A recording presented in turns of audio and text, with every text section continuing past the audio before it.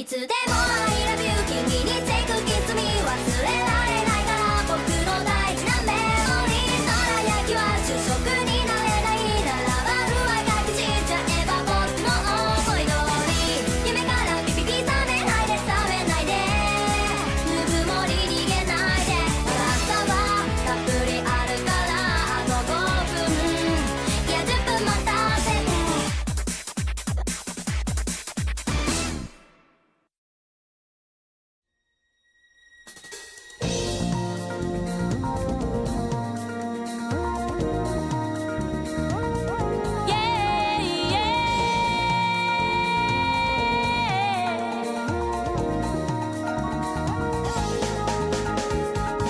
真上に群れる白い雲たちいつもと何も変わらずだけど私に微笑みかける飛び出すことも大事と止められないの何もかも受け止めて舞い上がるきらめく風を体で受けてあなたへと走り出す恐れることは何もいらないの時に潜んだ微笑みないで感じてみたいもう何もかも全て抜き捨ててあなたを奪うの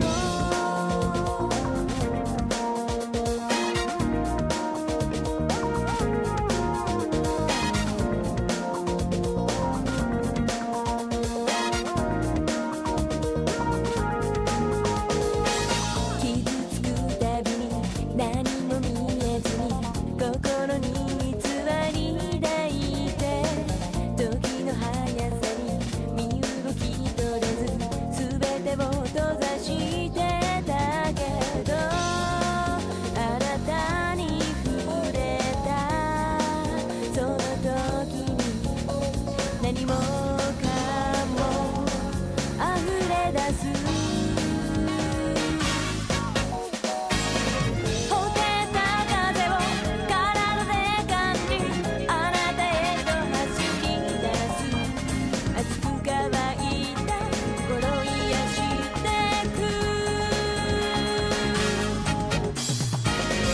何も言わずに私を抱いて愛していたいきっとあなたも気づいているはずGood evening, everyone! Erlis, congrats on the first! Welcome to the stream! Can Energy VT, welcome, good to see you! And Spike, hi, how are you doing? Hello, Ultraplex as well, it's nice to see you guys! I hope you're all having a really good night. Thank you all for coming by! I am having actually a pretty good night. At first I thought that I was maybe having some kind of throat problems earlier, which is why it streams a little later than normal tonight. I wanted some time with my humidifier to see how it went, and that I think was actually really the right choice. I think I just had a dried out throat because air is very dry where I live, and I'm feeling good. I'm excited it's the weekend. I worked hard all week. Hi Aqua, you've got something on your shirt. I know. Anna, it's good to see you. How are you doing? I've got a special boy, okay? I don't know, Yuzuki and I put them there for our last stream, and I didn't want to take him off. I was I thought about it before stream, and then I was like, no, I feel bad. I want to let him hang out. So he's gonna hang out today. He's gonna help me with the puzzles, okay? But guys, if you do not know Mana, Miss Scarletify, you should absolutely check her out. She's a really good friend of mine. She is into so many cool games and does amazing art. And she also started playing Final Fantasy X on stream today, which is one of my favorite games. It's one of my favorite Final Fantasies, so it's really fun to I really enjoy getting to watch her stream and relive it and be like, oh man, this game makes me so nostalgic. You believe in him? You shouldn't. I say this lovingly. I say this with a heart full of love. You shouldn't. But it's good to see you. It's good to see you, and I hope you're doing well. I am excited to get into some 999 tonight. Understandable. Have a nice stream. Thank you. I knew you'd get it. I knew you'd get it. But yeah, we finished our first ending of the game last time. We got the submarine ending, which I think is actually a pretty fun ending to get on your first playthrough, because that one's great because it ends on literally everyone who is supposed to be here is dead, and you don't have any idea what happened. So I think it actually makes for a really fun hook to replay through and like try and find a new ending, because instead of just like straight up being just like a bad ending, it like adds a lot of mystery and stuff and makes you want to know like how that happened and why, and makes you wonder like, is there like another person on the ship? What happened? Hi Xander! Thank you for saying hi to him too. Thank you. Good to see you. I hope you're doing well. Yes, FF10's so good. I know it's Titus, but I say Titus. I still say Titus, I'm sorry. I love him and Yuna. I just think they're so sweet. They were just like, oh, even as a child, I was just so crazy about that ship. I cried so bad. Even a couple years ago when I replayed Final Fantasy X, I cried so bad. Oh my gosh, is that V? Hey, Haylene? Hello! Oh no, okay, yes, Creature Redeem went off. How's it going? It's good to see you. Speaking of another person with great taste that you guys should check out, Hale's here. Hale's a member of my streaming group Prismaria. Hale is another Zero Escape appreciator. Just very good taste in general. Hale's streams are always super fun and chill. You guys should absolutely check Hale out if you haven't already. You're invalid for saying Titus, thank you. It's how I'm used to saying it. And I know I feel like a hypocrite because I'm one of the people who's like, it's Aerith, not Eris, but I do the same fucking thing for Titus instead of Titus, so here we are. You know how it is. It's good to see you, Hale. I hope you're doing well. But yeah, I feel like, oh my gosh, I was about to say that's all like the preamble I have for this stream. And then I realized, wait, I had something important to say that I did not say.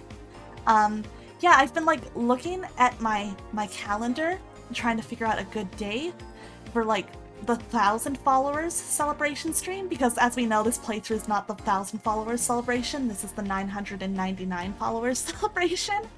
And I'm gonna do like a community night and like maybe a Q&A and some community games and stuff for just to celebrate 1,000 followers, hang out with the community, maybe give you guys a chance to ask some questions that are like, you know, are harder to kind of give the proper attention in a moving chat and stuff like that.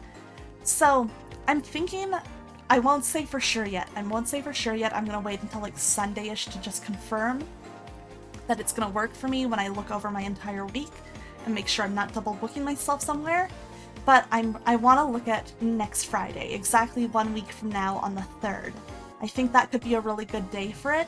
So as long as I haven't accidentally forgotten something else going on, I'm pretty sure that's going to be on the Friday, and I will try and like on the Discord and on my Twitter, I'm going to try and get a Google form up pretty quick to like put in any like possible Q&A questions to guide the just chatting portion. So hopefully you guys have enough time to think about something and like submit something if you wanna. I just figure like, oh, it might be nice to like guide the just chatting portion a little bit. Cause y'all know how it be. Y'all know how it be. But alright, I think that was the important stuff. I think that was the preamble. I've gotten it done. Yeah, I will try and announce like that officially really soon. I just wanted to throw it out there because I was like, dang it, I don't even know yet if I'm streaming on Sunday night. I'm on Essie's channel tomorrow. But I don't know if I'm gonna be on my channel again until literally next week. So we'll see. I booked myself in for too many collabs, as always. I need to like stop being like, oh yeah, I'm technically free that day. And then like realizing like, wait, I booked up like every day. But it's fine, it's fine. And which ending did we get first? We got the submarine ending. The one where, like, you know, you go into the torture room with Seven and Lotus. Seven gets back a little bit of his memory about there being an experiment on some kids 9 years ago. And then you go out of the room and you see that, like, Ace, Clover, and Santa are all dead on the staircase. You go through, like, the door with the sun key. You go in there. You find June, who is dead on the floor. And then Seven and Lotus die somewhere behind Junpei. And there's a submarine. And he's like, well, fuck it. I guess I might as well get out of here, I guess. What's the fucking point? My girlfriend's dead. And then somebody stabs Junpei. And he's like, wait, but everybody's dead. How did this happen? And then he dies. So, yeah. Yeah, that's the ending we got, which I think was a fun one. I think that was a fun one to get first. But I'm also really curious to see which one we're gonna get next, because this will be very interesting. This is so sad, right? Kind of tragic. But yeah, I'm really, really looking forward to it. So, you know what? We might as well go ahead and switch on over. Oh, yes, you're right, Erlis. Thank you for mentioning that. How did I forget? Yeah, you find out that Lotus is a mother of 2 daughters, and at least one of those daughters was part of that experiment 9 years ago. So, very interesting. Lots of intrigue. Lots to consider. So, yeah, let's go get into it. I'm excited to. I'm looking forward to it. This is gonna be fun. So, yeah, we have our little fancy submarine. Look at it. So cute. So, we're gonna go ahead and resume. I think it's gonna drop us right at the beginning of the game. Yep. Which is fine. I'm gonna just skip through that cutscene. We don't need to watch this countdown for the ship again. Okay. We're actually gonna hop right into the menu and the flowchart. Okay, we have our first choice to make, you guys. I am gonna run our very first poll of the night already. We need to decide, are we sticking with... Whoops. Are we sticking with going through the same room as before?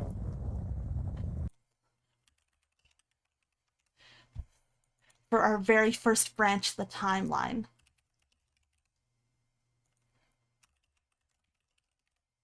So, are we going to do the same path for the very first room with Snake and Seven? Or are we going to do a new escape room? Are we going to go with the other group instead of insisting? Right? It's so nice this version has a flowchart. So, the poll is now running. I allowed extra votes, right? Can someone confirm for me if I allowed extra votes? Even just in chat? Please let me know if you're able to vote more than once. I am legitimately blanking on if I clicked that off like I was supposed to or not. Okay, thank God. Okay, so feel free to vote as much as you want. So, yeah, we can do either a new branch here, or we can repeat the same branch and just jump down to this choice instead and change the route there. It is up to you guys how we want to handle this, what path we want to take.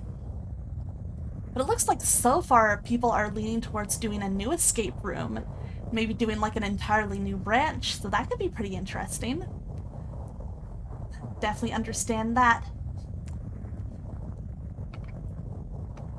Gonna have a little water while I wait. That's a lie, I don't have water tonight. I have iced tea. I don't know why I called it water. I'm sorry for lying to all of you. You deserve better than that. I apologize deeply. You only remembered recently you had the chance to play the mobile version of the game. Oh yes, I remember that too. It was really interesting playing the mobile version. I liked it. And hello, Phil. Welcome in. How are you doing tonight? It's good to see you, man. I hope you're having a great night and a great start to your weekend. Alright, vote is almost up. Looks like we are probably gonna be doing the new escape room, but I'm gonna wait until the actual end, just to make sure, because I don't wanna, like, what if somebody comes in and they are just clicking their little heart out, you know? Okay. Okay. We gave them a chance, they didn't want it. Let's go. Yeah, if I remember right, it was just straight visual novel.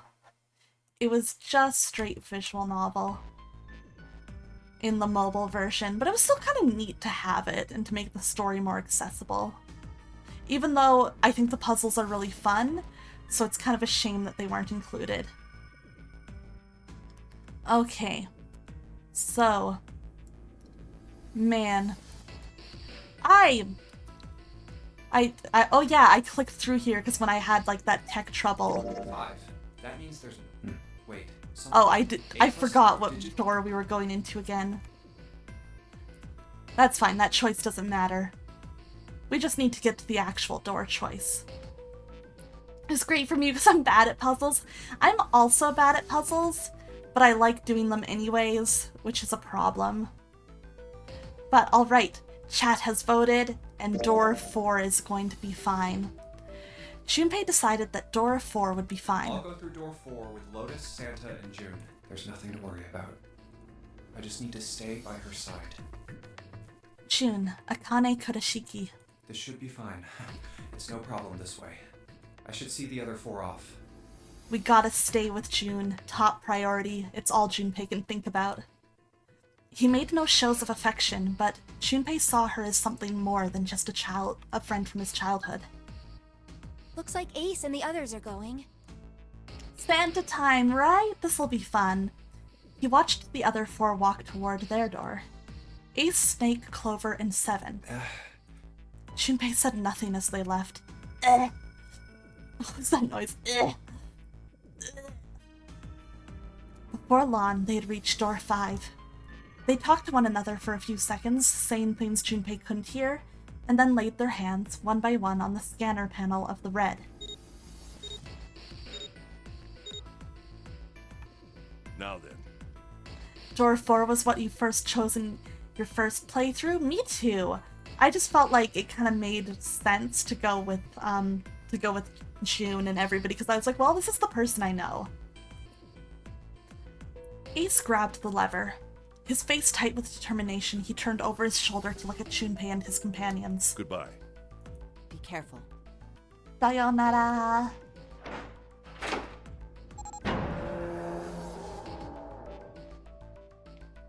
As Ace pulled the lever, the door swung open, the mouth of a great, hungry beast. You were following Santa, not June. Valid. So horrible. Beyond the door, Junpei knew, lay the sad remains of the 9th man. It did not surprise him that Ace, Clover, and 7 hesitated. The body was not a pleasant thing. What are you doing? We need to hurry. Snake had no such problems, as his blindness made him immune to the horror.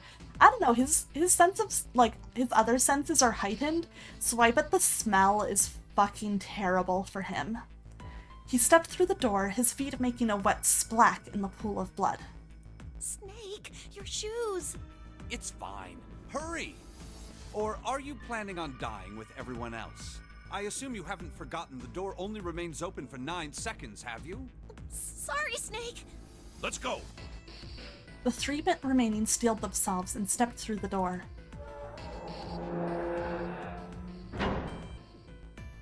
Something really bothers me about Snake being the most chill with the exploded body. Yeah, considering everything, it's a little like, ooh. Oof. Door 5 swung shut, closing with the heavy finality of metal upon metal. Junpei and his companions scrambled to the door. Hey! How is it over there? Did you find anything? Please say something, will you? Hello? Something's beeping. Hello, Pickles! I am playing a game called 999, 9 hours, 9 persons, 9 doors. It's an escape room puzzle game with multiple endings. It's just like before. Probably the sound of the detonator on the bracelet. Welcome to the stream, by the way. I hope you're enjoying yourself and having a good Friday night. June's face showed her concern more plainly than her words ever could. Almost as though in response to her question, a voice rang out from the other side of the door. It was 7. Hey, there it is. That's gotta be that dead thing. Come on, get over here. We gotta authenticate. Yay, they did it! Stopped. The sighs of relief were audible even through the heavy door. Looks like it stopped. Junpei and his companions leaned away from the door and breathed a collective sigh of relief of their own. Hey, guys! Are you doing alright over there? You're welcome! You know what, I guess I should also say, if you're new to this game, the basic premise of the plot is that 9 people got kidnapped by a scary person in a mask, and, yeah, now we are on a ship that is going to sink in 9 hours, and we have to find a way to escape it by then. And we have special bracelets that let us get into the escape rooms that we have to solve to find a way out. Yeah, this will be my first time traveling without 7. Somehow last playthrough chat voted for a full 7 route, which was kind of funny. They'd heard 7's voice, but it wouldn't hurt to be sure. Yep, we're fine.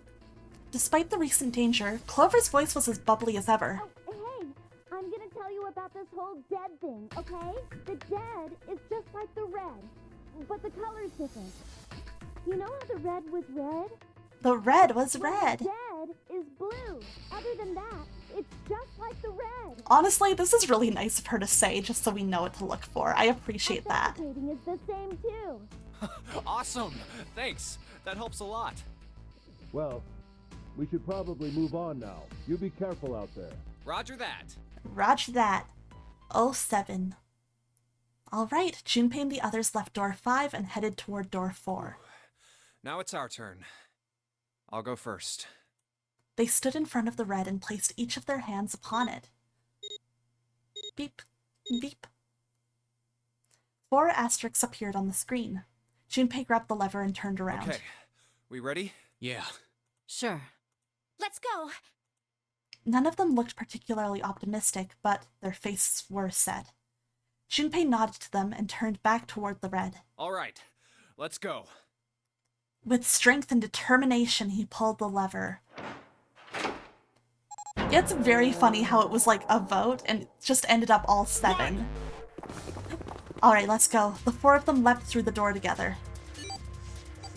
The moment they had passed through it, each heard a cold electronic sound coming from their left wrist. Oh, damn. In the center of each bracelet, a red skull appeared and began to flash. It's counting down. Oh yeah, and if they don't, like, scan their bracelets before the end of this countdown when they go into an escape room, a bomb that is in their stomach explodes. Which is fun. The detonator's countdown had begun, in the long moment that each of them spent staring at their wrists.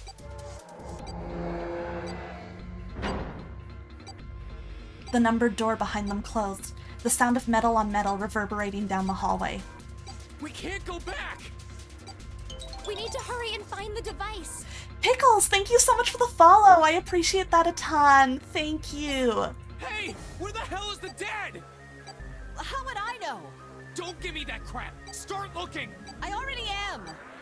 They began to run, eyes looking frantically for the device that was the key to their salvation. The hallway they found themselves running down was a long one, easily 300 feet in length. On the right side of it stood a series of wooden doors, all nearly identical. If they had taken time to think, they would have likely discerned that the doors led to cabins. Don't tell me the dead is in one of those rooms. Oh my god, this would be so stressful. No, how many rooms do you think there are? Junpei was too frightened to count properly, but at his best guess there were 7 or 8 of them. Ah, fuck! We don't have time to count! That was such a real fuck. There was real emotion in that. Junpei ran to the nearest door. Just need to open them all. He grabbed the knob and shook it hard. It won't open. It didn't feel locked, more like someone had hammered an iron plate over the other side of the door. Oh, the constant beeping is making me stressed out too. That really it drives it home. Junpei turned around to find another door and saw that his companions had already run to doors of their own. They did not seem to be having any more success than he had. Their own words confirmed his fears. Shit, this one's so good. Yeah, this is very mean of Zero. Same here. It's not moving. Hi, Lucian! How are you doing? Good to see you. You feel like you could VA a stressful situation, you just have to channel the, oh, fuck! You could do it. Oh, thank you for the thirsty, too. Let me grab some of my iced tea. Alright. June was the last to speak up. Whoop, did not mean to open the lock. As Junpei looked in her direction, his eye caught something he hadn't noticed before. A small red blinking light. There it is! At the end of the hallway! Run! Even as he yelled, he ran. He grabbed Santa, Lotus, and June and pulled them toward the light. Santa called out to them as he ran. Hey, how many more seconds do we have? How would I know? Our time limit is 81 seconds! I know that, goddammit! I'm asking you how many seconds we have left! I could not count that in this situation. I would not be able to think enough to. In all likelihood, Junpei figured, nearly a minute had already passed since the door had closed behind them. If that was true, urgency foremost in all of their minds, they arrived at the end of the hallway.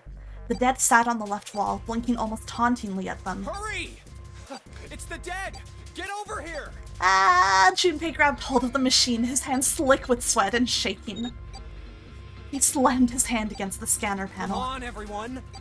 The other three quickly followed suit. With a grunt, Santa yanked the lever downward. Yay! You really like Junpei, June, Santa, and Lotus as a group? Me too. I think like these personalities play off each other really well in a way that I think is really interesting for this room. Hey, Lucien. Good to see you.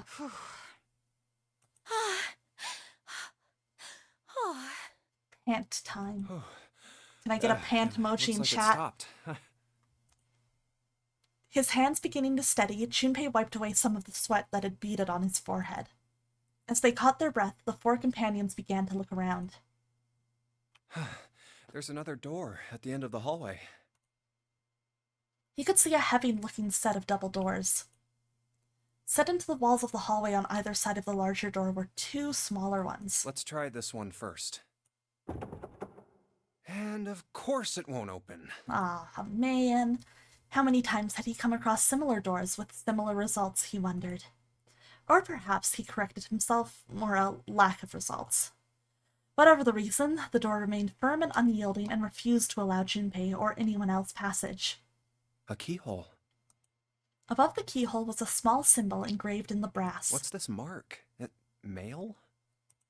He wasn't quite sure what to make of it, and stared at it for a moment in confusion. It was June that corrected him. No, not exactly. That's probably the symbol of Mars. Well, technically, they are the same symbol, but I saw a number of similar symbols near the main stairway. The symbols of the solar system. Oh, that's right.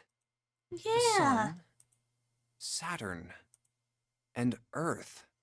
I know everybody likes to make Homestuck jokes with like astrological symbols, but I'll be real. I learned them. I memorized them through 999. Because I played 999 before Homestuck. Before I read Homestuck. At least that's what I'm assuming. Yes, June, info dump on us. I love her info So dumps. this isn't the man symbol. It's a symbol for Mars? I think so, yes. I see. Wait, where's Santa? While Junpei and June talked, Santa had disappeared. They turned to find him some distance down the hallway. He had gone to check the other doors. Eventually, he reached the last of them and jogged back. It took him only a moment to catch his breath again. Yeah, so, I looked the place over. Here's the deal. None of the other doors open. Then that must mean... We only have 2 more doors. Oh boy. Lotus examined the doors on either side of the larger double door. Each one had a metal plate attached to it. maybe it's the room number. The door on the left has a B92, and the one on the right says B93. Wow. All right, let's open them.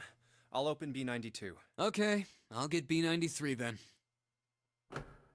Junpei put his hand on the doorknob, and Santa moved to the other door. They'd made it through the numbered door alive. There was nothing more to be afraid of. Definitely, I'm sure that's so true, Junpei. Junpei and Santa looked at each other and nodded. 1, 2, 3! In unison, they pushed against their respective doors. And promptly found themselves in a new room. June followed Junpei as he threw open his door. They turned around and saw that the door on the other side was open as well. Through the door was another person, his mouth agape. It was Santa. Hey, it opened. Whoa! It did. Junpei and Santa looked at each other. I didn't expect that. It was so easy. Lotus's calm voice broke into their thoughts. Maybe this is all part of Zero's plan. I can't say I enjoy being treated like someone's puppet. As she headed for room 93, Lotus Well, continued. now we have these 2 rooms. I'm sure there's something in there that will help us get out of here. Let's find it.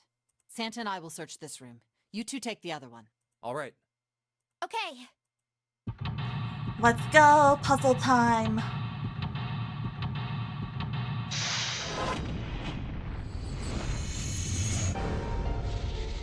All right. Let's go, room 92. That vase looks expensive. I wonder how much we could get for it. Are you gonna steal it?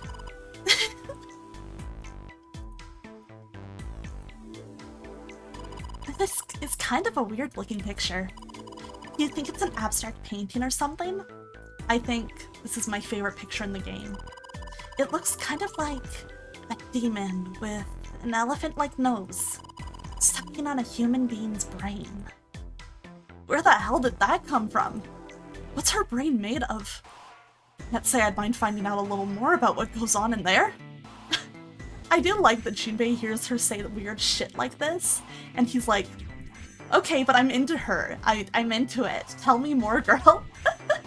And Pigeon Rat, hello! Yes, oh my god, you made it. Perfect timing. Perfect timing for the most important part of the game. Hell yeah, let's go.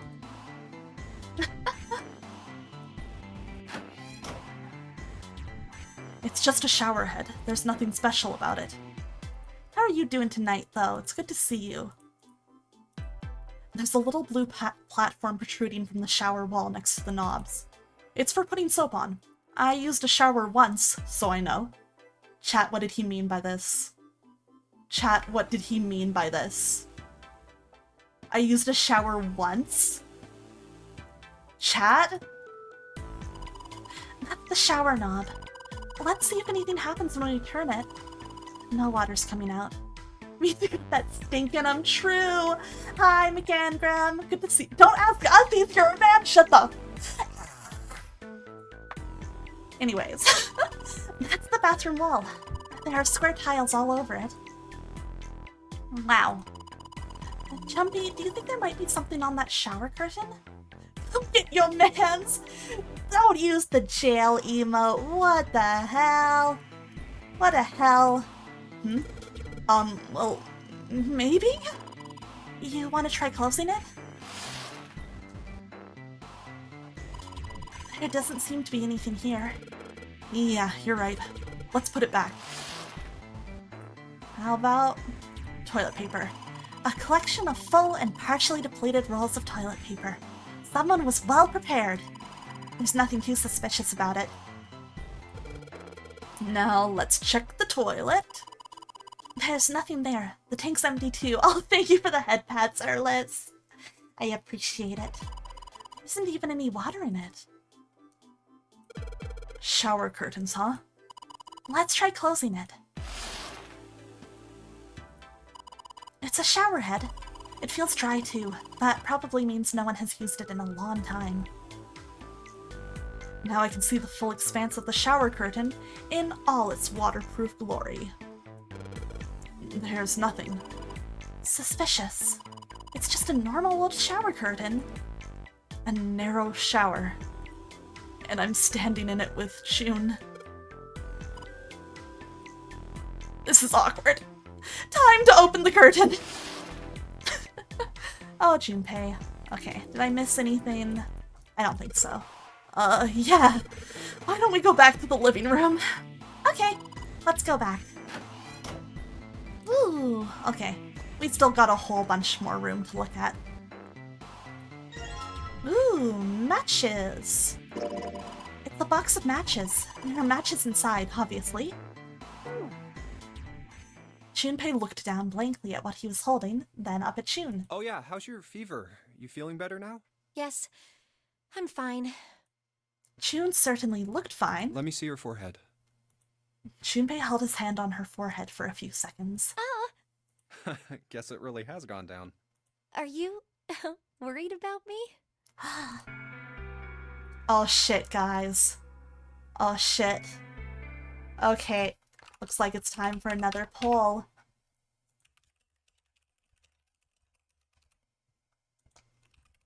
Alright, yeah, or it's not like that. We'll do a quick vote. We are allowing additional votes with seashells. Feel free to refresh Twitch if you do not see the poll running, and go at it. Grambo, hey, how's it going? Oh my gosh, good timing, because I have a second to stop and give Dr. Grambo a shout out. Super cool streamer, super fun guy, been playing Persona 3 Reload. How you doing tonight? Would you rather go through door 5 and have to come face to face with a dead body, or go through door 4 and stand close to your crush? So true and real. But ooh, at least so far it looks like chat wants to be nice to Akane. Door 5, much less terrifying. I feel that. Alright, chat wants to lay on the Riz, it looks like. You're back at home and have been drinking with the fam? Sounds nice! Sounds like a nice evening. I hope you're enjoying your time with family. Alright, chat. We ready to watch Junpei be a Riz master? As all of my men are? Yeah, I guess I am. June blushed and giggled. Honestly, yeah, that did work out for him. She seems happy with it. By the way, Jumpy? Hmm? How did you end up here? What do you mean? I told you earlier, didn't I? There was a man with a gas mask when you got home at night. You inhaled some white smoke and passed out. When you woke up, you were on D-Deck. Damn straight. Damn straight. But is that really the truth? What? Jumpy, are you hiding something from me? Wow. No, why would I? Well, if you think about it, this is awfully suspicious. I mean, why would two childhood friends bump into each other in a place like this? Hey, I could ask you the same thing. Aw, Are dang. you hiding something? What would I hide? Well, I don't know. Anything. I mean, you're hiding it. How would I know? His voice actor's funny. I like him.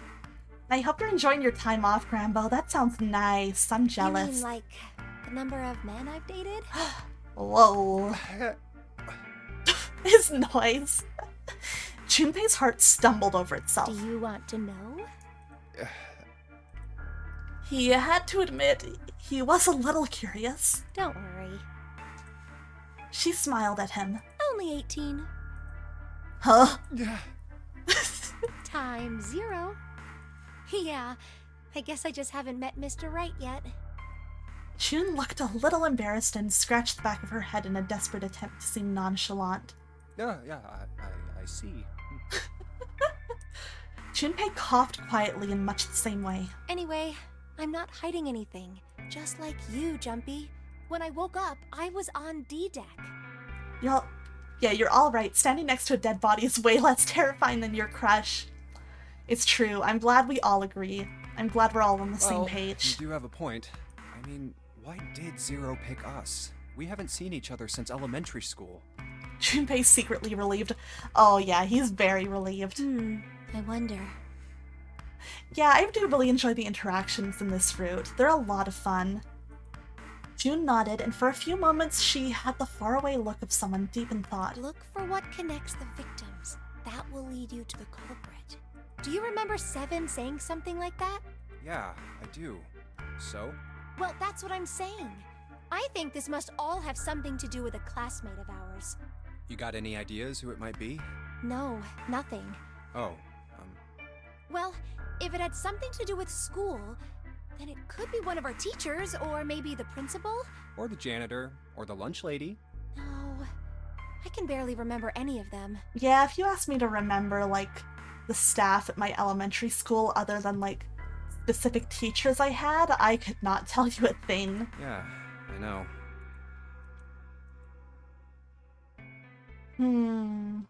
Junpei went back to searching, feeling unpleasant and confused. Elementary school. Elementary school. Was there anything strange that had happened in elementary school? As he searched the room, he continued to rack his brain. I mean, in the other route, we found out about the time that all the rabbits got murdered. But who knows if that actually has anything to do with anything. It's a display case, but there's nothing being displayed. How sad. Looks like the drawers are empty too. Oh. Jumpy, what are you doing? We don't have the time to be relaxing on a sofa. Junpei just put his whole feet up. It's a round wooden table. Let's see. Through the door then. It's a bottle with water in it. This is a bedroom. They probably have it here because your throat always feels dry when you wake up, you know? Oh yeah, when you wake up at 3 a.m. and your throat is totally parched and you need to grab the water bottle off your bedstand. My throat's dry, but I think that's because I'm a little nervous right now. We did run a lot, so we're kind of sweaty. Hey, Jumpy, did you want to take a shower together? Whoa! Just kidding. Too late to take it back. My brain's already working out the picture. My throat was dry already. This sure isn't helping. In a bedroom with your crush? Scary. A wooden cupboard. There are cups inside, surprising no one. It's light, even if it's heavy. That's light. That's cute. It's a light blue blanket with some designs on it. Junpei, there's water flowing into the hallway. Just drink that. Oh god, who knows? Wait, but if they're in the ocean, then it's salt water. Junpei's fighting for his life right now, truly. That's how I like a man. So, you know, someone's made the bed, or at least never unmade it. There's only bed sheets under the blanket. Nothing exciting. Look, there's 2 pillows right next to each other. Guess it's a double. Huh? What's up? You're turning red. Oh man, is her fever back? Hey, are you alright? Do you need to lay down for a minute? I'm fine. Okay, I think it's still a little early for that. Huh? Huh? Hey, seriously, are you really okay? Oh, Junpei. There are 2 pillows next to each other. A bed frame. Now we don't have to worry about falling off. I toss and turn when I sleep. She's blushing again. What the hell is she thinking about? I love how her mind immediately goes there. I love that for her. I think she's perfect. As a mermaid, are you gonna not recommend it? Listen, if they're not careful, Santa's gonna barge in on all this flirting. Oh god, that'd be so awkward. This isn't a painting. Is it a map? Can you imagine how pissed Santa would be to see them flirting in the middle of this? It looks like a map of the ship's interior. Oh, this is a great find. I think it'll be really useful. Let's take it with us. Woohoo! Map screen! Junpei took one last look at the map, then folded it up and slid it back into his pocket. Jun looked up as he closed it. This ship is bigger than I thought. Yeah, it's probably about 900 feet long. Must be one of those fancy cruise ships. Of course, it doesn't really look like a cruise ship. Bruh, did none of you watch the Everything Titanic? in here You is saw that really staircase. Retro. Huh. Even if it's just some sort of style choice, there's just too much. Do you remember what Zero said?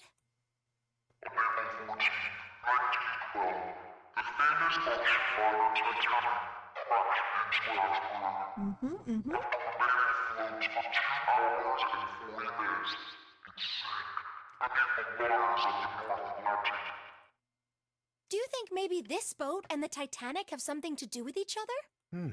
That's a good point. I doubt he would have mentioned it if there wasn't a reason. Junpei took a moment to look around the room.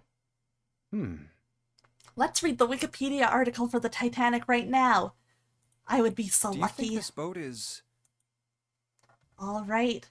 What do you guys think this boat is? This boat is... replica Titanic?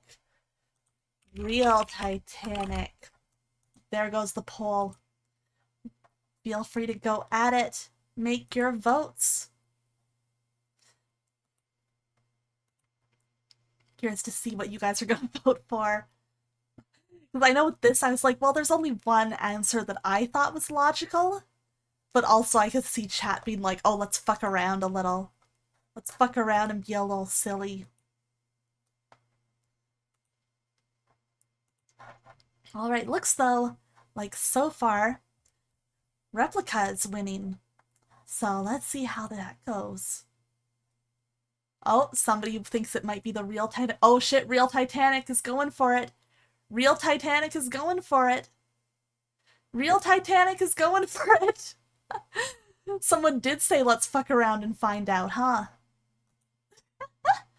Oh boy. Oh boy. Alright, there it is, Lucian. Thanks for the channel points. If we give the right answer, June won't info dump on us fair. Out of curiosity, have you ever played 428 Shibuya Scramble? I actually haven't. I own it and I have not played it. And I really, really should. The actual Titanic?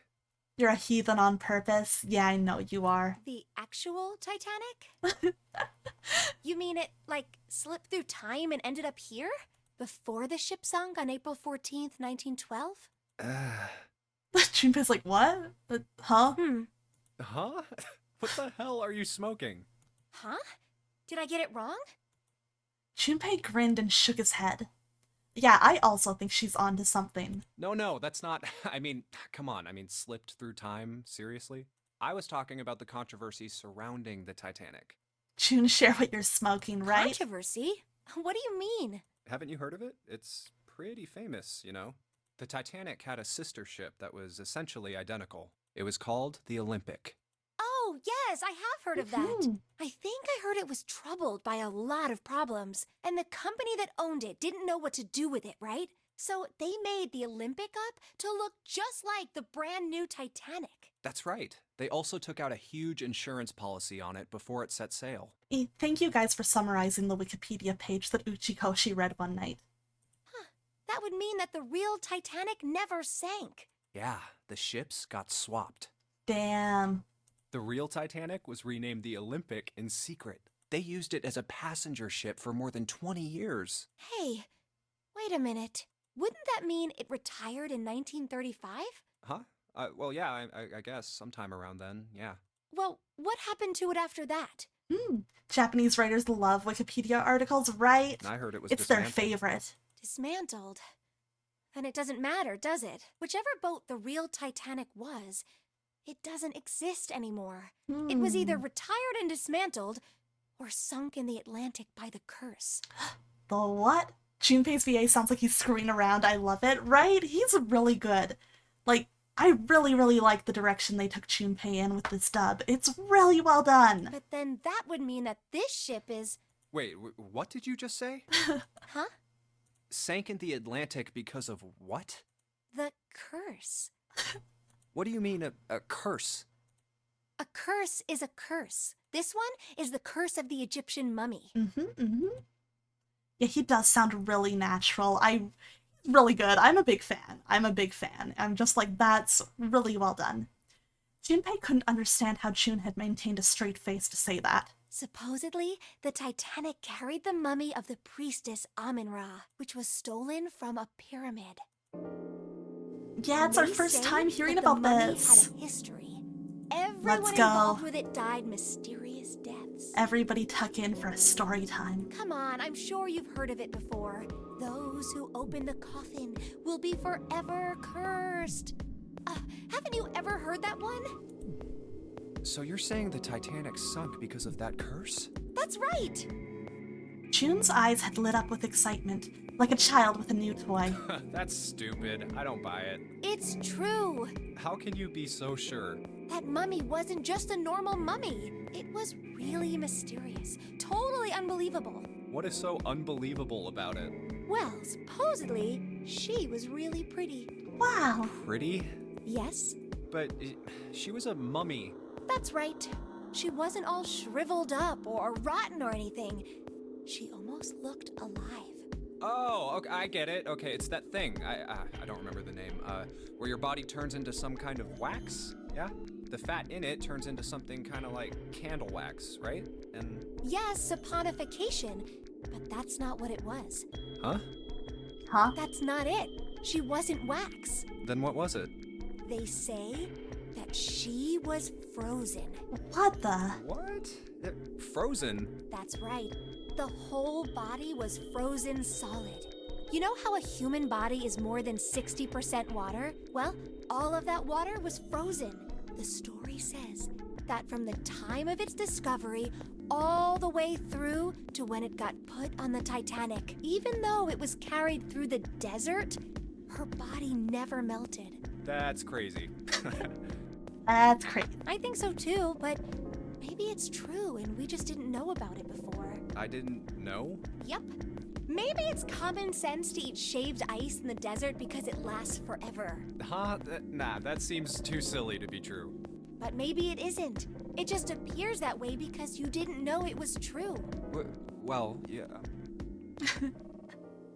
Jun and Junpei talked a little more and then went back to their investigation.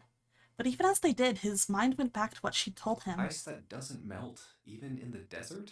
Does something like that really exist? Time to open up Wikipedia and find out. If it did, it wouldn't really be ice anymore, would it? The more he thought about it, the more his head hurt. Like he'd eaten his ice cream too fast. Blah. Brain freeze. Expand your mind, Jumpy. Big brain it. It's the light. Thanks to it, we can see. This is the mirror for the dresser. And now she's playing with her hair.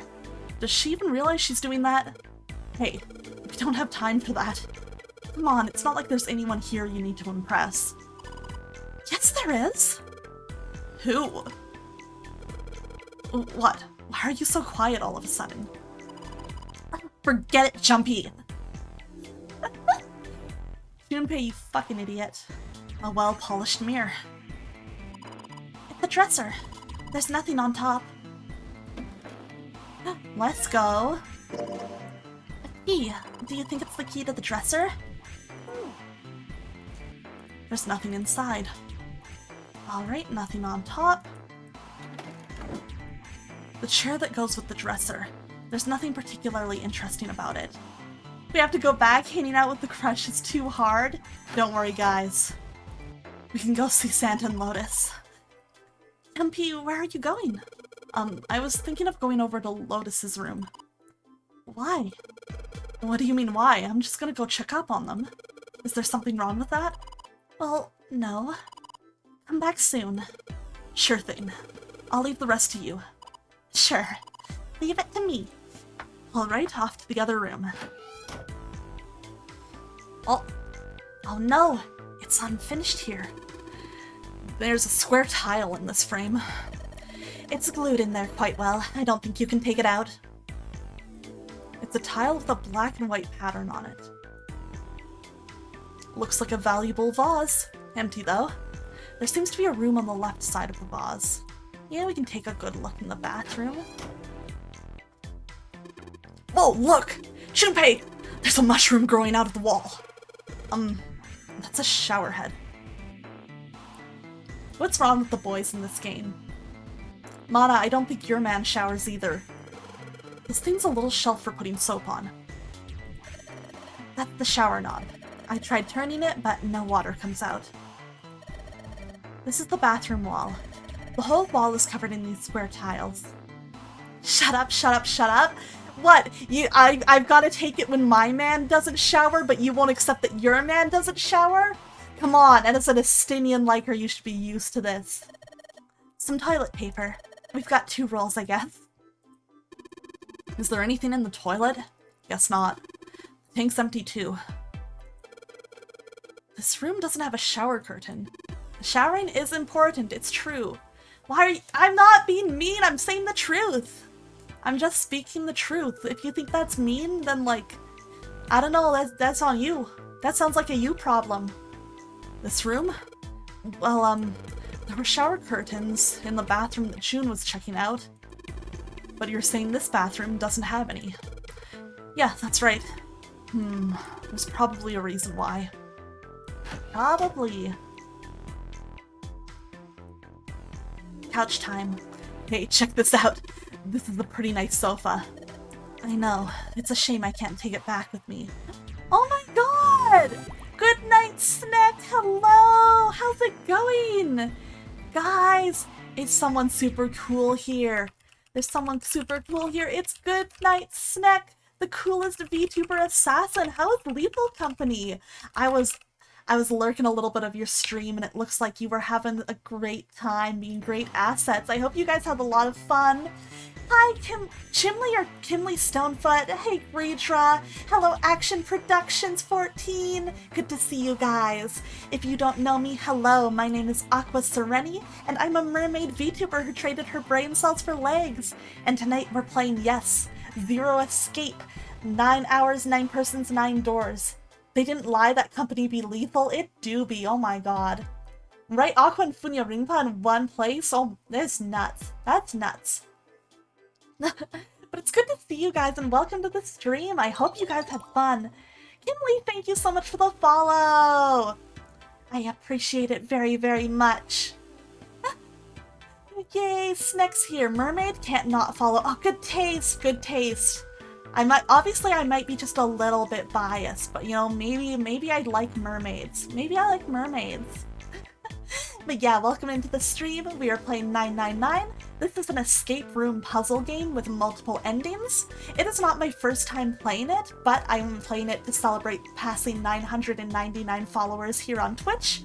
And we're having fun. Chat gets to vote on which endings we get and what our decisions are. So it's a lot of fun. It's in your guys' hands where this playthrough is gonna end up. Mermaids, right? We love mermaids here. They're just good. They're just very good and cute and fun. What the fuck, Grim?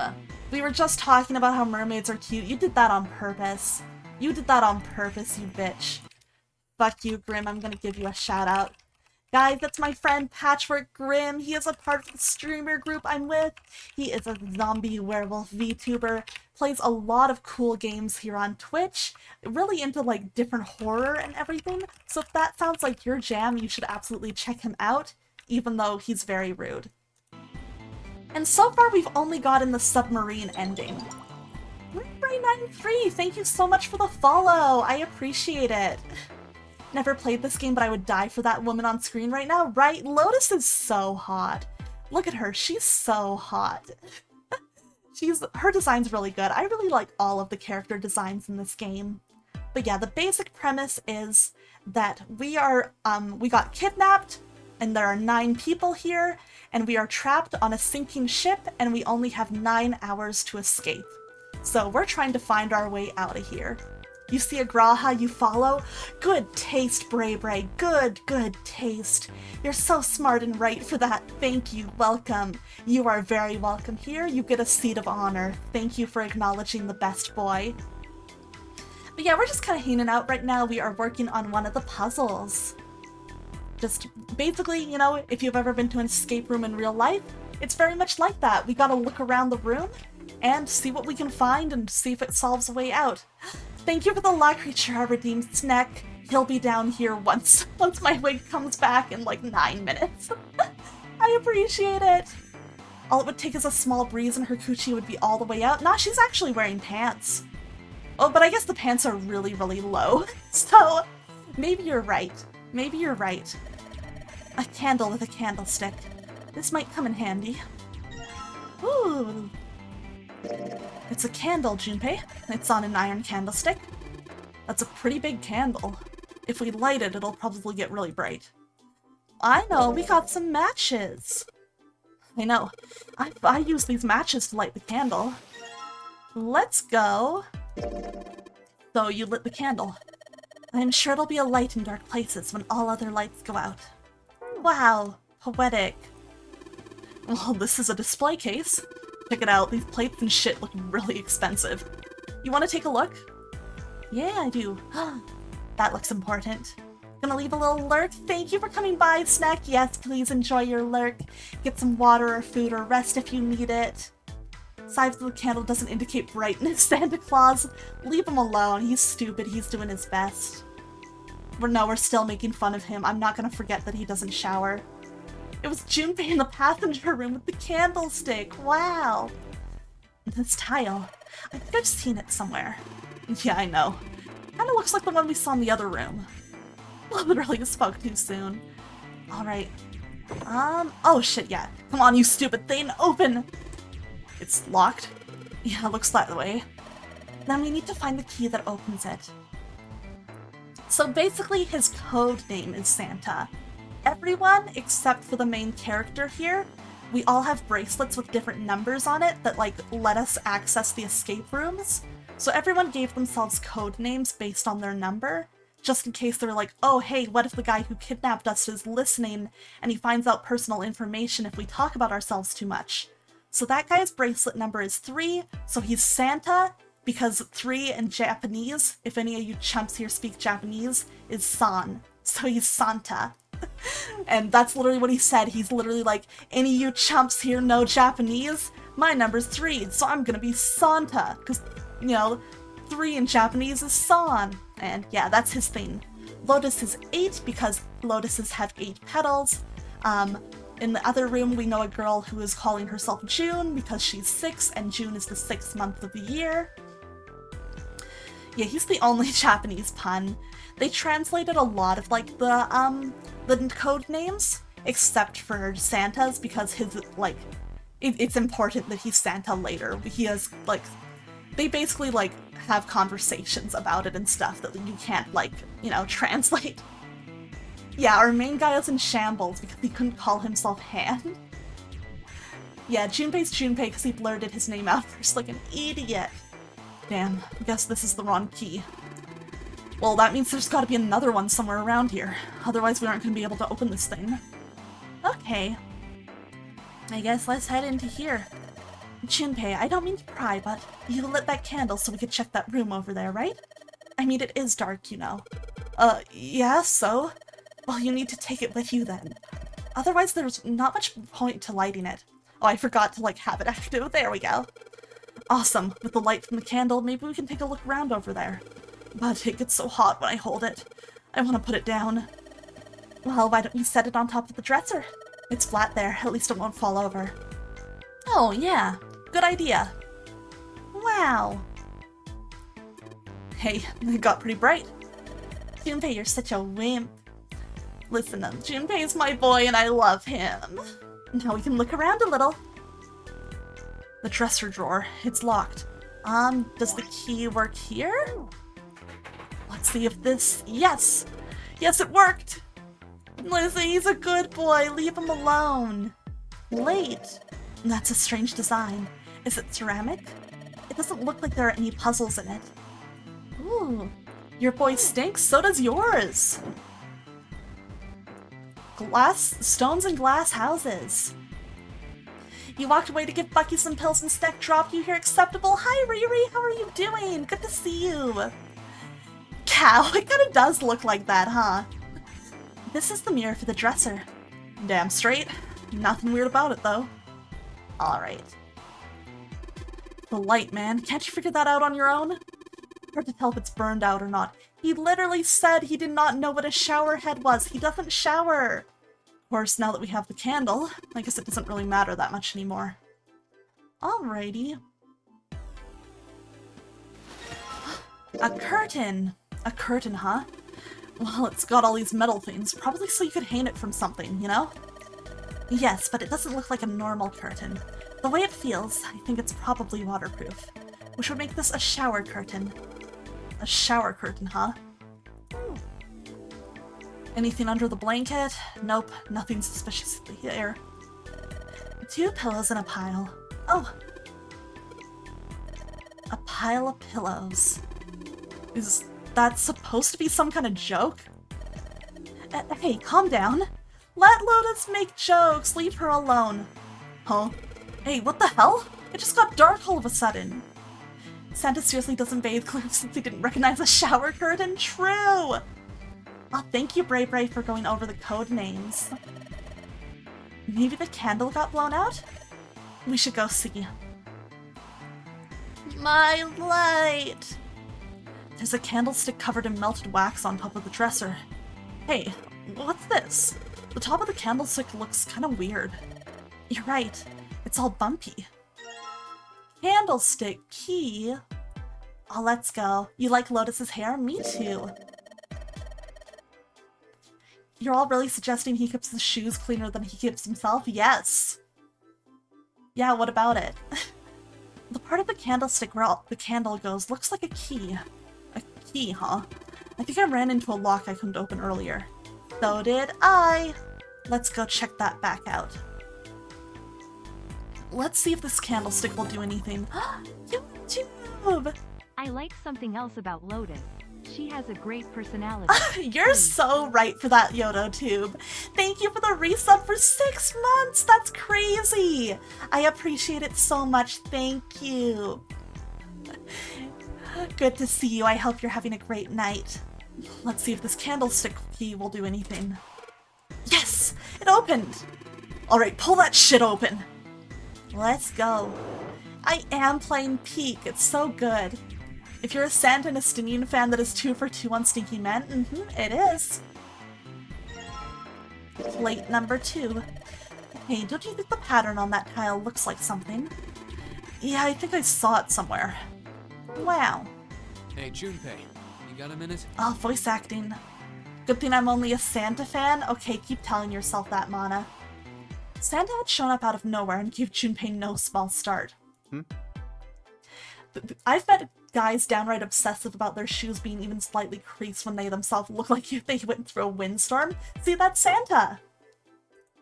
Here, take this. The idea that he cares more about his shoes than he cares about himself just makes me like him more. Okay, I want to judge you, but I kind of get it. So, you get away with it this time. Santa pulled something out of his pocket. A bookmark? You've only played this one and the next one, but as far as I know, this game is pretty great, so enjoy it. Thank you! Yes, it's very, very good. Hopefully the ship flooding gets Santa's BO washed off. Ew. Showed up out of nowhere. Aren't they all standing in the same room together at all times? Listen, he snuck up and he went ooga booga booga. It looked like a bookmark. It had a 4-leaf clover in it. What is this for? Do you want me to read a book? Junpei wouldn't do that. He doesn't read. I found it in between some of the cushions on the sofa. Pretty sure it ain't gonna be any help to us, but I figured we might as well hang on to it anyway. Then why don't you hold on to it? Santa gave him a wry smile. You know what I hate most in the world? Huh? I got 4 things. Hope, faith, love, and luck. Okay. Okay. Real edgy of you, dude. Hope, faith, love, and luck? Damn straight. And you hate these things? Yeah, you got a problem with that? Not really, but... Kinda weird, bro. Santa's so cool, is he? And yes, thank God my wig is back. Oh, La Creatura isn't here though. 1 second. I gotta put him on, cause Sneck is owed a boy. There we go. There we go. Junpei tried to figure out how to best phrase what he wanted to say. What does a bookmark have to do with any of that? Santa scratched the back of his ear and looked awkward. Well, see, each leaf on the 4-leaf clover has a meaning to it, okay? Dios mío. And that meaning is pretty much those 4 words. It's like a flower language. Well, I guess it's not a flower, is it? So, leaf language, I guess? Yeah, you could call them leaf words. Leaf words. Leaf words. Junpei looked at the bookmark. Hope, faith, love, and luck. Oh my gosh, wait, we have the gamer now. Okay, okay. I gotta do a little bit of rearranging for this. Okay. Okay, there we go. We have 2 creaturas and 1 is gaming. Let's go. Oh, stand back, Santa. You'll cut someone with that edge, right? What a guy. You want to punch him in the face? The meaning of the leaves on a 4-leaf clover. So, yeah, I want you to take it, okay? Just touching it gives me the creeps. Wow. Take the damn thing, alright? Santa pretended to shiver with disgust and shoved the bookmark into Junpei's confused hands. Here. I guess in hindsight it makes a lot of sense when I played this as a kid. My favorite was the edgy one. Listen, that's so fair. Alright guys, what do we want to do? If you are new here, I am polling chat for decisions. So, what should we do? Are we gonna take this bookmark from the edgy man? Or are we gonna be like, nah, dog? Alright. The poll is running. As always, if you don't see it, refresh Twitch. That is usually what the problem is. You can vote more than once, so feel free to fight it out. Ooh, some strong contenders for Take It. You want to punch Santa in his hot face? Okay, I see Lucian has some conflicting feelings going on here. I see. Ooh, though. This is tighter than I expected. I'm very curious to see who's gonna win out on this one. Take It has a good lead, but like there are definitely people fighting hard for Don't Take It. So I'm curious what's gonna win out in the end. Oh man. Let's see. Almost out of time. It looks like it probably is gonna be Take It, but I always want to make sure the time runs out before I call it just in case. Alright, let's go! Riri, thank you for the channel points! We will take that. Decided to take it. After all, why shouldn't he? Alright, sure. I'll take it. He shoved the thing into his pocket and gave Santa a last confused look. Oh, man, I feel a lot better now. That thing was a real pain, you know? Do you really hate those 4 words that much? I love Junpei just being like, what is his problem? Oh wait, it was Starseer who said I want to punch Santa in his hot face. Hi, Starseer! I'm sorry, I saw that dark purple and I was like, oh, that's Lucian's color. That is what I get for not really reading chat. I need to stop, like, associating people with the colors that their names are. Yeah, well, they can all betray you, you know? Damn, dude, who hurt you? Faith, love, even your destiny. What had happened to Santa? Junpei wondered literally. How had he become such a bitter person? For a moment, they looked at each other. Well, that's not my only reason. What? That's not the only reason I hate the 4-leaf clover. I just can't bring myself to like the number 4. Hi, Starseer, how are you doing tonight? What, worried about the 4 horsemen? Nah, come on, man, that's just silly. Maybe back in the Dark Ages that kind of crap scared people. But this is the 21st century, and I'm a 21st century guy. Who would say this about themselves? Insulted. Then why do you hate 4 so much? 'Cause it's a half-ass number. Not the best or the worst. That's why. What? 9 is a way better number. So what if it's last place, right? At least it's not some lame-ass middle number. What are you... What the fuck are you talking about? Santa's explanation made no sense. Junpei was even more confused than before. You play? Play? Oh, another one. Santa just got that weirdness like me. He's just a weird dude. But alright, another poll. So, what do we think he's talking about? What do we think Santa means by this? Chat, what does he mean by this? I need your help. I can't figure it out. I need you guys to decide. The poll's running for 1 minute. You support the 4 horsemen? Me too. They're really good in Chainsaw Man. Oh, this is actually pretty close. Some people think gambling, other people think the stock market. Ooh, I wonder which one's gonna win out. Ooh. Also, I really like this track. The entire OST for this game is really good, but this one, like, I don't know, I enjoy it. It has a really good atmosphere to it. All of them do, but I'm just enjoying vibing to this. I like how many, like, industrial sounds and stuff there are in this soundtrack. It's really, really well done and, like, really adds to, like, the whole abandoned sinking ship atmosphere. Ooh, stock market won out. Starseer, let's go. Stonks. You mean like the stock market? Nah, that's not what I mean. Why the hell would you think that? Ooh, I'm sorry, chat. I mean, yeah, I do stocks too, but...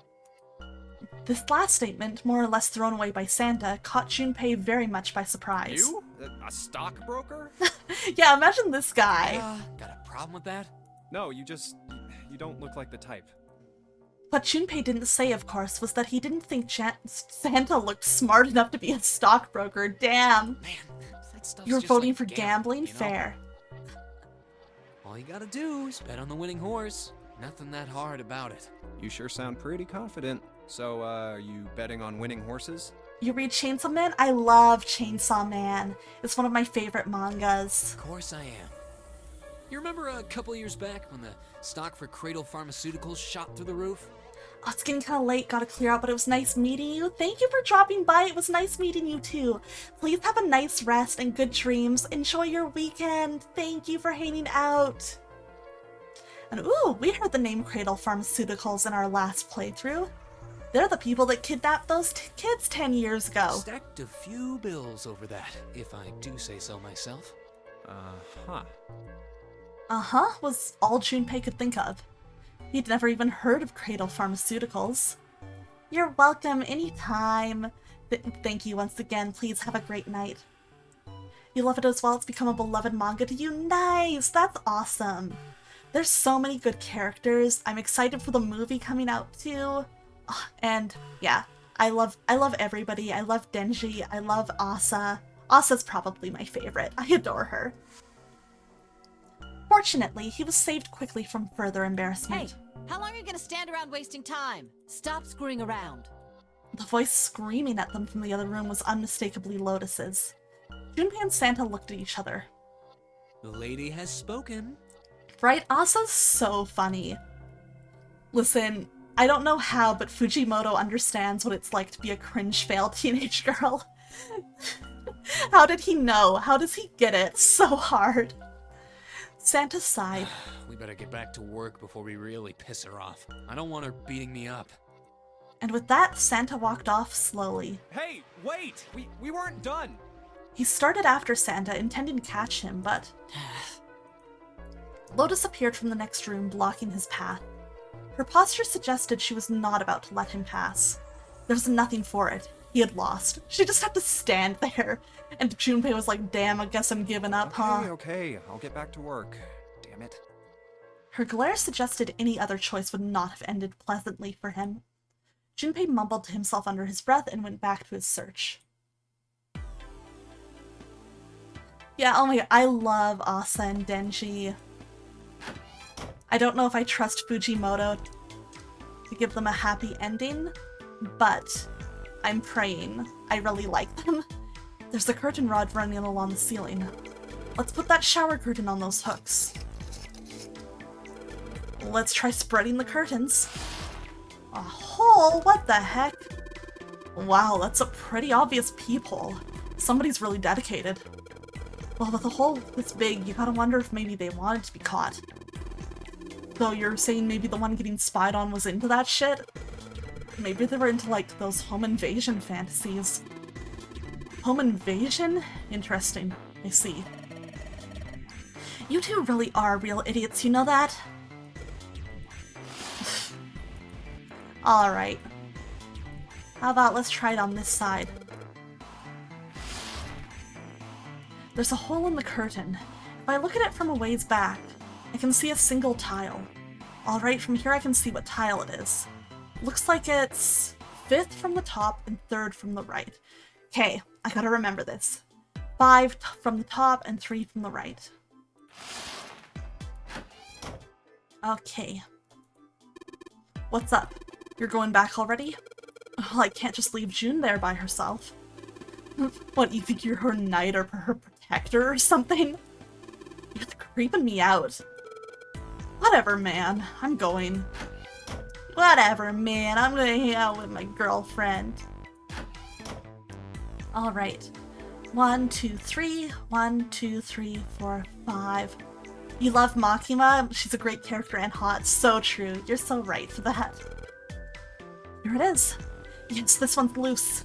I think I can get under this with my nails and yes! Let's go!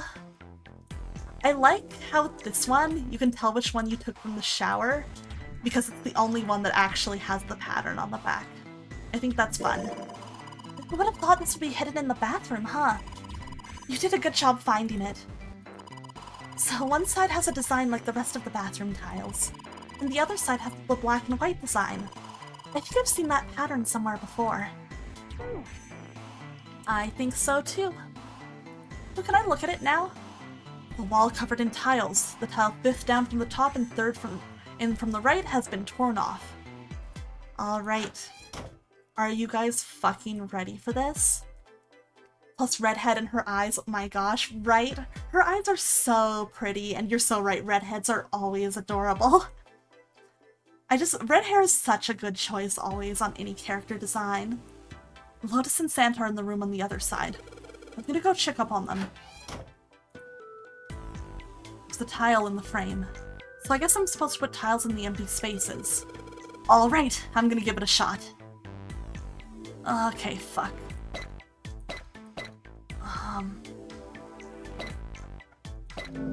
Hell yeah, let's go. I did that so much faster than I thought I would. Yes, I did it! Whoa! There, picture complete. And there goes the frame. You know this image by heart, right? I can see it in my mind's eye. What's this? What do you mean, what's this? Pretty obvious, isn't it? It's a hole in the wall. Like a hidden safe or something, you know? Anyway, let's take a look. I think there's something inside. Whoop! Mars key, let's go! Whoa! This is one of those Mars symbols. The door at the end of the hallway. It has the same symbol engraved on the keyhole. That's gotta mean... Yes, we can use this key to get through that door. Let's go. Junpei messed around a bit with the key he had and looked blankly at the picture that slid down. What's the deal with this picture anyway? Santa had only been mumbling to himself, but it drew Lotus's attention. He looked at the picture and paused. I think I've seen this picture before. Huh? In a book. There's a British biochemist named Sheldrake. He has a rather interesting theory. Thank God it's voice acted right. I saw this picture in his book. What's this interesting theory? Morphogenetic fields, which relies on the theory of morphic resonance. Let's fucking go. I've been so I can't excited deal for with this. Just listening to you talk about it is giving me a headache. Santa put his hands on his head as though he were in great pain. Lotus merely arched an eyebrow in his direction and continued. It's not a difficult concept to grasp.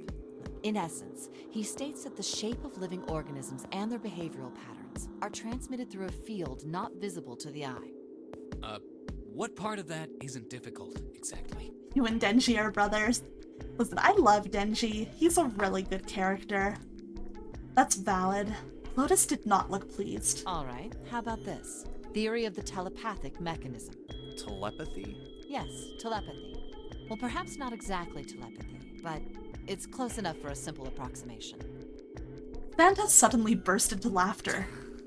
Are you serious? Telepathy? Who do you think we are? Kids from the 70s? I can't believe someone would actually do serious research on something like that.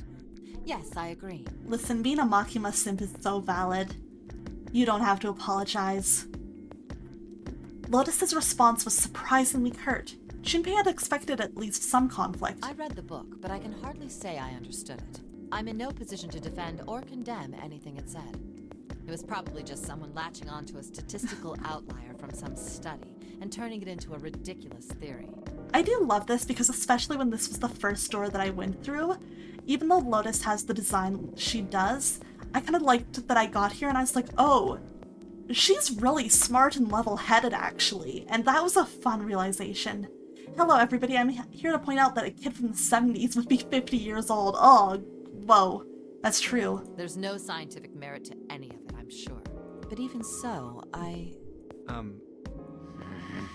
Anyway, I saw a picture like that one in his book.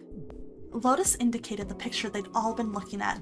Thank you for that stretch, Lucian. After a moment, she walked up to the strange picture, examined it, and then spoke. Hey, what do you think this picture looks like? Alright, chat, what do you think it looks like? Santa answered first. What do you mean? Isn't it just like abstract or something like that? It's just black and white scribbles. There's no meaning there. That's it. God, he's so angry about it. What about you, Junpei? Lotus looks Does like a it look like One Piece anything character. She kind of does. Reminds me a little bit of Nico Robin. I guess it looks like... Alright, time for another poll. So, I'm gonna let this one... No, I'll do 1 minute. What does it look like? Man face? Butterfly?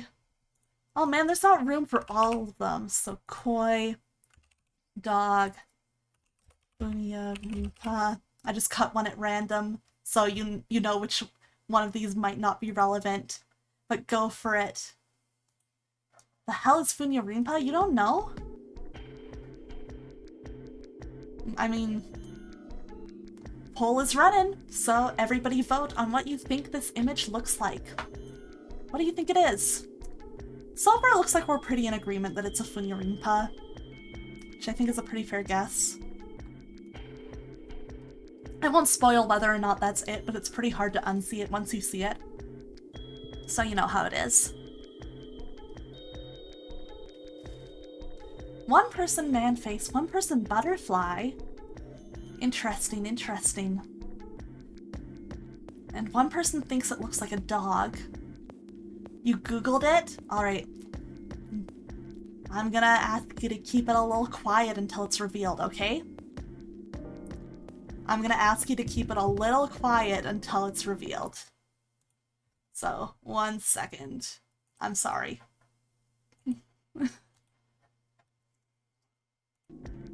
Alright. Thank you, Pigeon Rat, for all of the channel points! I appreciate it. Okay, Funya Rinpa won! I know, but I'm still saying please don't talk about it if you're... Like, if you look up something like that, and the chat set the tags on the stream saying no spoilers, I said not to bring it up, okay? I was not voting. I'm not allowed to vote. I can only vote once. But yeah, Pigeon Rat, thank you for the channel votes. You really championed Funya Rinpa there, huh? All right. Funya Rinpa. See, I mean, this totally looks like one. And here and here. Mm-hmm. Junpei indicated parts of the picture that looked exactly like the other parts. But yeah, guys, if I'm being coy about something in the story, even if it seems small or, like, inconsequential, please assume I'm doing that for a reason and don't, like, go looking it up and bringing it up in chat. After 3 seconds of silence, Lotus looked at Junpei. What the hell is a Funya Rinpa? What do you mean? What the hell is a Funya Rinpa? You mean you don't know? How the hell would I know? How could you not know? That's practically blasphemous. Oh, say you're sorry. Apologize to the Funya Rinpa. Goodness, you are such a rude woman. Chat, she doesn't know. Another 3 seconds of awkward silence went by. Can y'all believe that shit? Can y'all believe she doesn't know? Lotus opened her mouth as she shook. Junpei, are you just screwing around? Stupid little laugh. Forget it. I'm just gonna tell you. This is a dog. See? Like this. Lotus pointed out parts of the picture, and eventually a dog took shape in them. It looked as though she had a point. I'm curious, I did see at least one vote for dog. Does anybody want to share if they were the person who voted it? Whoa. It was a dog!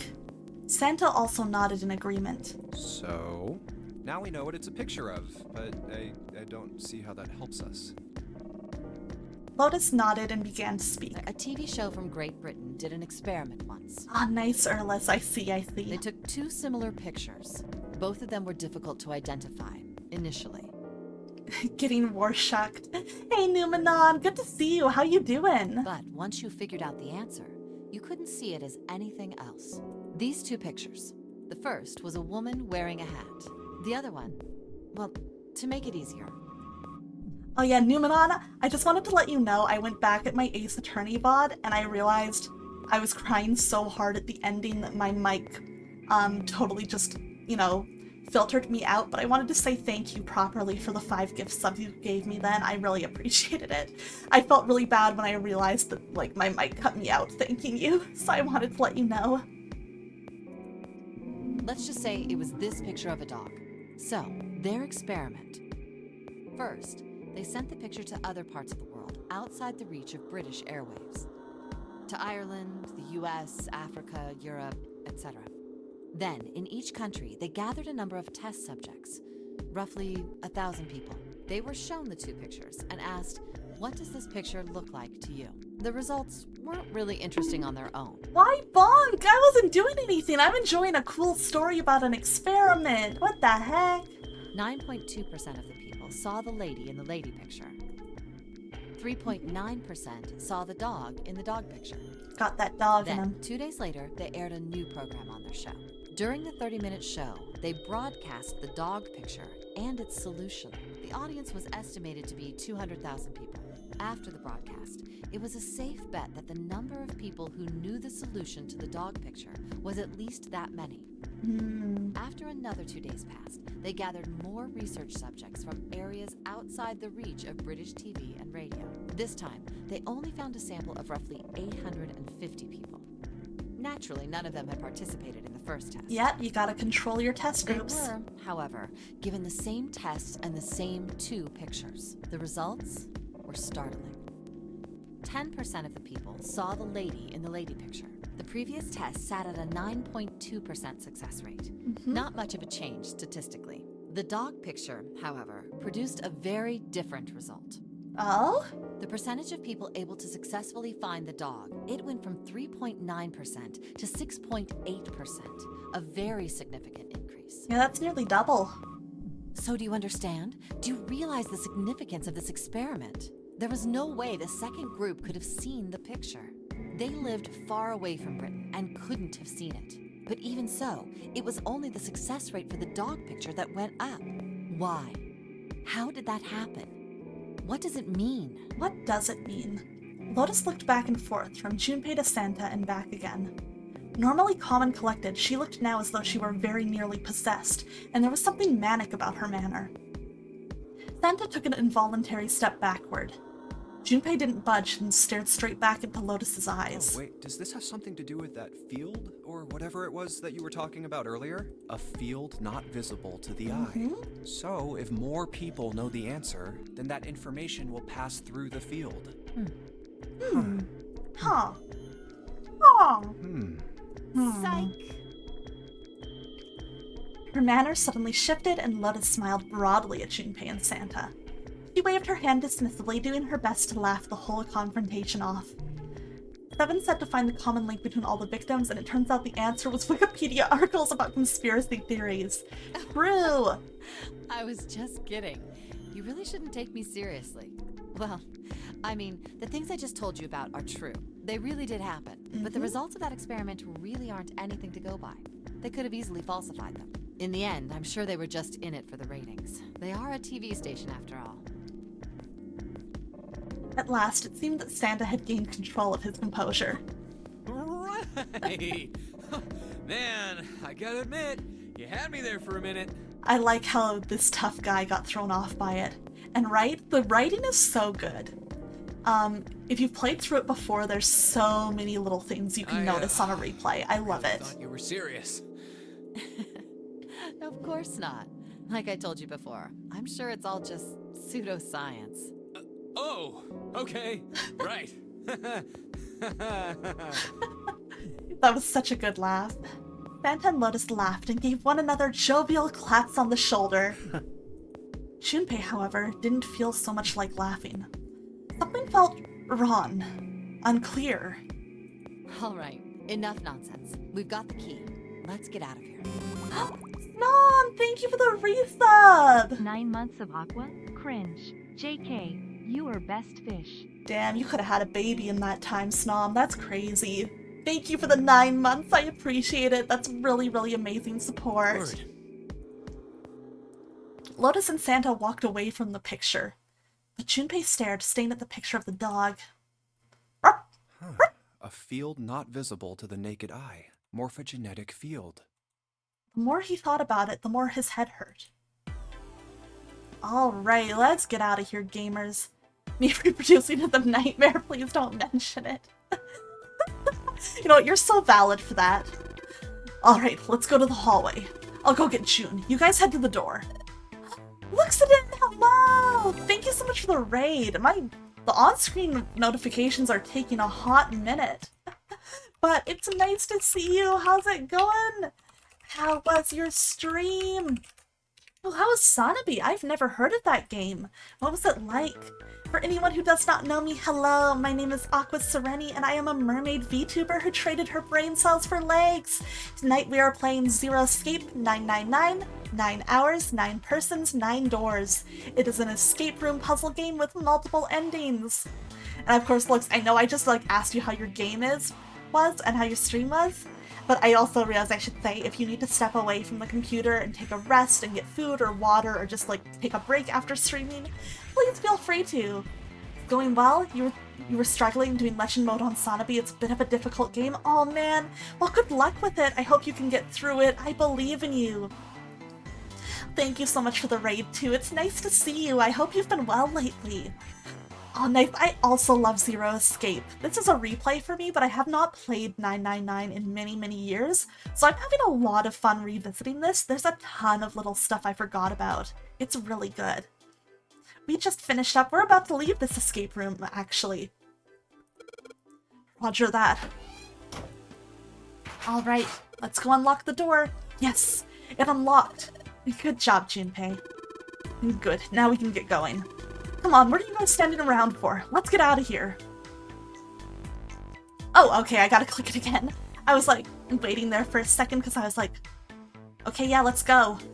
And then I realized that I could see the cursor, like, I was like, oh wait, maybe they want me to actually leave. Come on, Jumpy, let's go. Alright, let's go. Yay!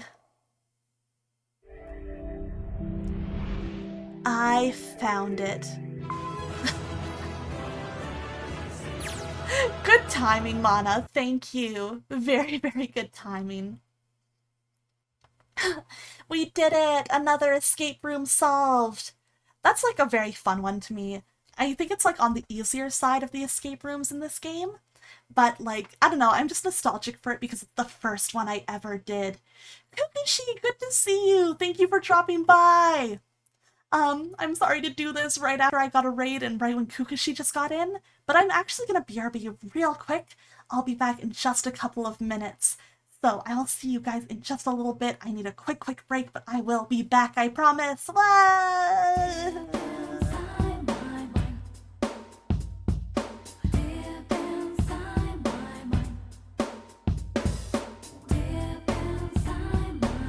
did a compromise just for the love.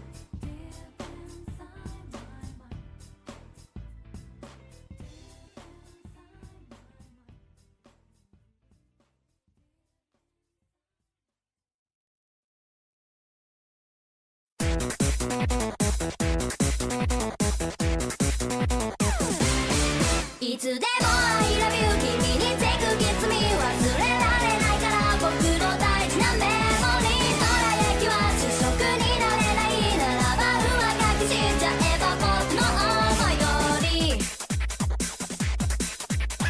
ずっとそばで見てるよバックアップは任せて左から右へと出来事があちこちどっち君はここにいるのバスでまだ先でしょいい加減に小指から見えないと主張はしない乾いた心臓の音淡い上ごと食に触るなんて気にしてるからに決まってんじゃんそれでも信じて幸せになるように礼儀正しくまずは些細な挨拶ことから Are you ready? いつでも I love you 君に take a kiss me 忘れられないから僕の大事なメモリーどら焼きは主食になれないならば上書きしちゃえば僕の思い通り夢からピピピ覚めないで覚めないでぬくもり逃げないで朝はたっぷりあるからあと5分いや10分待たせて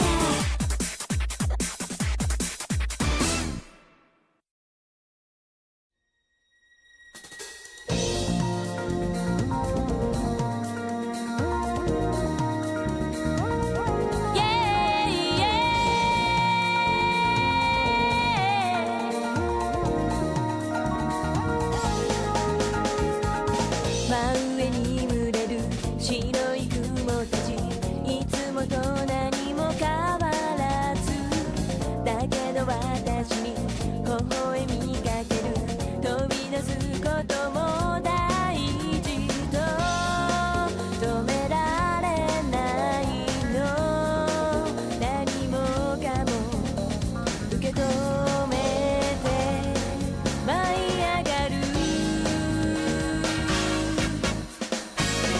きらめく風を体で受けてあなたへと走り出す恐れることは何もいらないの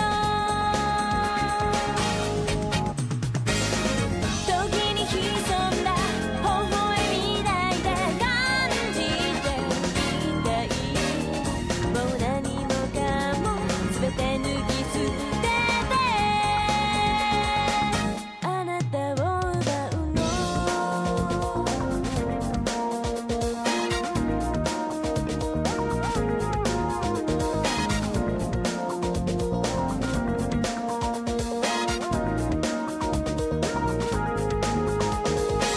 傷つくたびに何も見えずに心に偽り抱いて時の速さに身動き取れず全てを閉ざしてたけどあなたに触れたその時に何もかも溢れ出す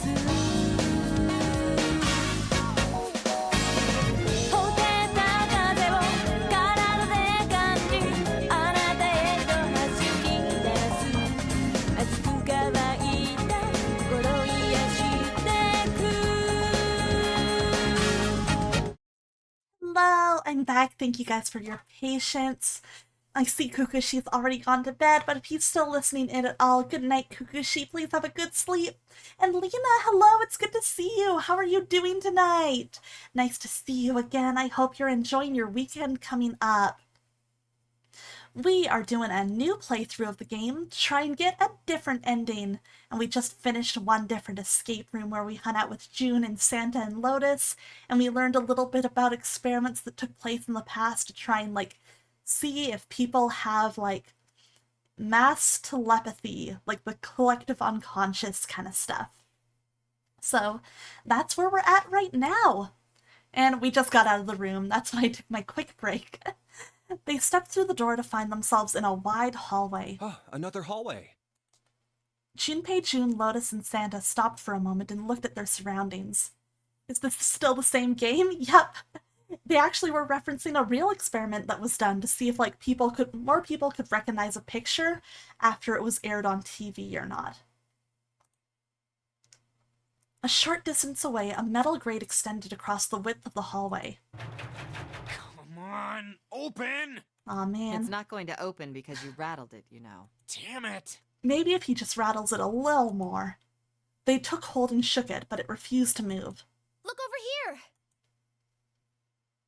Nearby was a pair of elevators. Elevators. And the buttons? Of course they don't work. Aw, man. The power must be out here too, just like by the staircase. That leaves this door. Well, looks like we don't have any choice. I'll be real, like, seeing how much this door blends into the wall, I feel like I would, like, miss this entirely. Yeah. I'd walk straight past it. Sure does. Well then, let's open it. All right, here I go.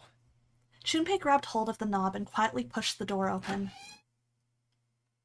He entered slowly, trying to take in as much of his surroundings as he could. Yeah, most of the stuff they talk about are real-life conspiracies and experiments. They might, like, dramatize it a little bit for the sake of the game and the plot, but it's all based on, like, stuff that actually happened, or at least is claimed to have actually happened. The others followed shortly. Oh, so it's a kitchen. Santa did not look pleased. What were you expecting? Isn't it obvious? The exit? I was hoping this would be the way out of here. Oh, Santa. You really think it'd be that easy? Yeah, I know. Still. As they talked, Lotus headed deeper into the room. Until at last she stood in front of a door. If we can just get through this door, we should come out on the other side of that grate we saw earlier. Oh, this is not voiced, huh? But don't we need a key for that? Looks like a file got mixed up. Sorry, I guess that wasn't very constructive. Whereas Police Guy, he's in another room. So we basically went back in time on our special handy-dandy flowchart. You see this original choice where we picked which first rooms we were going to go into? We're in a different one, so we're seeing some scenes that we've never seen before. We're in a whole new timeline. Neither Junpei nor Lotus looked terribly happy. Yeah, it feels weird not to have Seven around. He used to always be with us. He was our buddy. Let's take a look. Junpei dug the ship map out from his pocket and spread it out in front of him. Yeah, we got our first bad ending, and now we're gonna see if we can get a different ending. As he did. Hey! What's that? Oh yeah, we didn't show them. I guess I forgot to tell you. Whoops. I found this a little while ago. It's a map of the B deck. Yeah, it was a real bad ending. Everybody died. Oof. Before Junpei could finish, Lotus snatched the map away from him. Let me see that. She ran her finger across it, muttering to herself. I knew it. See? Look. Yes, hold your horses. Junpei did as he was told. I hope they get better soon. Nothing a little time travel can't fix. What did you figure out? Santa and June moved over to look at the map as well. This is handy. See? We came in here. Now if we go out there, then we'll be on the other side of the grate. Wow! With her finger, Lotus traced a path on the map. How about that? She's right. We can get out through there. Yay! There we go. Yeah, glue and Here, you can flex have it tape. back. Nothing a little Gorilla Glue can't fix. Satisfied that she had been correct, Lotus folded the map and handed it back to Junpei. Thanks. He took it and slid the valuable piece of paper back into his pocket. There's a card reader on the right side of the door. And that means the key card is somewhere in here, right? That seems the most likely. All right, we know what we need to do then. Let's get moving. First off, I say we split up and look for clues. Okay. Let's split up, Gain. Also, I'm really quickly, just for this bit, because I don't think we've gotten to see it. It's going to switch to the adventure screen. Oh, my timing was perfect. There we go. We get Junpei face for that part if we're on adventure mode. Did they actually need a map for that? I guess. Alright, kitchen time. Those 9 plates look pretty expensive. They're plates for appetizers. Remember, appetizers usually come on square plates, but the GM disapproves if we split up. That's so funny because I feel like, I know you're like, that's usually the golden rule in D&D, and we still try not to do it too much, but I feel like my D&D party splits up a lot.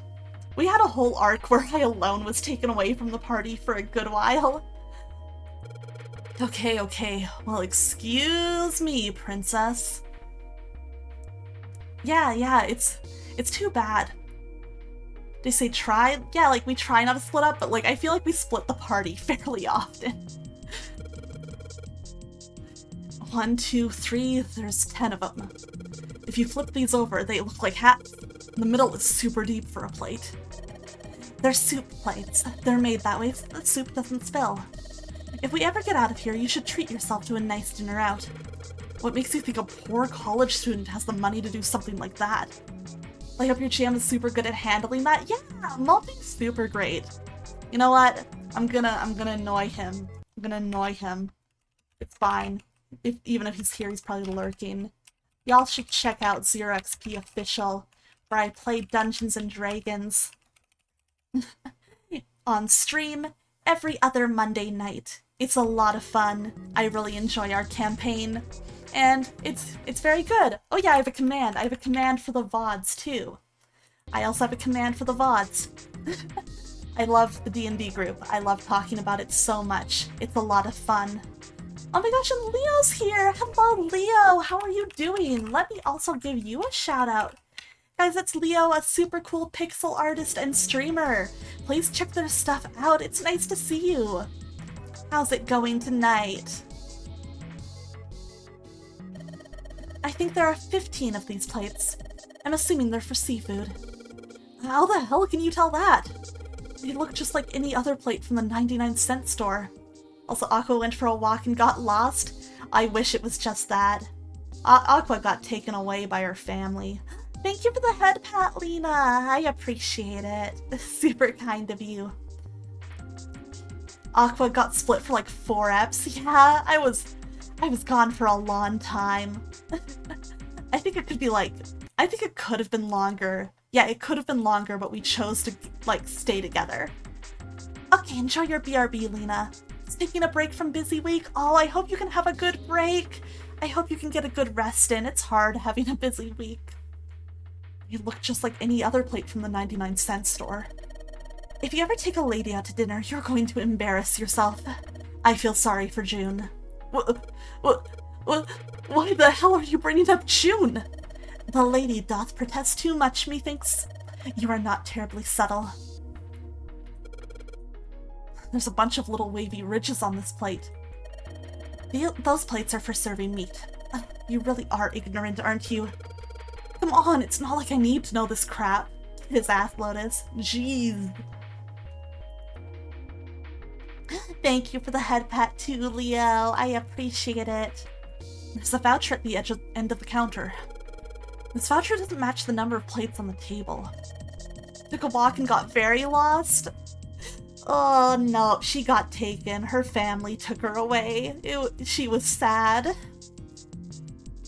Fuck D&D Aqua's family, except for the siblings. They're fine. The siblings and her biological mom are fine. It says appetizer 9, meat dish 10, soup A, seafood dish F on the voucher. And the plates on the table are 9 appetizers, 16 meat, 10 soup, 15 seafood. Riri, hi! Awooka, how's it going? Is that a reaction to Lotus here? Maybe they're using hexadecimal here. And hexadecimal is...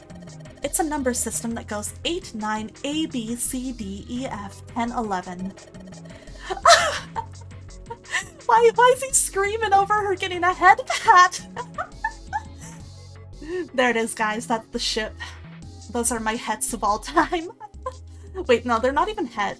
Emiya's het, but Aqua's bi. You're familiar with base 10, right?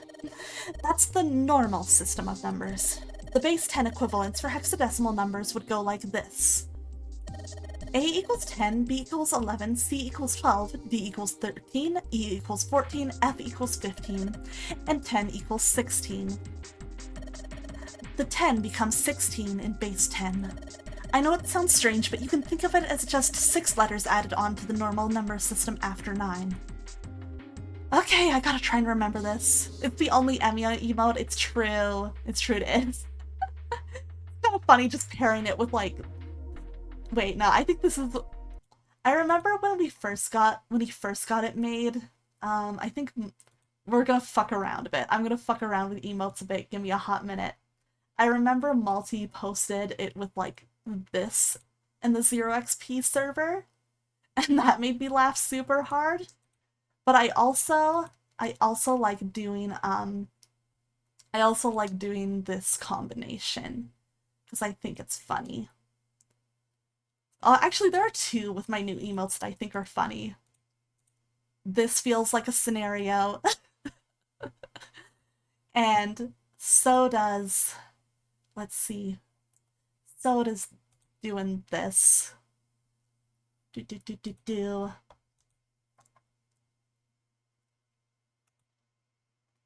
God, they all pair really funny with a lot of the different Aqua emotes. I feel like somehow all of them still all work. Like, I don't know, I just think it's funny. Anyways, I'll shut the fuck up about my D&D ship now. I'm sorry I want to talk about it constantly. I think I get it. I gotta try and remember how hexadecimal works, otherwise I'm fucked in this room. All we've got here is a pot and a frying pan. Oh, and a pressure cooker. Well, I guess we could use some of those as weapons. What kind of an idiot are you? You're gonna run around holding that thing while you're looking for the dead? Hey, man, it was just a joke. Why so serious? You love it? I'm glad. I'm always like, oh god, I'm so fucking cringe, but I just really like them. Wow, this pot looks like it's made out of silver. I bet drinking tea from this pot would be really yummy. Spending a day off with June drinking tea? Could such a day ever happen for me? Chumpy? Oh, nothing. We don't really need hot water, so we should be moving on. It's a lot of notes. They've got a bunch of stuff written on them, but it doesn't look like a code or anything like that. Let's see. Bunch of instructions for using the cooking utensils, nothing really suspicious about that. Ooh, cheese. Cheese. Oh wait, shit, I see something. Hey, something behind the cheese. You're right.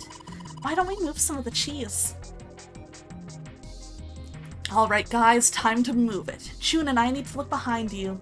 You hate hexadecimal, had to use it once in a coding class and just couldn't figure it out? Oh god, that sounds stressful. It's your favorite ship with Arthur and Yuzuki being second. Oh, Arthur and Yuzuki are so good. I am cheering them on so hard. I need them to kiss. I need them to kiss. Very good taste, Erlis. You get it. You're so right for that. There's a little green bottle back there. Yoink! Oh, look, cooking oil. You could probably use this to make something slippery. Neat. Back. Cheese! There are a number of cheeses lined up on the shelf. This is Gouda cheese, the most famous Dutch cheese. If you don't cut open the casing, it usually won't go bad. So you can store it at room temperature for quite a while. So we can eat this? Most likely. I'm not hungry at all. I guess it's hard to get hungry in a situation like this. Also, I hope you had a good BRB, Lena. Welcome back. There's so much stuff in here. A whole lot of cans. This is probably a pantry. But he said cheese. It's probably gonna happen, just a matter of when, right? I feel like they just need a little bit more push. They're almost there. I don't think we'll be able to use it while it's like this. The knife seemed important, Junpei thought, but it wasn't going to be much use the way it was. It's futile. Futile? You know, a waste, useless, pointless. Oh. Any particular reason you wanted to bring that up? I love her. Oh, no reason really. I was just thinking about futility.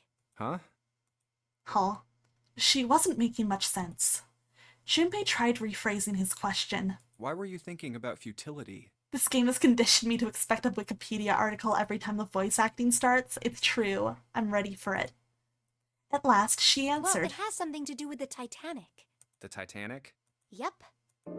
Have you ever heard the story that the sinking of the Titanic was predicted? Alright, have you guys ever heard this story? Have you heard this? Yes or no?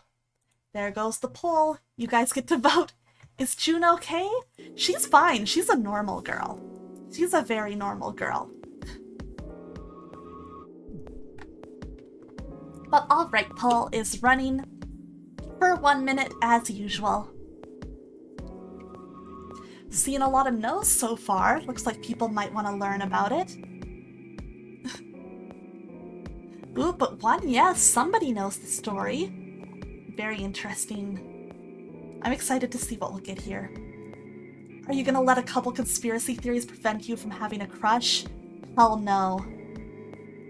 I want to be her. I want to be the crush with the weird conspiracy theories. June is prime weird girl. She is the blueprint. I want to be her. I know I keep saying it, but... Man, girls turn 21 and base one of these to base their entire personality around, huh? Oh, but welcome back, Erlis! I hope you didn't miss too much. I know last you were here I was just talking a lot about how, I think Arthur and Yuzuki will kiss soon. They just need a little bit more push, too. I think they're close. Alright, we have not heard this story. Thank you, Lena, for the channel points. No, I haven't. What is it?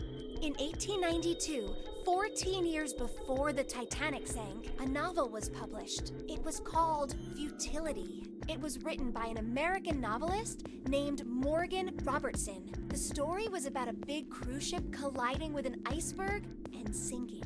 You do have June vibes, I'd say you're close. Hell yeah. Hell yeah, then I'm living my dream. I want nothing more than a cute girl to infodump her special interests to me, right? Junpei's living the dream and he doesn't even know it. Of course, if that was the only similarity, there wouldn't be any reason to mention it. It wasn't, though. Maybe that's why I like Junpei so much. I just want a boy to let me infodump. The name of the ship, its nationality, course, departure time, size, displacement, maximum speed, number of passengers and crew, the number of lifeboats, even the location of the accident itself, and the cause and the location of the damage. Everything matches the Titanic almost exactly. It was almost as if he'd seen the whole thing happen. But this book was written 14 years before the Titanic sank. Oh, jeez. Aqua, are we sure the ship is sinking? We got time. We got 9 hours. But that's not all. It wasn't just futility that predicted this. We got time for infodumps. There were 2 other similar stories written by a man named William Thomas Stead. Both of them before the accident. One in 1886 and one in 1892. Can't relate, not cute, but still infodumping at friends? Well, infodumping is cute, so you're cute by default. And that's creepy, right? It's super weird. Are we being lied to? I mean, we saw the water come in and start filling up the ship, so... Stead wrote 2 stories that had striking similarities to the Titanic disaster. In one, 2 ships collided. Many of the passengers died because there weren't enough lifeboats. In the other, a ship collided with an iceberg and sank. I don't know. I mean, I'll give you that it seems a little weird, but I'm pretty sure it wasn't too uncommon for ships to hit icebergs back in the day, or even other ships. Exactly. Everyone's here is cute. Xander's right. I've declared it. You know what? It's so true.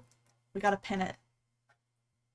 Alright, let's go. I knew you'd say that. But what if Stead had some sort of special powers? To be more specific, what if he had the ability to do automatic writing? Oh? Automatic writing? Wait, are you talking about when someone's possessed by a spirit and then they write a bunch of stuff without knowing what they're writing? Yes. What do you mean, yes? That stuff's a load of bull. Oh my god, he's getting so angry about it. Let's say, hypothetically, that automatic writing isn't a total load. These guys still couldn't have predicted the sinking of the Titanic. When this Stead dude wrote his thing, nobody had died on the Titanic yet. So if automatic writing is about being possessed by dead people, who the hell possessed him so he could write that stuff? That's not it. What's not it? Stead wasn't possessed by a spirit. He was doing the possessing. What the? Wait, what did Junpei do with his life before the ship again? He was a college student. Oh. What are you smoking? William Thomas Stead was a I passenger love that he on the asks her Titanic. that, and she just keeps info dumping. Good for her. He just wrote down what he saw with his own eyes 20 years before it happened. He decided it was probably best to say nothing. What June was saying was insane and utterly absurd. If he tried to take what she was saying seriously, he'd go mad. Well, College student living the dream of having an apartment with $600 rent, yeah? Junpei smiled uncomfortably. Well, why don't we talk about this some other time, okay? Huh? But Her voice trailed off and she glanced at the floor, troubled. Come on, let's get back to it. Junpei tapped June gently on the shoulder and awkwardly reached around her to pick up the knife from the box. Man, I want to hear more. We're really in trouble. I know I'm just repeating myself, but this really is a futility moment. That blade is so rusty. Yeah, I know. We can't cut a damn thing with a knife like this. If we're going to cut anything, we probably have to sharpen the knife. All right. Let's see, was there anything else in here? There's milk in here. Milk in an iron barrel. Judging by the rust, it's probably really old. Maybe we shouldn't open it up. I don't think it'd be a pretty sight. Oh, true. Ugh. Oh, it is a Tonberry knife. Honestly, I'd be the worst on a sinking ship with a time limit. I'm just like June, I'd be info dumping for hours. Yeah? You know what the worst thing would be? Mana and I can never be on a sinking ship together. We can't. It would not work. Damn it, there's nothing in here. Oh, of course this guy was looking in the trash. Hey, Santa, digging through the trash really suits you. Oh shit, she went for it too. What the hell did you say? Listen, lady, I did you a favor. I know you just hiss and moan, so I did it for you. Oh my, I don't recall asking you to do anything. Oh, I ought to throttle you. Excuse me. Bye, Leo. Thank you so much for lurking and have a great night. Rest well. I hope your art goes well. Good luck. I'm excited to see it. That's your favorite trash man? You know what? Good for you, Mana. I respect you. Does it feel colder in here? Everybody's gotta have at least one favorite trash man, you know what I mean? I'm the trash man. Get out and eat all the garbage. Alright, it's going. Do you think this was all part of Zero's plan? Probably. Kinda hard to believe there's a chef on board somewhere.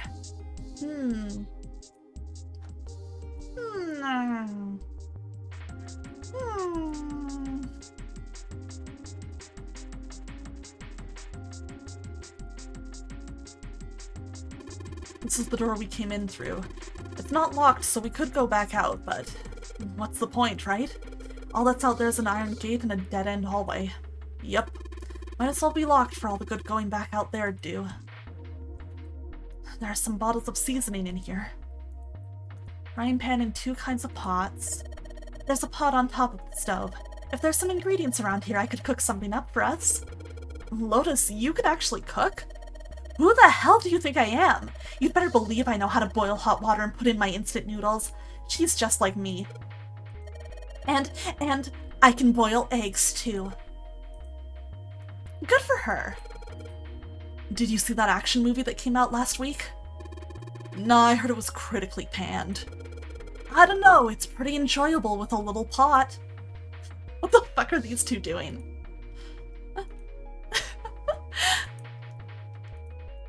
An iron oven.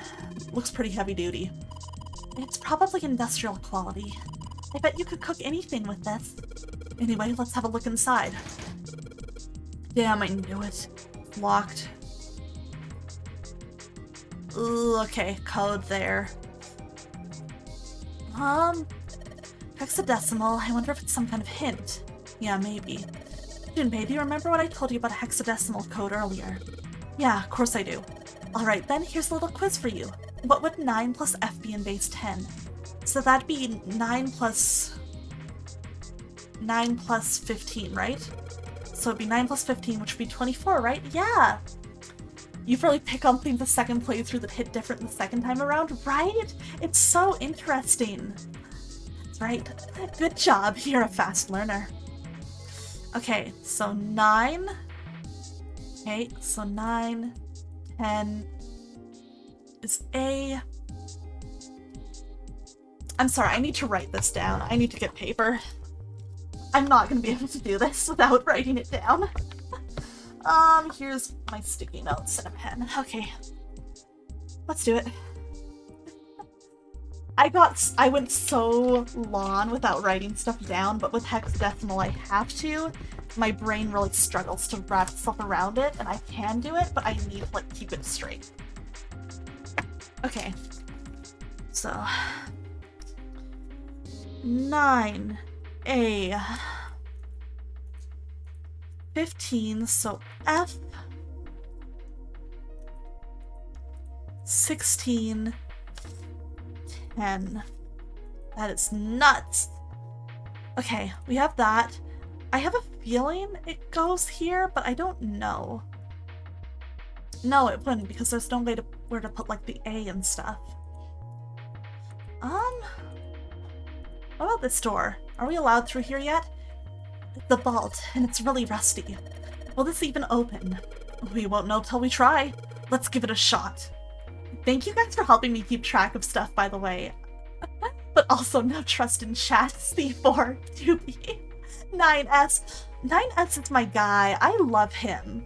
Alright, let's see if you're gonna come out. Damn, no dice. What if we made it slippery?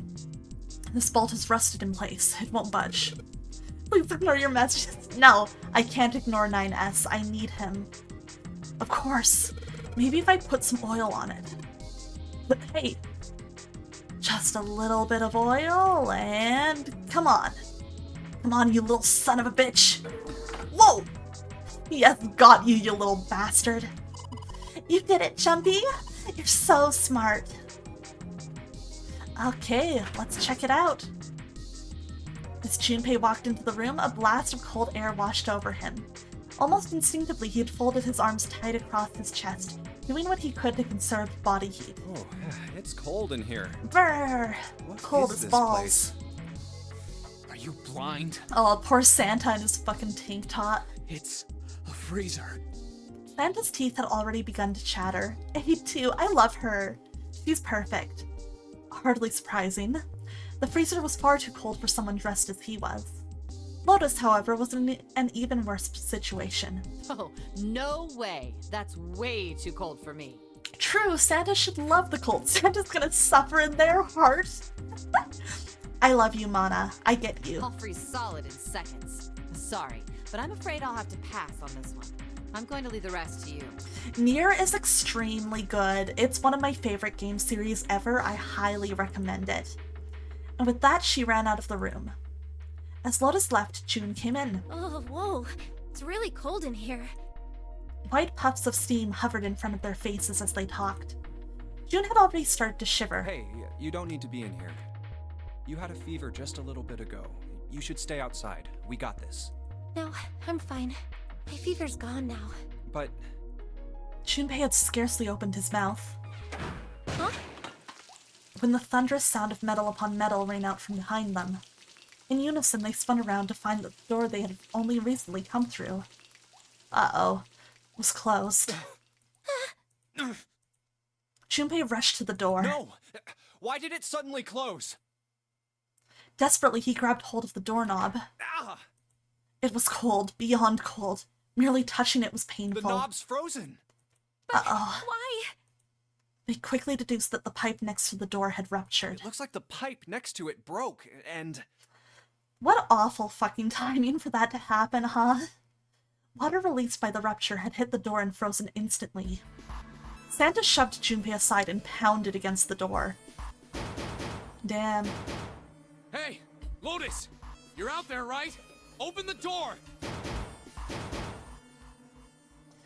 Oh yeah, Shirami Lee is so good. You blame sabotage? Ooh. He wasted no time in responding. What do you want? What's going on? The door won't open! Try opening it from that side, please! Oh, fine. If you say so. Hold on. Soon they could hear Lotus on the other side of the door. Then the grunting ceased and they could hear light panting as if from exertion. It's no use. It won't budge. You've got more people in there. You figure it out. What the? Oh. Me too, June. God damn it. Santa was shaking like a newborn deer. June was hugging herself and was shivering violently. Even Junpei, with the heaviest clothes of any of them, was clearly feeling the cold. With every breath they took, they could feel the cold working its way deeper and deeper into their bodies. Anyway, let's find a way out. Damn, surprise escape room within the escape room, what the We heck? don't get moving.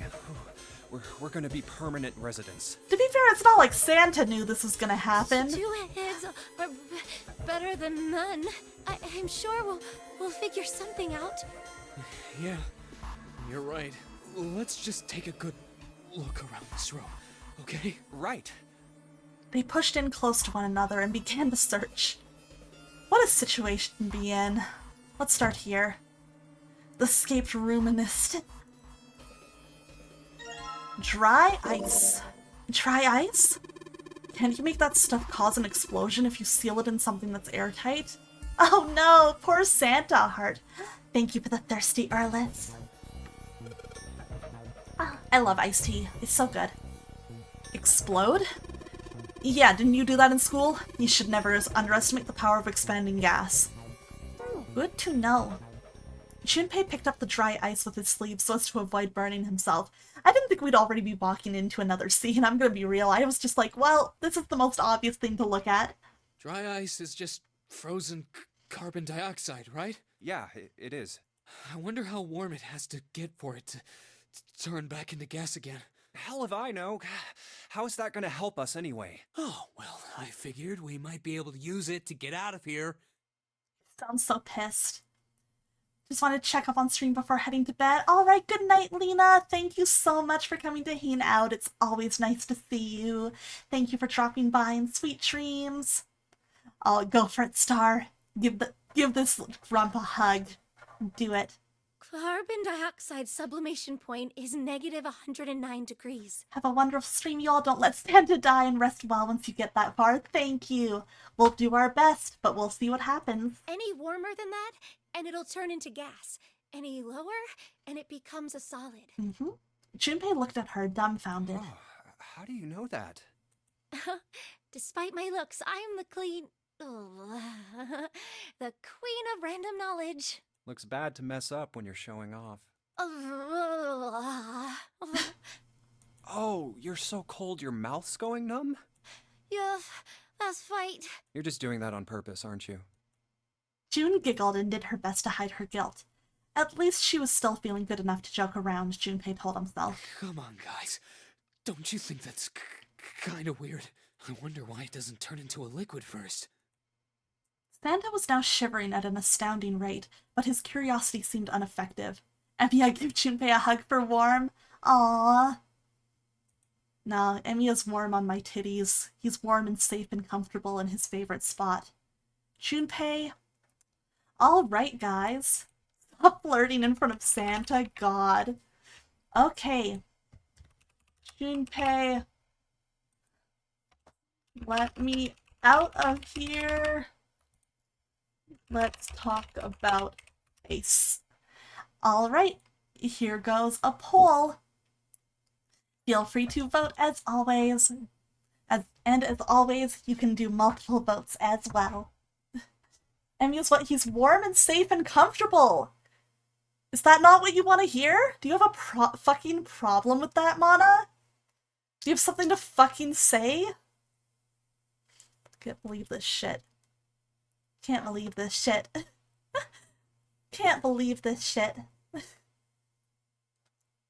Alright, seems like a lot of people are very interested in ice. Interesting, I will take down these notes. I will remember that I should talk. Fuck you! Fuck off! I did nothing to deserve this. I didn't do anything to deserve this. Fuck you. I can't believe this shit. I can't believe this shit. Oh my god. Erlis, thank you for the points. Let's talk about ice. More time for me to hug him. You're so real for that star. It is kind of weird. Yeah, how could you, Mana? You would deny him a warm and soft titty? June answered. But it can turn into a liquid. Carbon dioxide turns to liquid if you put it under high enough pressure. Right, and it's in the way of him. Just a second. While the copium's on, he can... Here. 1 second. 1 second. Just that he's not being blocked by the mask. Okay. Just until the copium wears off. But he really has been denied the titty, huh? This is so fucking sad. This is so sad and tragic. I don't want this for him. But at 1 atmosphere, But I've been left no choice. Normal air pressure. It won't turn into a liquid, right? That's right. Instead of melting, it'll do what's called sublimating and change immediately from a solid state to a gaseous one. I'm sorry, I'm just like looking at myself on the OBS preview. And I'm like, God, if anyone is coming into my stream for the first time right now, they're gonna have a really interesting impression of me. Oh, and the copium will not go away if you toggle it again. It'll just last longer. He's vulnerable now. I'm gonna snatch him. No! No! No! Mine! See, that is weird. Water's a liquid between 32 degrees and 212 degrees, so why isn't that the case for carbon dioxide? I really like that Santa has these degrees memorized. You're mine! No, he's mine! Ugh. June replied with an answer that stunned both of them. There's a kind of ice that doesn't turn into liquid when it goes above 32 degrees. Huh? I heard about it. Its melting point is 96 degrees. Wow, that's pretty high. Ice with a melting point of 96 degrees? You mean there's water that freezes at 96 degrees? Yeah, same. This is actually one of my favorite parts. This scene, like, lived in my brain for years.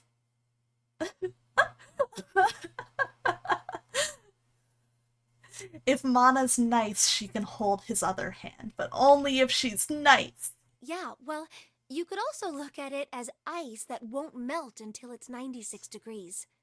Actually, she has been pretty nice. She let me hold Kazuma's hand with her. That was pretty nice. She could have just said no. Water that freezes at 96 degrees? Aqua can have Emiel take all the other boys? What the heck?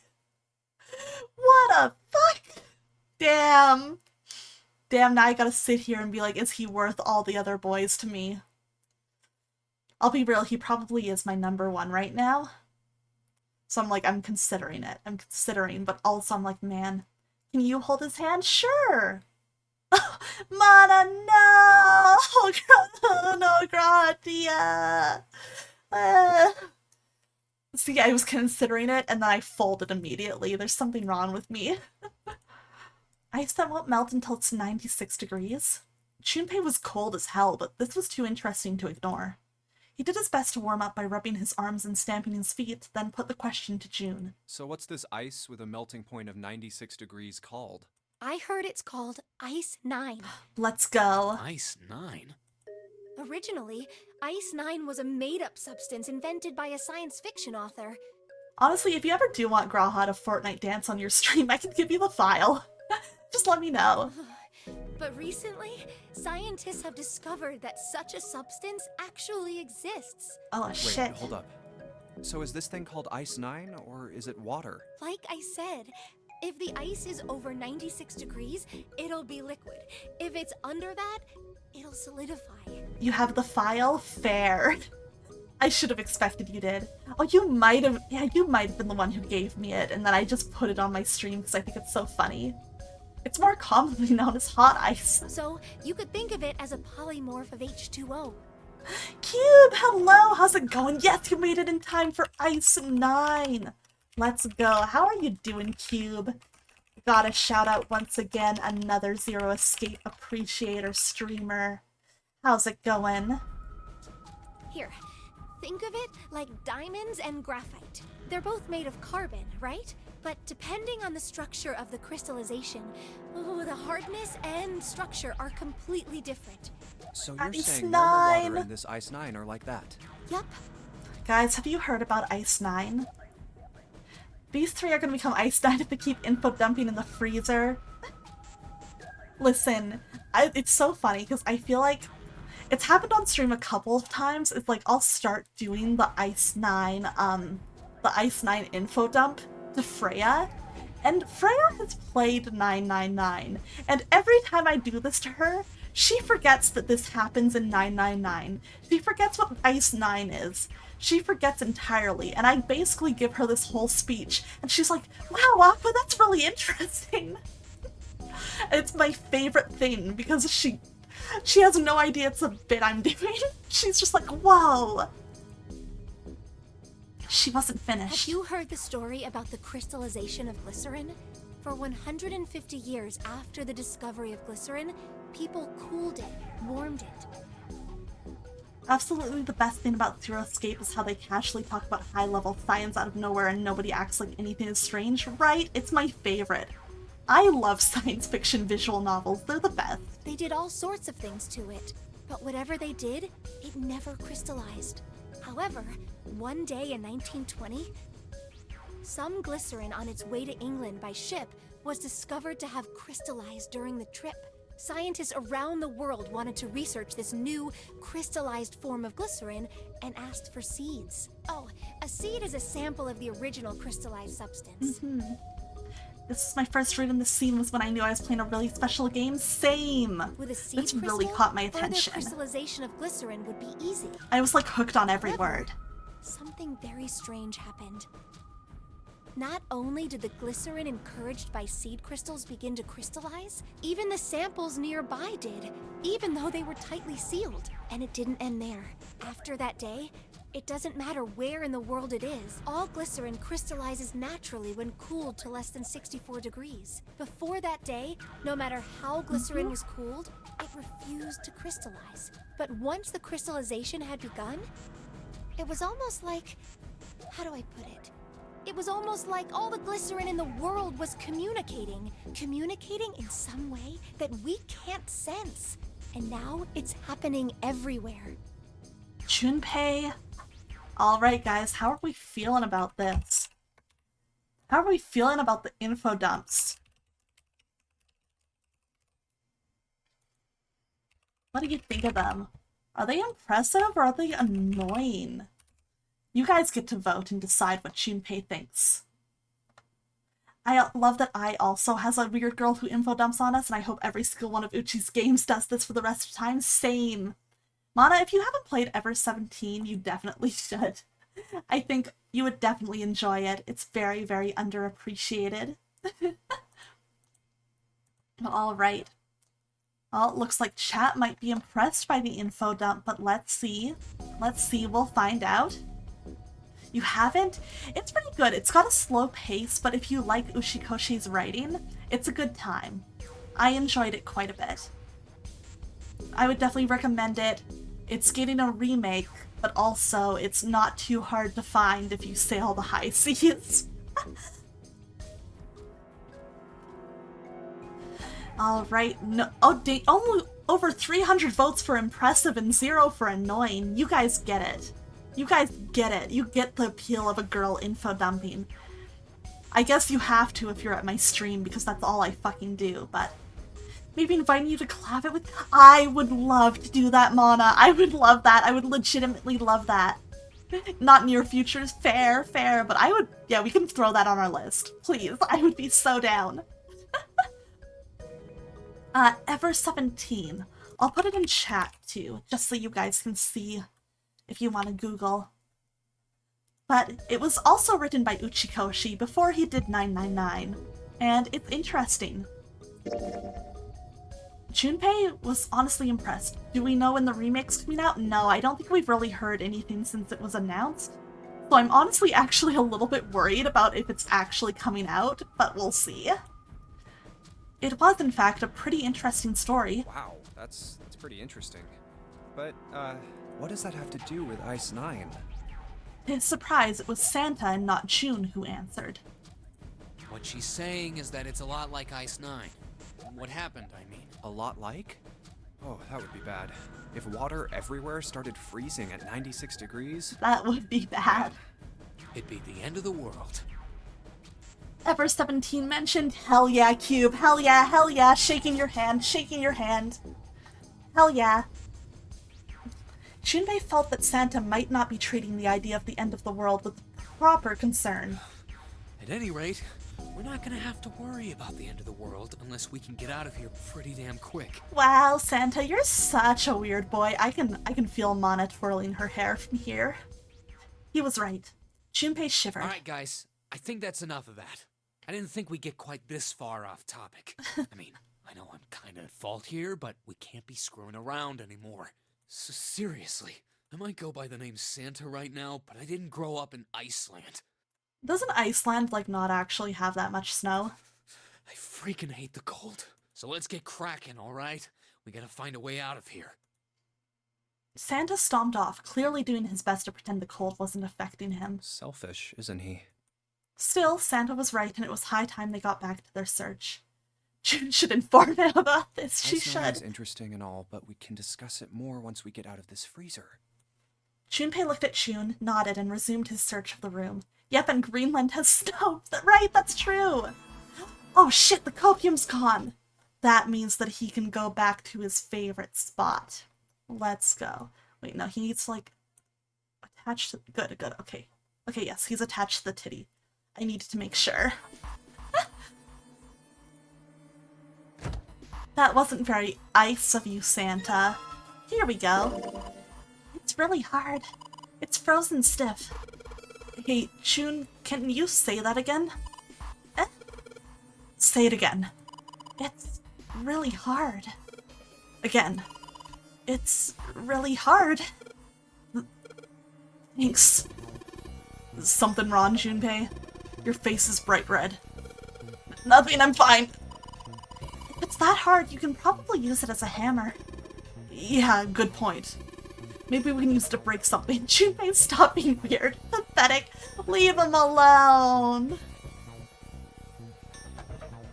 Alright. I love picturing Junpei just holding up frozen chicken and, like, whacking the block of ice with it. Alright, the dry ice is all in pieces now. Wow, you crushed it up really good. You should be able to get it into anything you want now. Can't you make that stuff cause an explosion if you seal it in something that's airtight? Ah, thank you for the posture check, Erlis. Let's see, was there much else in here? I don't think so. I think we're done in this. Trapped in a freezer making dirty joust, just like me, for real, for real. Junpei, wow, this chicken reminds me of bofa. It reminds me of pudding. Putting these nuts in your mouth, heh! I'm gonna try that one on Malty sometime. There's some frozen meat up there. Looks like pork. Huh? What's this? It looks like a tag or something. Chunk of pork. Jumpy, is there a slip of paper in that meat? It reminds me of Funya Ringpa. Me too. Everything reminds me of her. I think there's something written on here, but I can't read it like this. If we try and pull it out, it'll probably rip. Oh, you need to defrost that. I don't think we're gonna be doing that in this room. Alright, that's a special tool for later. Everything's frozen in here. It doesn't look like there's anything else interesting. What's in the hole? Imagine Junpei trying to pull up these nuts on June, but she fully expects him to info dump on her. Aww. It's a rope. Well, we could use it to attach something to something else, I suppose. Water bottle. A water bottle. Yes, it is. There isn't anything else in here that looks useful. Okay, I think... Do we put the crushed up ice in the bottle? Oh, let's go. I'm gonna put these pieces of dry ice into the water bottle. I'm a fucking genius. And let's just tie a rope on here. Water bottle bomb. Let's go. Hey, why don't we use that rope to tie the bottle onto the doorknob? We just have to put some water in it, and then if we can give it a good whack with something, kaboom! It'll explode and break the ice off the door. And what are we waiting for? I can't take this cold any longer. She says after she info dumped in here for super lawn. Whoop. Warm water dripped from the ruptured pipe near the door. Put water into the bottle with dry ice, and make sure the lid's closed. Now I just have to put this makeshift bomb on the doorknob. Alright. Alright, that's set. This is so dangerous. What do we do now? We just need to give it a little, tap. The bottle's already about to pop. Meanwhile, Stan is frozen dead in the corner. Good for him. If we just throw a rock or something at it, it'll go off all on its own. A small rock. Huh. A small rock. Junpei looked down at the floor. Scattered across it were pieces of dry ice left over from the larger chunk he'd crushed earlier. Alright, this ought to do the trick. He pulled his sleeve down over his hand to keep from getting burned and grabbed the chunk of dry ice. Ah, some dry ice, huh? Not a bad idea. Imagine Lotus is directly on the other side of the door. It was a pretty good size, about as big as a pool ball. Oh god, that's huge. Alright guys, stand back. Actually, we should probably hide somewhere. Yeah. Both Santa and June looked at him with new concern. Where exactly do you expect us to hide, genius? There isn't really anywhere big enough. Yeah, there is. Look, right here. We can hide in there. Junpei pulled open the door to the small cellar. Come on, get inside, quick! Santa and June nodded and jumped down into the hole. Junpei quickly followed. In his hand, he could feel the chill of the frozen carbon dioxide even through his sleeve. He tightened his grip, took aim, and prepared to throw. Alright, here I go. 3, 4, 5. You're counting the wrong way. Oh, oops. That is a really sad excuse for a joke, man. Sorry, dude. Alright, for real this time. You guys ready? Yes, whenever you're ready. And he missed it. I could see it. Just I could throw see the it for damn him. thing. Alright, here I go. 3, 2, 1. Junpei threw the chunk of dry ice as hard as he could. With the same motion, he ducked down into the cellar with Santa and June just as... Whoa! Junpei leapt up out of the cellar and ran to the door. Jumpy! Junpei feels especially pathetic with voice acting. I see why you like him, Aqua. Do you think before you speak? The ice on the door! Is it gone? Yeah, it's gone! The blast must have shattered it. Yes! Alright, let's see if it opens. Junpei grabbed the knob and pushed with all his might. The door gave way easily, and all three of them tumbled out into the freezer at once. Hooray! We're out! June, relieved, collapsed onto the floor. Move! Santa shoved past Junpei and ran straight to the grill, which he immediately grabbed. Oh, god damn it! Hot, hot, hot, hot, hot, hot, hot! Fuck! I'm just letting this sit here. The fact that he grabbed a hot grill with his bare hands. I'm just gonna let that linger for a moment so we can all think about it together.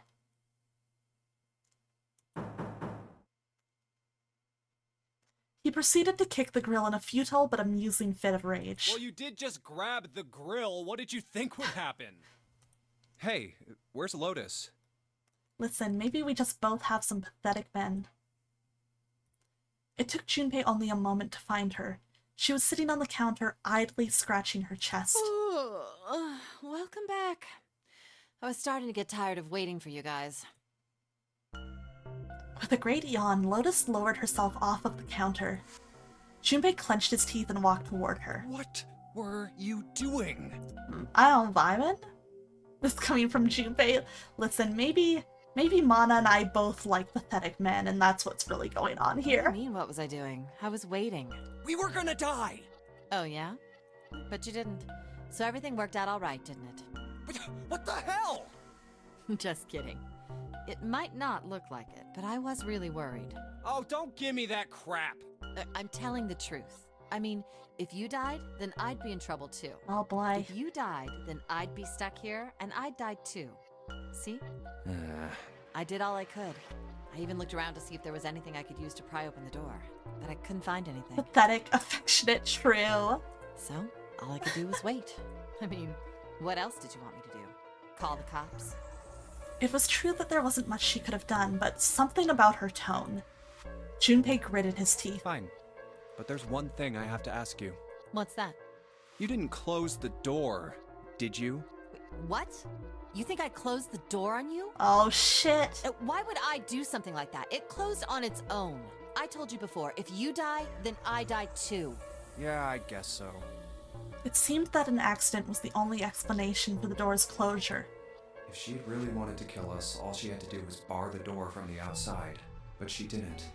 Well, she didn't do anything. She's only lazy, or negligent at least, not an attempted murderer. Oh, Lotus. Junpei swallowed his anger and did his best to apologize. Well, I'm sorry. I'm sorry I doubted you. Oh my god, it looks like I'm kissing him when I take a drink. Mwah! Mwah! Mwah! Anyways. Oh, yes, well that's all right. As long as you understand. Lotus looked away and twirled her hair between her fingertips.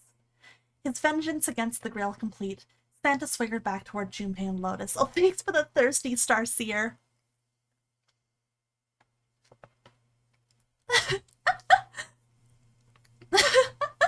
It's just funny. It's funny. Hey, no more Wait, screwing around, Santa you two. swaggered back. What the hello? I'm sorry, I just processed that wording.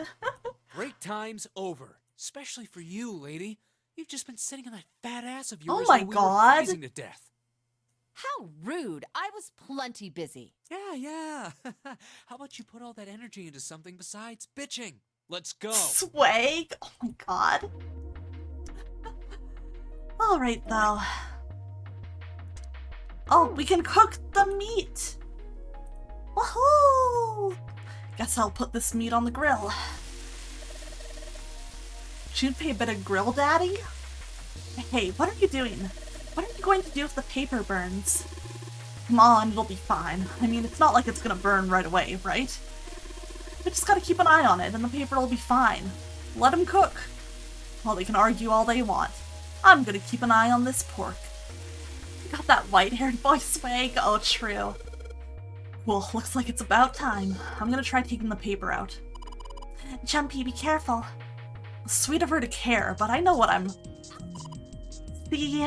I told you. Hey, what the hell are you doing? Hurry up and take the paper out. It's not coming out. This thing's frozen stiff. I can't get it out. So, are we going to have to cut the meat? Yeah, looks that way. Alright. Shit. Where do we get... I remember how we... The sink. Yes, I remember just in time. It came to me. Aqua, we're fighting about fictional men again. It's the reverse of these attorney's dreams. Listen, we have so many layers and variation. Maybe I'll use the whetstone to sharpen the knife. The blade of the knife is getting sharper by the second. I should be able to cut something pretty good with this. Woo! So I guess you managed to sharpen the knife, Junpei? Who are you gonna stab with that? No one! You could probably cut something soft with that. Alright. Let's go. A sink. It's still got water in it. There's a couple of plates in there, but I don't think they're gonna help us much. Alright. Alright, now that I've sharpened the knife. Yes, I cut the pork. Awesome, Junpei. Now we can cut out the paper. C plus 10 plus F. So that would be... A, B, C, 10, 11, 12. In hexadecimal, 10 would be 16 plus 15. Okay, so 12 plus 16 plus 15. That's 11, 12, 13. I'm sorry, I need to, like, write this out properly like they make you fucking do in school. My god. 43. Okay. 43. I had to look at the equation. Could not do it in my head. Is that... I don't think that's the answer, but I'm gonna give it a shot. This is probably what you're supposed to use to enter the password. Maybe if we put in the right number, it'll open the oven door. Junpei, maybe the note you found earlier. Yeah, I know. Do you know how to enter those numbers? I think E is for enter and C is for clearing. So basically, when I'm ready to submit my answer, I press E. So if I screw up, I just press C, right? Lotus nodded. Alright, let's give it a shot. 4, 3. Let's go! Guess who can do math? Guess who can do basic addition? This girl. Sounds like metal is falling. Well, I guess that went well. Yeah, the door opened. Job, Chumpy. Woohoo! This looks like a lowercase h, but the line through it is throwing me off. This is the symbol for Saturn.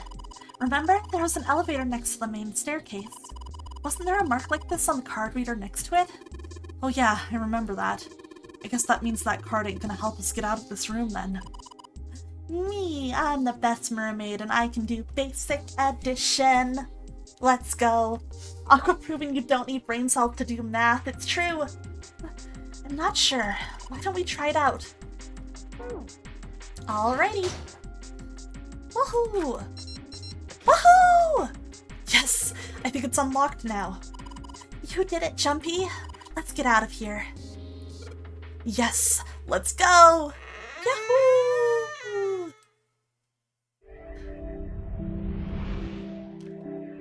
Yay!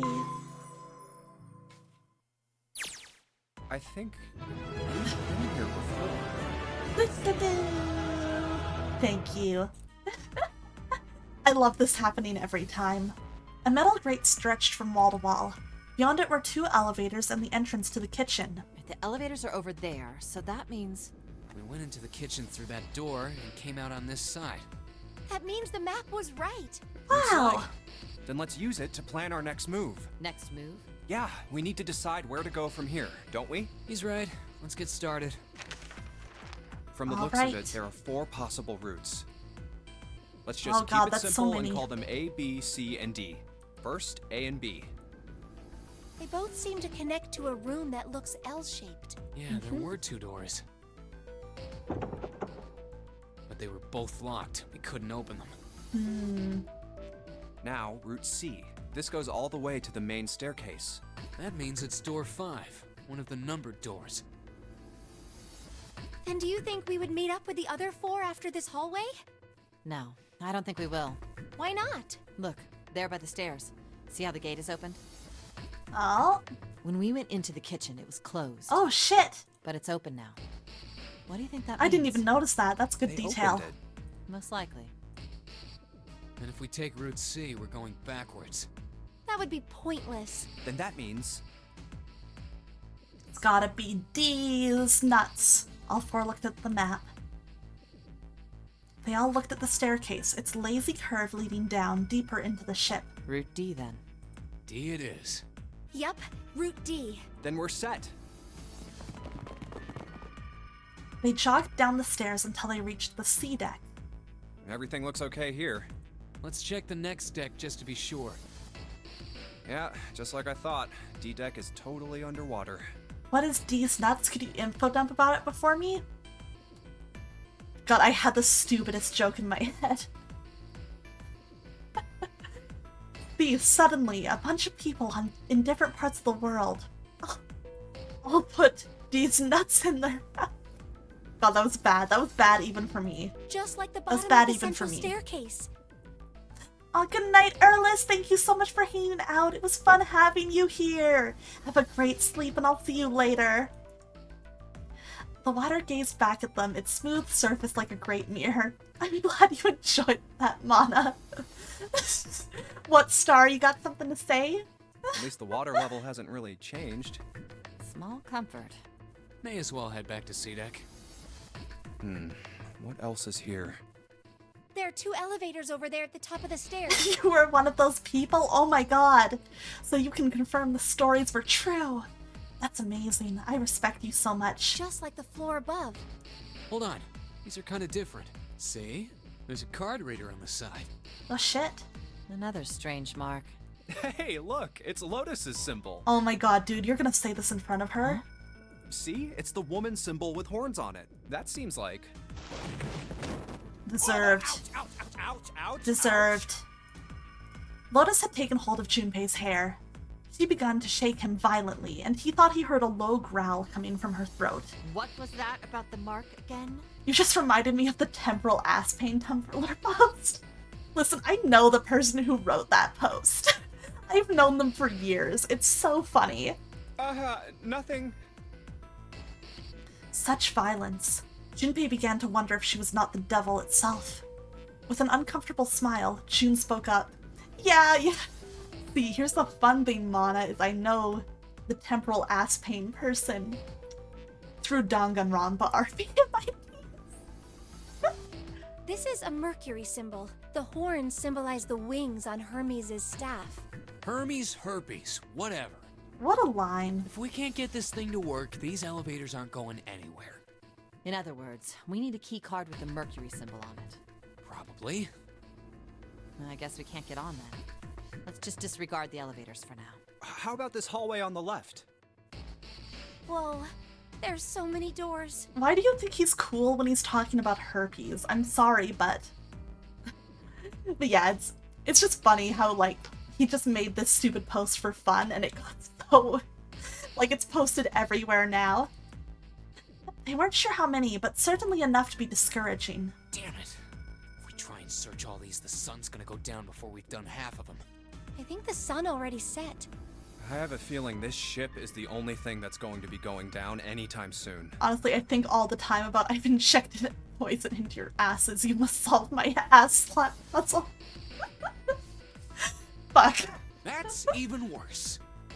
Well, we can come back to this hallway later. Let's check the hallway on the other side, shall we? Time to head back to the stairs. To their right was a small hallway. Now the right hallway. Quickly, they headed into it. It was approximately the same size as the alcove in front of the stairs. The hallway led toward the stern, and at its end was a set of double doors. There are doors here too. Well, I guess it's just 4 this time. Let's open them.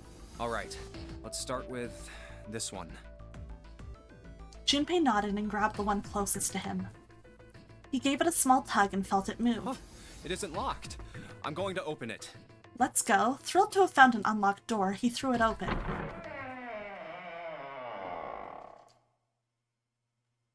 Junpei didn't know what to make of what he saw. What? What the heck? What a heck. He simply stood, unable to speak. The others simply stared, open-mouthed. After a few long moments, Santa managed to speak. What the hell is this? This place is huge. A massive room stretched out in front of them, more a cavern than a room. Its vastness was oppressive, and it bore down on the 4 companions. It was not empty, however. The entire room was filled with lines upon lines of beds. Vi, Oh, hello! there are Good to see beds you! How are you everywhere. doing? They were simple things, little more than pipe and thin mattresses. Is this a hospital? He had at least been able to put a name to the harsh scent that pervaded the room. It definitely has the smell. Could be. I see medicine cabinets and surgical tools. Wow! Hey, look there. The 4 doors at the end. Wow! There's so many! 3 of them were emblazoned with large single-digit numbers made with thick red paint. The left door says 3. The second door is blank, but the third has a 7. Mm-hmm. And the rightmost door is 8. There's no doubt. They're numbered doors. Why is the second door blank? That seems kind of strange, don't you think? Well, maybe you'd know if you No time point traveled worrying like about me, it right asshole. now. Let's see if these will open first. Yes, that sounds like a good plan. Junpei headed toward the doors, weaving his way between the beds.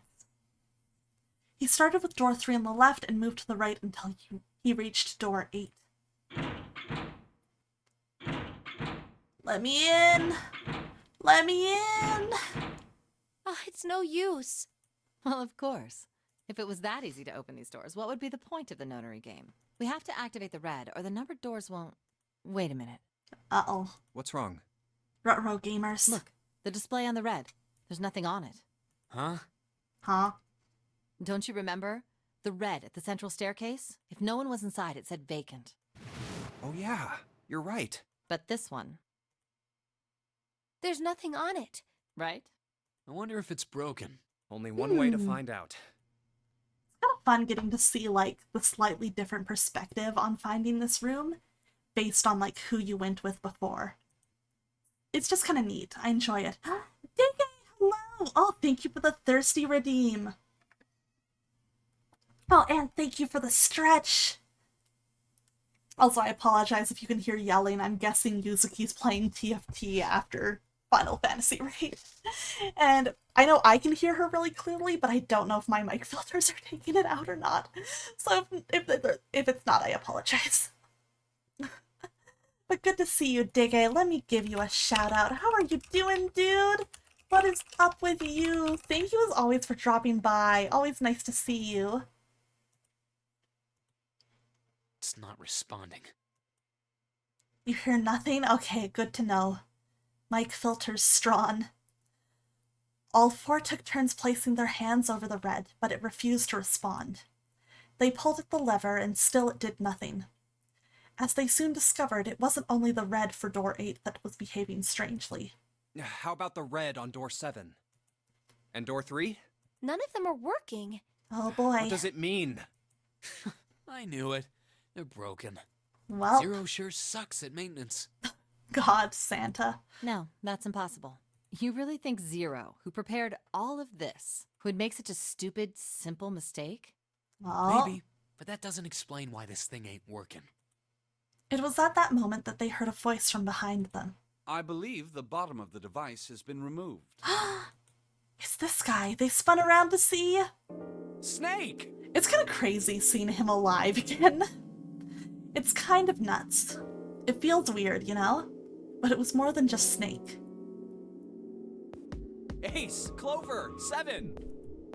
Alright, Mana's real guy is here. Santa, who? Although they were glad to see one another, it wasn't terribly surprising that they had. If it had been the other party who'd opened the gate in front of the kitchen, it wasn't unreasonable that they'd bump into one another eventually. The rest of Snake's team, however, did look rather surprised. You have 2 hands? Okay, that's valid. That's super valid. How? How did you end up here? That's my line? Perhaps we should exchange information. Alright. After a moment of surprise and silence, everyone suddenly began to talk, desperate to exchange information. They talked about the rooms they'd been through and how they'd ended up in the same place. Of course, none of it was very useful information, but that hardly mattered. Did we already? No. They were happy to simply see one another again. Although the level of cheer varied greatly from person to person, each one of them was wearing some manner of smile. Almost as though they had already forgotten about the death of the 9th man. No, thought Junpei, perhaps that wasn't it. Perhaps thoughts of his death were what drove them to smile at one another. Not in a morbid or hateful way, no. The 9th man had died. But they were still alive, and that was something to be happy about. A sort of simple, uncomplicated joy, Junpei thought. The joy of being alive. Still alive. He felt sorry for the 9th man, but more than anything, Junpei was just happy to be alive. There you have it. Our half of the story. Greetra, hi! How's it going? How you been doing? His part finished, Ace fell silent. For a moment, Junpei was silent in thought, and then he spoke. Okay, let me see if I got all this straight. When you guys got here, the bases for the Reds were already gone. And you looked all over this room, but you couldn't find anything. So you figured that there might be something in the hallway with all the doors. So you went and had a look?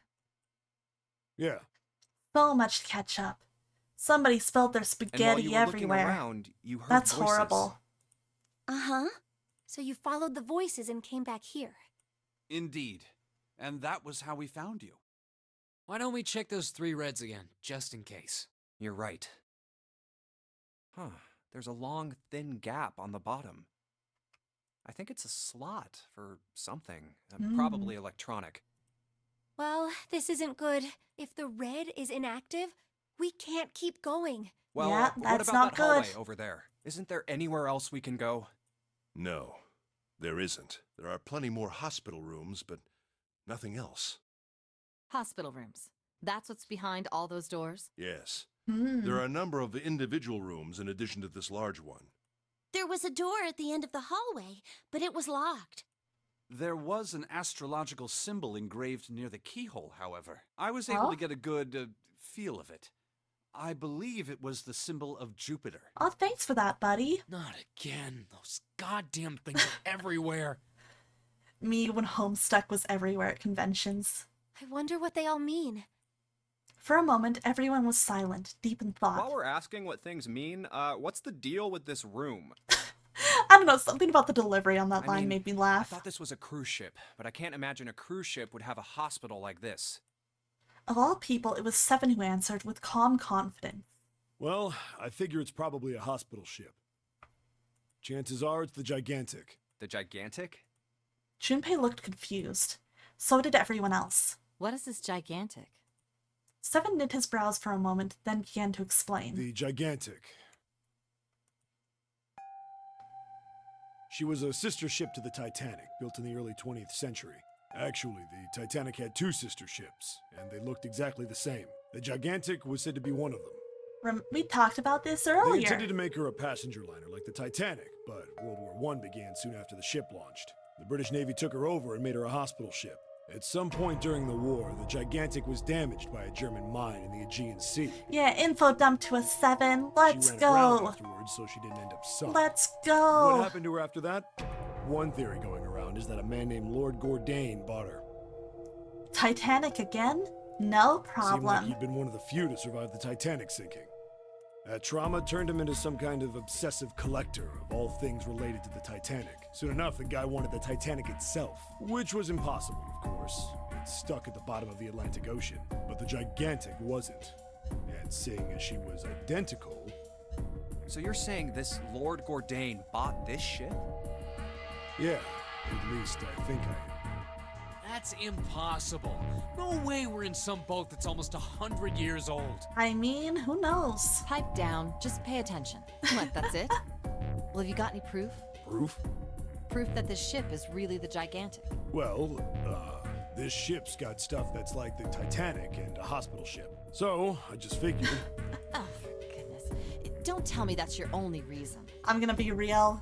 This is the same reasoning I'd have, so I'm I'm sorry, Lotus. No, I've got more. Like? Well, I mean...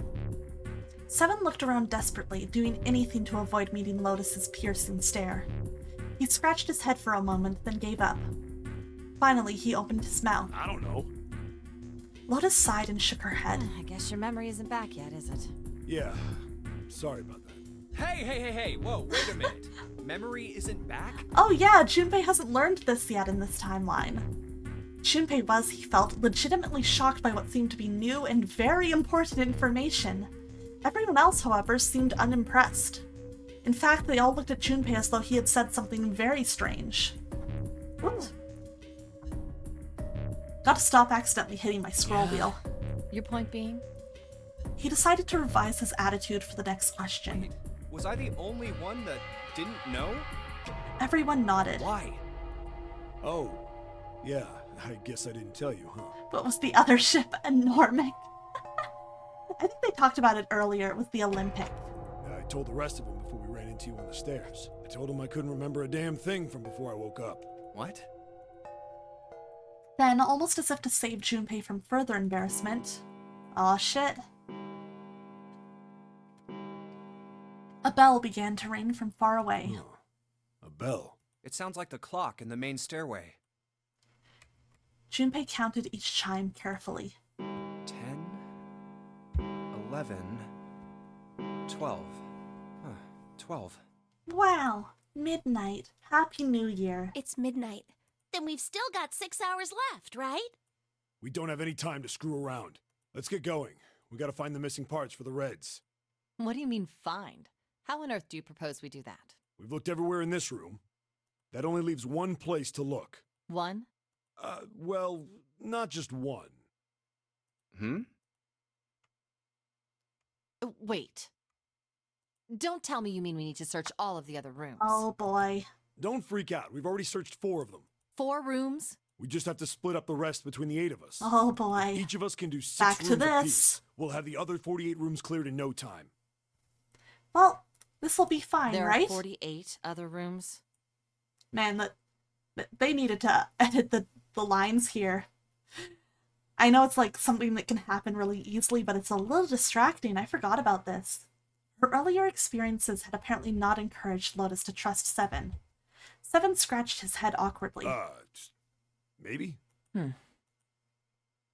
All right, so everyone knows which area they're searching? Yeah. Yes! What could possibly go wrong? Junpei was chosen to search the rooms on the starboard side, moving from fore to We'll aft. all meet up when the clock goes off again. How about in that room with all the beds? Yeah. Sounds straightforward enough. I'll shout if I find any of the components we need. I hope we can find them within the time limit. If we can't, then we'll just have to come up with another plan. Oh boy. Right. Then let's do this. Wahoo, let's go! The details decided, they left to begin searching. Out into the hallway they went, each to the rooms they'd been assigned. However... Whoa... Alright. Oh cool, I can skip again. Alright. So this is also a nice function that wasn't in the DS version that I appreciate. I know we showed it earlier, but it's so nice to be able to skip past these parts. I'm gonna have a little water. Everything's fixed, that's great. Where's Snake though? That's so weird. Good night, Grambo. Thank you so much for coming by and hanging out. I hope you have a good sleep and rest well. I'm also gonna let you guys know that the order that you do this stuff in does not actually change anything. So for the sake of streamlining this, I'm just gonna pick the same options as before. Just for the sake of getting through.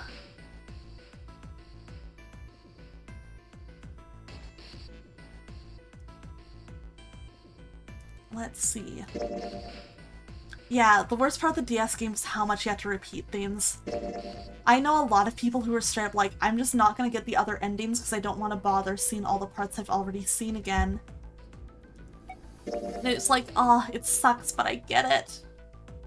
Okay, actually, we are gonna do one thing different here. We didn't talk to Ace last time, and we may as well go get that dialogue.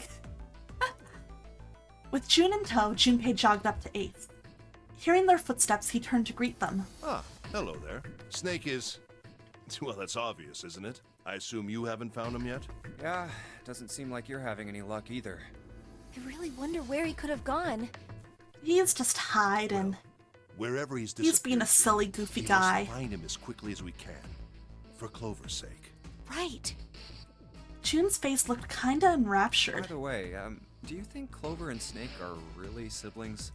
Why would you say that? Why would you say that? The question seemed somehow odd to Junpei. Why? Well, it's obvious, isn't it? They don't look alike at all. Ace looked at him for a moment and then spoke. Yes, now that you mention it, they don't. He's having some spaghetti. Aw, good for Snake. Happy for him. Now that you mention it... Still, there are a great many siblings who do not look like one another. It certainly isn't rare. Junpei wasn't sure why, or even if he was seeing what he thought he was, but he could have sworn that Ace's face tightened as he spoke. At any rate, we really must find Snake as soon as possible. The clock is ticking. We really can't afford to waste any time. Very well. Let's get back to the search, shall we? You can leave this area to me. Well, that was a productive conversation. You were real helpful, Ace. Let's Thanks. go, Jumpy. At June's urging, they left. Alright. Something about that was... I'll think on it later. Like Ace said, finding Snake is our top priority. That's true, that's important. Junpei did his best to clear his mind. Where should we go next? Why don't we go back to the big hospital room? Okay, let's go then. Yeah, big hospital room I think is where we haven't been yet. They turned and then headed back towards the large hospital room. Hey, wait. Alright, what's up, Santa? Yeah, we'll talk to you. We'll do this again. On another run, we might change up the answers a little bit, but at least for this one. Since we still have a lot of other new content this time. Oh no, sacrifice! Whoa.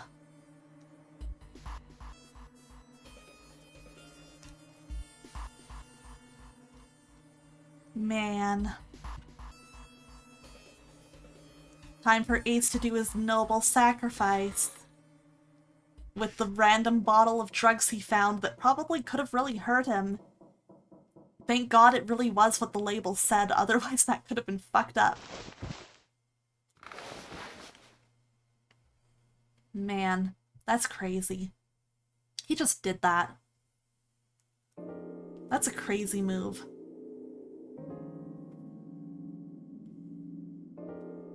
Alright, so it is time to pull our next door. I am gonna say, just so you guys know, going through door 3 automatically puts us on the same ending as we got last time, no matter what. So I'm sorry, I am vetoing door 3. We are going to pick doors 7 and 8 for the sake of making sure we get a new ending this playthrough. Thank you for the thirsty redeem, Lucian. So, poll is up. You guys go at it. Would you rather go through door 7 or door 8? Let's find out. And as always, you can vote multiple times.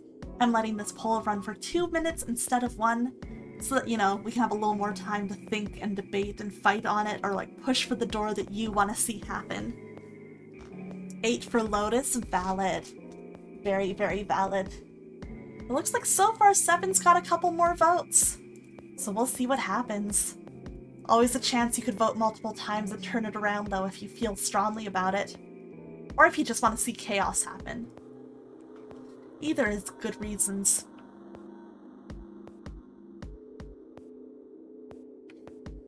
God, I'm also gonna take this second to adjust a little bit. Just, yeah. Okay. He is less in my face now. Very late to comment on something said earlier. So true, I do enjoy listening to a cute girl info dump. It's a good experience. I remember pulling out paper and working out digital routes to see who could go into what door when I first played this. I did the same thing, Pigeon Rat. I did the exact same thing. I had like a notebook full of stuff from this game. I wish I kept it because honestly that was like just really good. Our whole June run is in shambles. I know. That sucks. But alright, just a couple more seconds left. It looks like it's probably going to be door 7 unless someone really guns for door 8, but we'll see. Alrighty. Just a little bit left. And there it is. Starseer, thank you for the channel points. Door 7 it is. I think I'm gonna go with door 7. Okay, 7 it is. Yeah. Alright then. That means June's gotta go through 8. What? Why? What? Santa grimaced and muttered angrily to himself, but finally began to explain. The 6 of us are gonna keep going without leaving anyone behind. There are only 3 ways we can do it. Plan A. Have 3, 5, and 8 go through 7, and 4, 6, and 7 go through 8. Plan B. 4, 5, and 7 go through 7, and 3, 6, and 8 go through 8. Plan C. 4, 3, 6, and 7 go through 7, and 4, 5, and 8 get 8. There are no other combinations. In other words, 3 and 4 and 7 and 8 can never go through the same doors. Damn, that's crazy. Get it now? As Santa finished, June looked over at Junpei, tears welling up at the corners of her eyes. Oh no. You're saying we aren't gonna see each other again for a long time. Junpei felt just as June did. He wanted to be at her side through whatever trials they were preparing to face. But he knew if they were to survive, he had to swallow his feelings. In order for the 6 of them to move forward, he and June had to be separated. He looked at June. He was scared to lose her, but he swallowed, steeled his resolve, and did his best to smile. Hey, come on. You're making it sound like we're never gonna see each other again. We gotta split up, but only for a while. I want to see a game like this but multiplayer. That would be fun. Quick question, are we with Santa for this way? You'll see, we're about to pick the rest of the This teams. is just like when we went into the 4 and 5 doors, remember? We got split up then too, but we all met back up. I'll bet 7 and 8 are just like that. You mean they're connected somewhere? Yeah, probably. Probably. She didn't sound very hopeful. It was 7 that interjected. And I'm sure they're gonna connect somewhere. Why? What makes you think so? If they don't, then neither team can get through door 9. In other words, the game would end right here. Zero's been on top of his shit so far. I don't think he'd blow it now. I'm damn sure that son of a bitch wants to have his fun as long as possible. He's not gonna end this game until we get through the 9 door. Oh boy. June said nothing. Junpei's being so gentle with her here. The voice actor is really good, right? It's really well done. You can tell he's talking to her like so gently, and it conveys a lot of emotion. You can tell how much he cares about her. The tears were gone, but her eyes were still sad as they looked at Junpei. He met them, and with what reassurance he could manage, laid his hand gently on her shoulder. Everything's gonna be fine. We're gonna see each other again. I promise. June bit her lip and gave him an almost imperceptible nod. Yes. Promise? Her voice was barely above a whisper. Santa's voice shattered the moment. You guys are done, right? He stretched and continued. Anyway, that's pretty much it. Clover and I will both go into separate groups. I figure I'll take 8 and Clover can take 7. Any problems with that, Clover? Clover looked away and was silent for a moment. Whatever. It was more of a dismissal than an agreement, but Santa didn't seem to care. All right, we're ready to go then. Let's move. Let's go, team. At Santa's command, the group split and headed for their respective doors. Clover, 7, and Junpei walked toward door 7. Santa, Lotus, and June headed for door 8. For a long moment, they stood in front of the door. 7 took a deep breath. You guys ready? Yeah. Okay. Okay. Let's go. Beep, beep. Man, I think this is our first time going into a door with It's open. Clover. Our old Santa run is ruined and I'm in shambles. Santa, I disagree. You must go through door 7. You guys are so valid. A narrow hallway stretched out before them.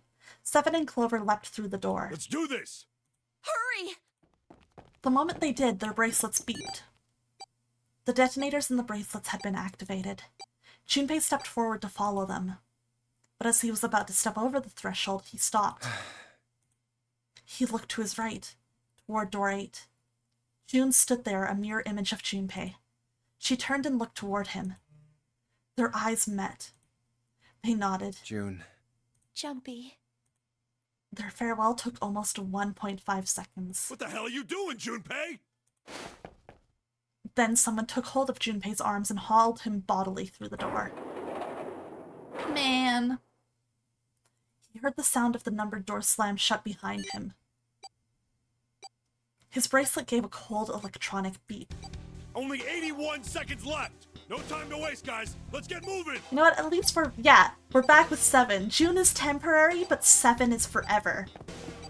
This is a 7 appreciation stream. 7 led the way down the hallway. Junpei and Clover followed him as fast as they could. After what seemed like far more than 81 seconds, they reached the end of the hall. Look! The door on the left! I can see the dead! There was no time to rest or catch their breath. All 3 slammed their hands in quick succession over the scanner panel on the dead.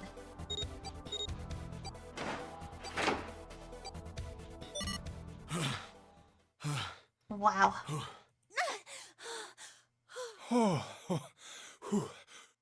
Still trying to catch his breath, 7 leaned heavily against the wall. It stopped. It stopped. Yahoo! His smile seemed forced and a little crooked. This is the second time we've gone through one of these numbered doors, but whew, you never really get used to it. Yeah, I imagine it would be awful every time. He stood up straight, no longer out of breath, and wiped some of the sweat from his head and neck. Clover smirked at him. I would have thought a guy your size would have bigger balls than that. What? What the hell did you just say? Say it again! I dare you! Imagine a girl this small saying that. The fact that this is our first chance to explore a room with Clover means we really don't get to spend time with her before Snake goes missing. Yeah, that's kind of interesting when you think about it. Have no... You little... You wanna die? I'd like to see you try. Aw, shit. Fucking brat, alright, let's go! Oh god, it's falling apart already, you guys. Hey, calm down, guys. This isn't the time for this. It's not gonna do us any good.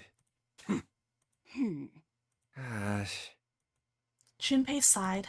Sometimes he wondered if the doors and the puzzles were really the greatest challenge they faced. Wait here for a minute, alright? I'm gonna go see if there are any other doors. They didn't respond, but Junpei wasn't in the mood for a conversation anyway. We just came through this door. And of course it's shut tight. There's a short hallway on the left here, and an iron wall. I doubt I can get through it. At last, he gave up and returned to Seven, who was tapping lightly on the wooden door. You miss Santa, I'm sorry, Star. We'll try and get back to him soon. Right? Yeah, looks like it. Hey, something's written on the door, on that iron plate. It says operating room. If this thing's telling the truth, there could be body parts inside here. Well, this is probably not going to be pleasant. Something about it made Junpei feel nervous. Well, there's no point to standing around. Might as well go in and see what's waiting for us. Seven grabbed the brass knob and slowly opened the door. The creak of the hinge sounded like the groan of an old woman. What's wrong? No, it's nothing. A chill snaked its way down Junpei's spine. Let's just go. Quickly, he gathered what courage he could and took the first step into the room. Seven followed with Clover right behind him. Huh? Huh? Part of the room just past the door was obscured by a screen. What the hell is this? Why don't we take a look? Hey, Clover! Clover's curiosity got the better of her, and she darted past Junpei to peer around the screen. Her scream nearly blew out Junpei's eardrums. What? Clover! He and Seven ran toward Clover to see what had frightened her. Hey, what's wrong?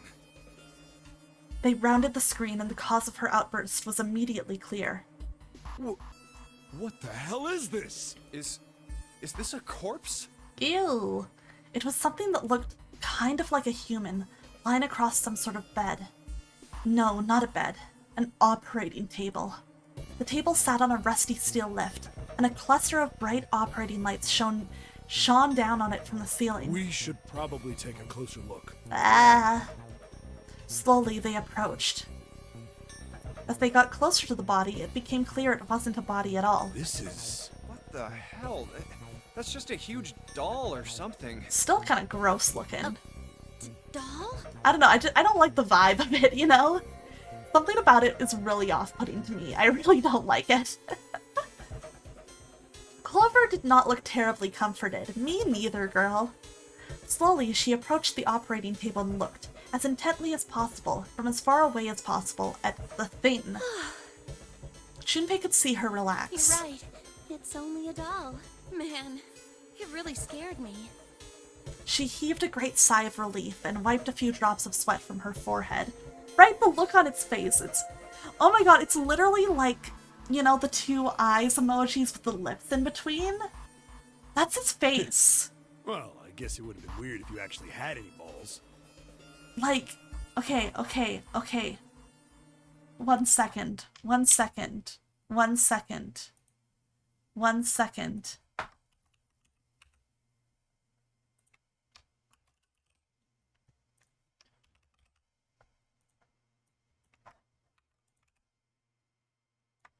How do I get this? I need to open it on Twitter, I think. 1 second. This is so important. This is so important.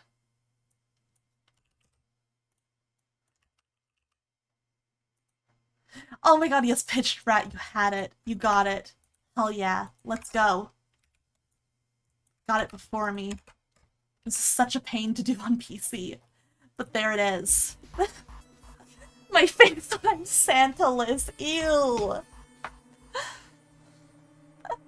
Shut it! Don't you start with me, fatty. Oh, what's this? You want a piece of me, short stuff? Oh god, they're Yeah, fighting bring again. it on, you whale! Oh my god, Hey, Clover, guys, calm not down. again, okay? Seriously, knock it off. Jeez. Man standing. What do you mean, ew? Ew is the feeling of being without your boy. Can you not? Anyway, That's what I mean. Looks like he's got something the two of you could stand to have a little more of. I'm talking about a heart. Junpei thought he was really doing something with this, huh? Oh, this? You mean on his chest? Yeah. No, listen, I understand. I understand why it sounded bad. Looking back, I was like, shit. I just said that, I didn't explain it all. It was set a little higher than normal for a human body, but from the shape of the organ, there could be no doubt that it was a heart. Why would there be a heart in a doll? I don't think it's a doll. You think maybe it's like a medical mannequin or something? Or maybe it's got more personal uses? Ew. Seven's grin was more than a little perverted. Clover glared at him. Anyway, how about we take a look around this place? Let's go. Alrighty. Okay. Sure thing.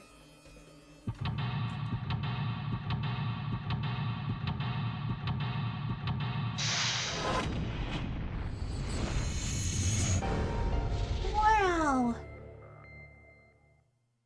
Alright. Operating room. Let's start taking a look. These dolls are really kind of creepy, you know? Hey, it says something here. John? You think that's this doll's name? Maybe? This thing is creepy. Wonder why it's on the bed. Ugh. Hey, I wonder what this thing is. It says KG on the display. You think maybe it's a scale? Maybe. An operating table. Do you think old operating tables look like this? I have no idea. A white cloth. Old operating table, medical mannequin. No! Oh god. Also, hey Kickbud, how you doing? Nice to see you. How's your night going?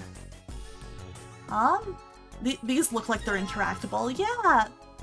You can tell when things somehow, like certain models just somehow look a little bit different, you know? Are those scissors? They look kind of funny. No, that's probably a pair of kosher forceps. Surgeons use them during operations. They can hold blood vessels shut, keep tissue out of the way. We can use it to pull stuff out of small holes or something like that. Anything else here? A bunch of surgical tools. Okay, I think that's it for this table. Oh, fun. Great. Another medical mannequin? From the looks of it, this one's a chick. She has a name, too. Lucy. Poor thing. Looks like Miss Lucy only has a head and a left arm. Maybe we're supposed to gather all her parts? There's some kind of device attached to the bed. Does anyone on the ship not read Wikipedia articles for fun? No, truly it's what they all have in common, huh? It says KG on the panel. Is this a scale? This bed doesn't look very comfortable. Okay, we'll come back to that later. What's this thing? It's got these short iron legs. Maybe it's a heater? There's nothing inside it. Okay. Ew. Ew, that's gross. Oh my god, me and Clover for real. I figured it out. I know who Zero is. John Wikipedia. Shit, you cracked the code. Spoilers in chat. This is the chest. It's a woman's chest. The heart's gone, but it's pretty odd. If that kind of thing turns you on, Seven, you're a real creepo. I love Clover. Maybe you're supposed to heat something like that gauze to kill the bacteria? There's a boiling thingy over there. There's nothing on the lid or in the drawers. There are a whole bunch of bottles on the shelves. They all look like medicine. Oh yeah, we're on 7 corruption art. Truly. They've got labels, but they're all big medical words that I don't understand. There's a lot of different kinds of medication. It's hard to tell them apart. The drawer is empty. Yeah, nothing there. Let's keep looking around here first. Yeah, you can tell this looks so different from everything else. Oh god, it's got blood and shit on it. Oh, that's scary. I don't like that. The Moogles Clover slayed for her palms. No! Rest in peace, sweet Moogles. Scalpel that's not rusty. Seems like it was put here for a reason, huh? You think it's telling us to cut something?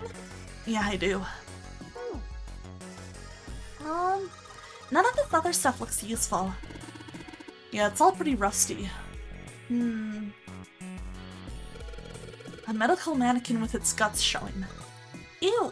Gross. Hey, Junpei, there's a slit in this thing's chest. Yeah, sure is. There's something in there. Maybe we can get it out. Damn it. Stinking thing won't budge. It's stuck. Well, I guess you can't use force on this one then. We need something small that can fit into that little hole. Anyways. So we took the organ thingy out of the chest thingy. The lung, not an organ thingy. Huh? This part here on the back, it's all rubbery. You're right. So it's a fake organ, of course it'd be— Wait, what's someone grabbing it for? It feels like there's something in here. You think we can cut through the rubber part? Let me look. I guess combine them. Let's try cutting this organ with a scalpel. Ooh! There's a key in this organ. Found a key in an internal organ. Weird. Okay, I guess let's go check out the rest of the room. Oh, shit, okay, I guess that was the key. Okay. Cool, it's unlocked. Yeah, I just gotta go through here. A cabinet with a drawer in it. Let's see if— a piece of paper. What's this? Is this some kind of medical record? Okay.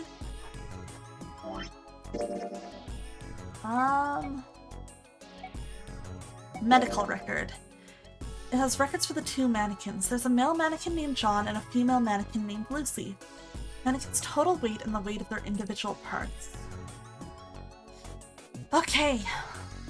We'll look at this more later. I think this is a later clue. Yeah, this is— I agree, this room just has a bad vibe, you know? What the hell are you doing? Don't you want to get out of here? I'm tired!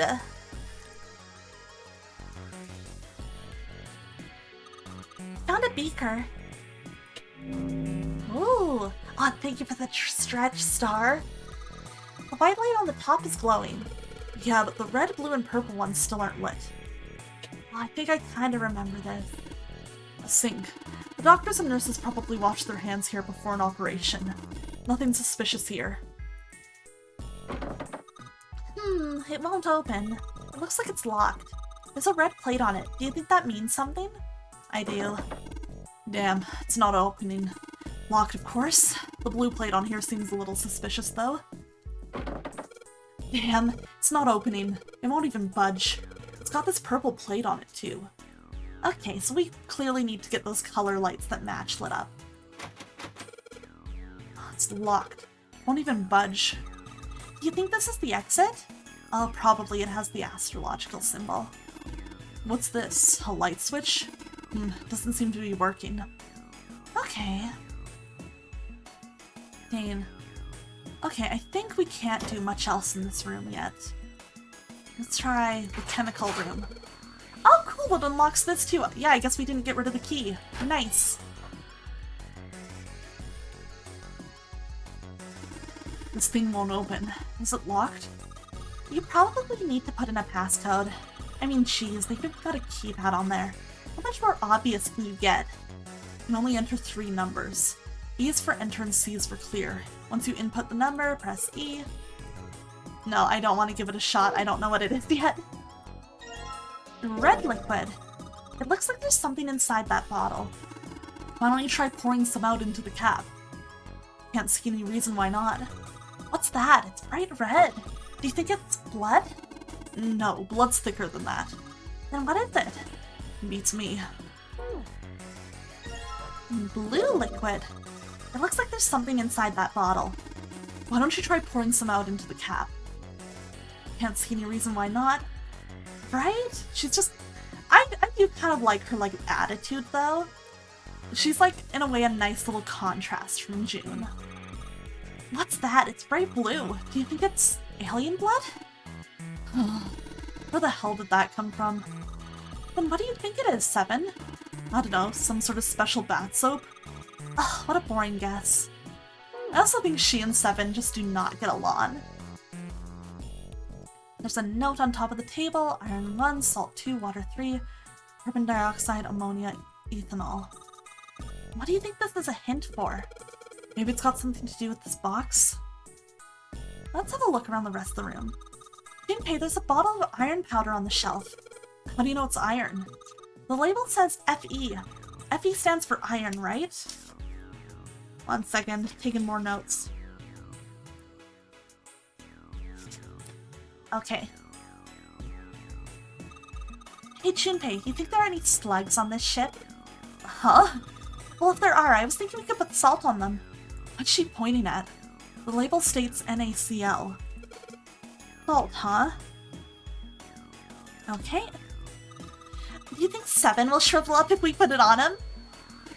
Hey, you say something? Something stinks. Is it coming from the bottle? It says NH3. Well, that of course stinks. It's ammonia. Okay, ammonia is NH3. Okay. Oh, good stuff. Let's go for a drink. What are you talking about? I'm talking about that bottle. It says C2H5OH, right? Oh god. H5OH.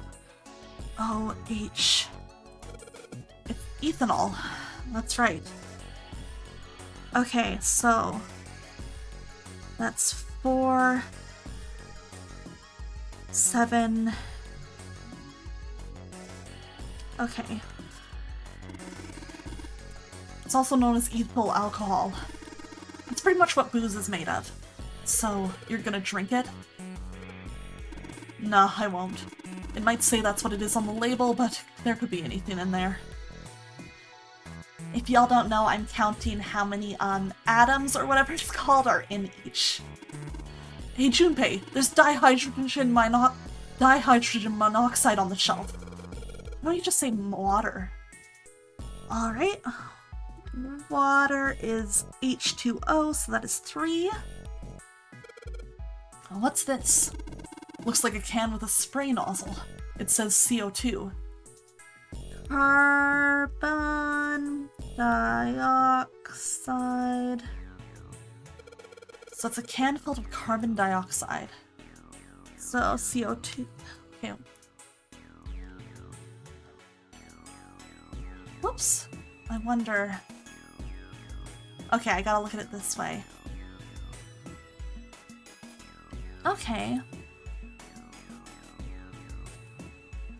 So carbon dioxide, ammonia, ethanol. Okay, I think I've got this. Okay. Wait, I'm stupid. I forgot what order to do this in. CO2, ammonia, ethanol. Okay.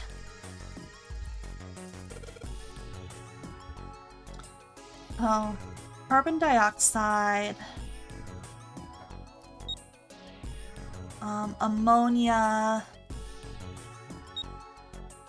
ethanol. Did I count this right? Alright. Okay, there we go. I counted ethanol wrong, and I knew I might have, but I couldn't remember the rule on that. Remy, hello! Thank you so much for the raid and welcome in! Hello, Scootser. Hello, Lex Diskia. Hello, Grim Paletta. Hello, Okami Zero. Oh, Remy raid! Awesome! Grim, thank you so much for the follow! For anyone who does not know me here, hello! My name is Aqua Sereni, and I am a mermaid VTuber who traded her brain cells for legs. And tonight I am playing an escape room puzzle game called 999, which has multiple endings. I'm letting chat do votes to see which, timeline we end up on. Very nice to see you. Let me give you a shout out, Remy. How are you doing? How was your stream? Ooh, you were playing Minecraft. What were you working on? Doing anything in particular tonight? Of course, though, I know I'm like bombarding you with questions, but if you like are tired and need to step away from the computer for food or water after stream or just a rest, I understand entirely. But thank you for the raid. Please check out Remy, guys. Thank you so much for coming by. I appreciate it. It's nice to see you.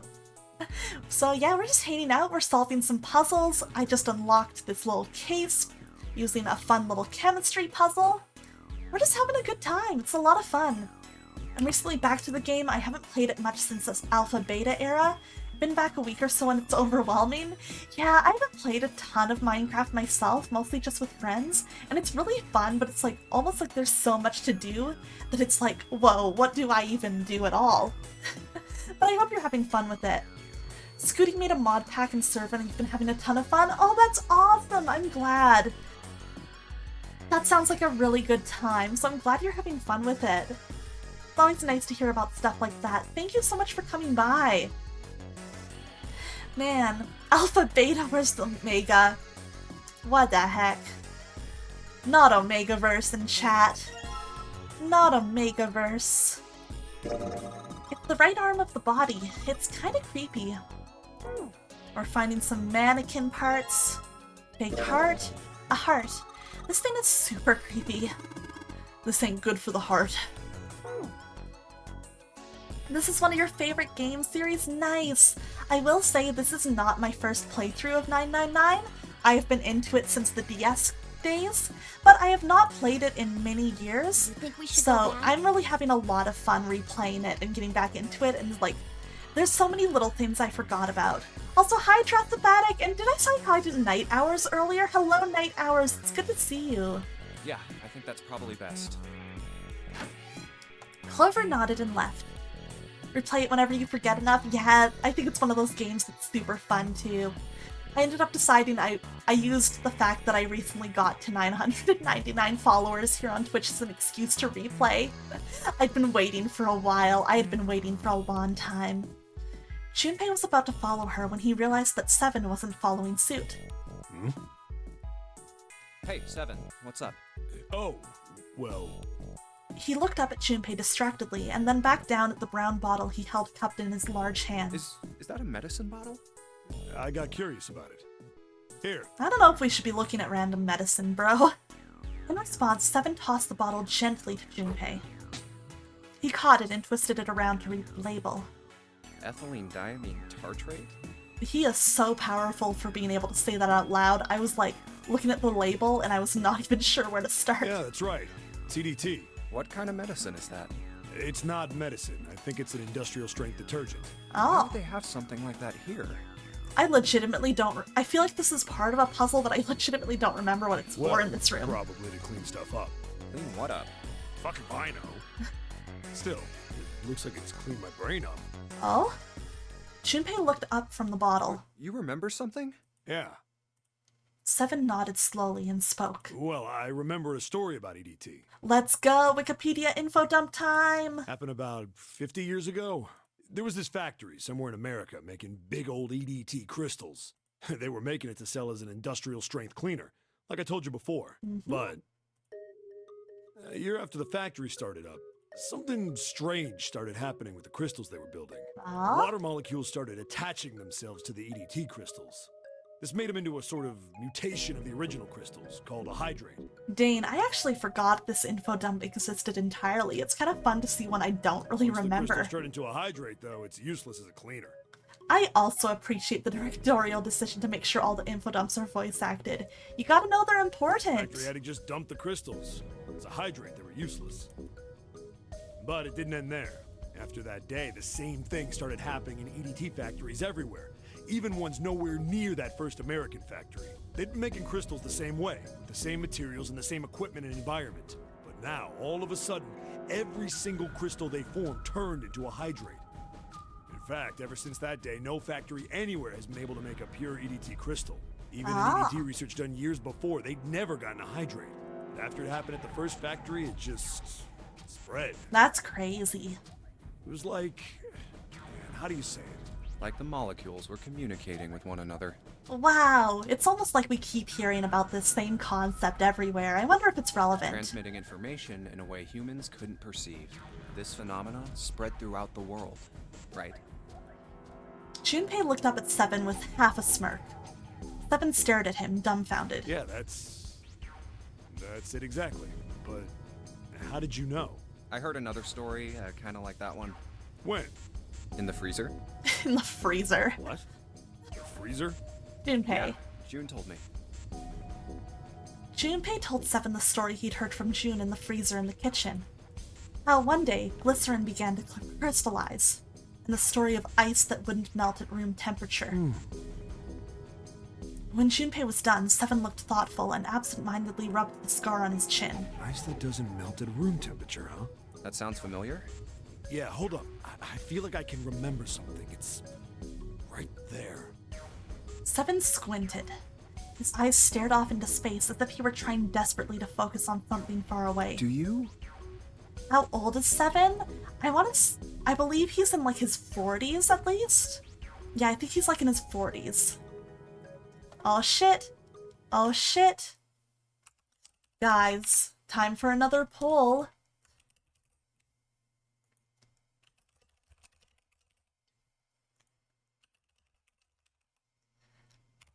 Alright, this is going to be a 1-minute poll. You can vote multiple times. If you do not see the poll, please just refresh Twitch.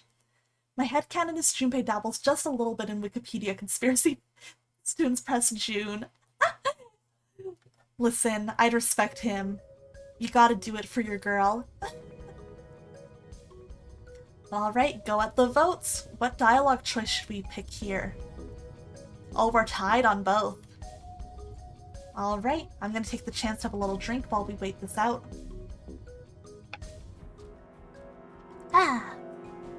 Oh, Know About Ice 9 is pulling ahead. Ooh, but Know Something About It in general is catching up. We'll see what we end up with. Ooh, somebody is fighting for Ice 9. Let's see what we end up with. Oh man, this is always fun. I actually really enjoy watching these polls happen. They're very interesting. Oh shit! Know Something About It came in at the last second and pulled ahead. Thank you for the channel points, Mana. Know something about it? I told you I think I do. Just hold on. You voted for Ice 9 though, yeah, it just shows whoever voted the most, not who voted for what one. It was... Seven thought hard and mumbled to himself. After a few minutes, he gave up. Damn it! Why'd you have to ask me some dumbass question? I totally lost my train of thought. Whoops. Sorry, man. As Junpei was trying to figure out what on earth he was going to say next, Clover's shrill voice pierced the room. Hey, what are you two doing over there? Stop wasting time and get over here. Okay, we're coming. All right. Jeez. Let's go. Seven looked at Junpei. Oh well. Look, if I remember anything, I'll let you know. Alright? Right now we need to get the hell out of this room though, okay? True. With that, he turned and left. Junpei, his mind still occupied with the story Seven had told him, slowly followed. Alright, back to puzzle hours. I think now we can go do the preparation room stuff. Yes, because I've got the 2 liquids. So then we turn on the light and it's red. Hey, it turned red! Forget about that. Didn't you hear that just now? And then makes the light pass through red. Let's put in the blue liquid next. I'll put the red liquid back in the bottle. There we go. Hey, the blue light turned on. And I heard a noise. It sounded like something unlocking. And then, let's see, how do I do it? Perfect. Purple! I get it. You combine the red liquid and the blue liquid to make a purple one. The purple light turned on. Right when I did, I heard a noise. What do you think it was? That noise came from somewhere close by. Something in this room must have changed. Alright, let's go take a look. Maybe it's these conveniently colored doors. Leg. The right foot of the medical mannequin. I guess it's a woman's foot, but damn, doesn't look hot at all. You got a thing for feet, Seven? No, that's crazy. You're sure acting kind of shady. What the heck, Seven? For free? This is the left foot of the mannequin. Do you think I'm better? Oh, what? Do you think my legs are skinnier? Huh?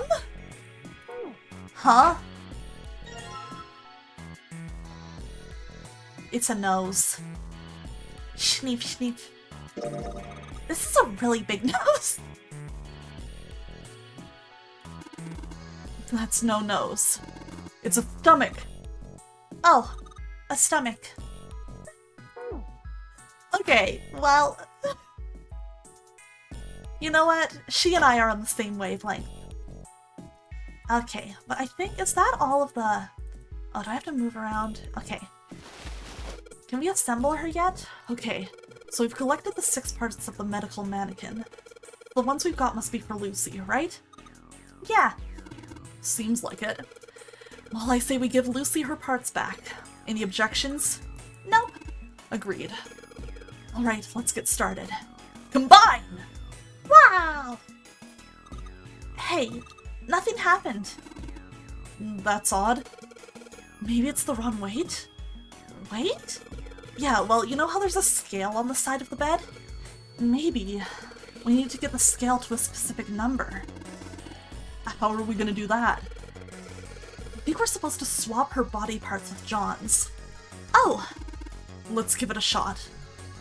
Alright, screen will display 2 medical mannequins. Switch their body parts by selecting what you want to switch out. Okay. Time to play around.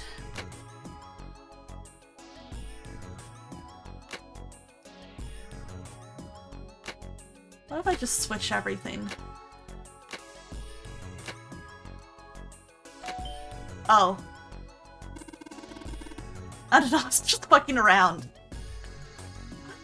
Hey Junpei, I just heard something. It came from John's operating table. We better check it out. Oh?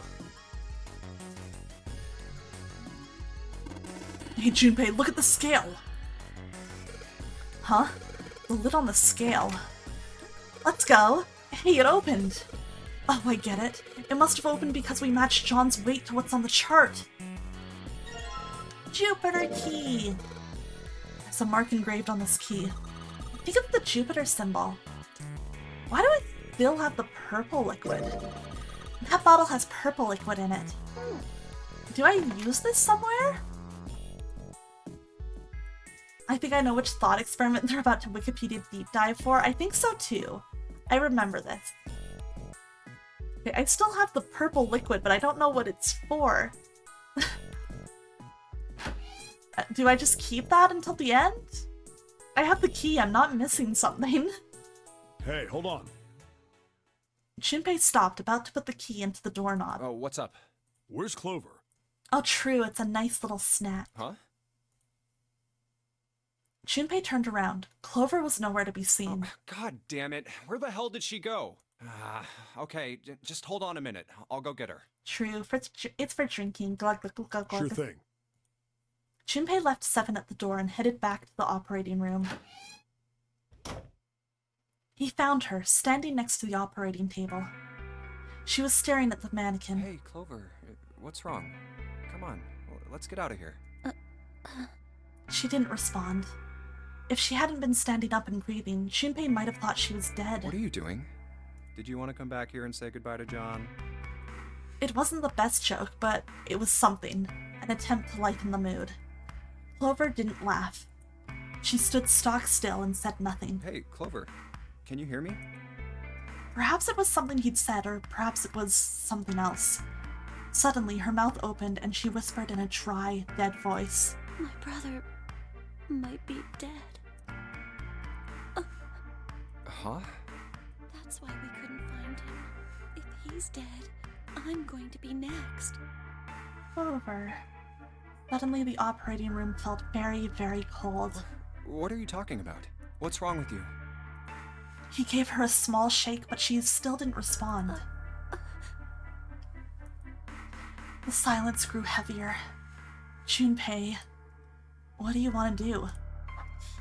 Oh boy, what should we do, gamers? Do we gotta go? Or should we give Clover the clover?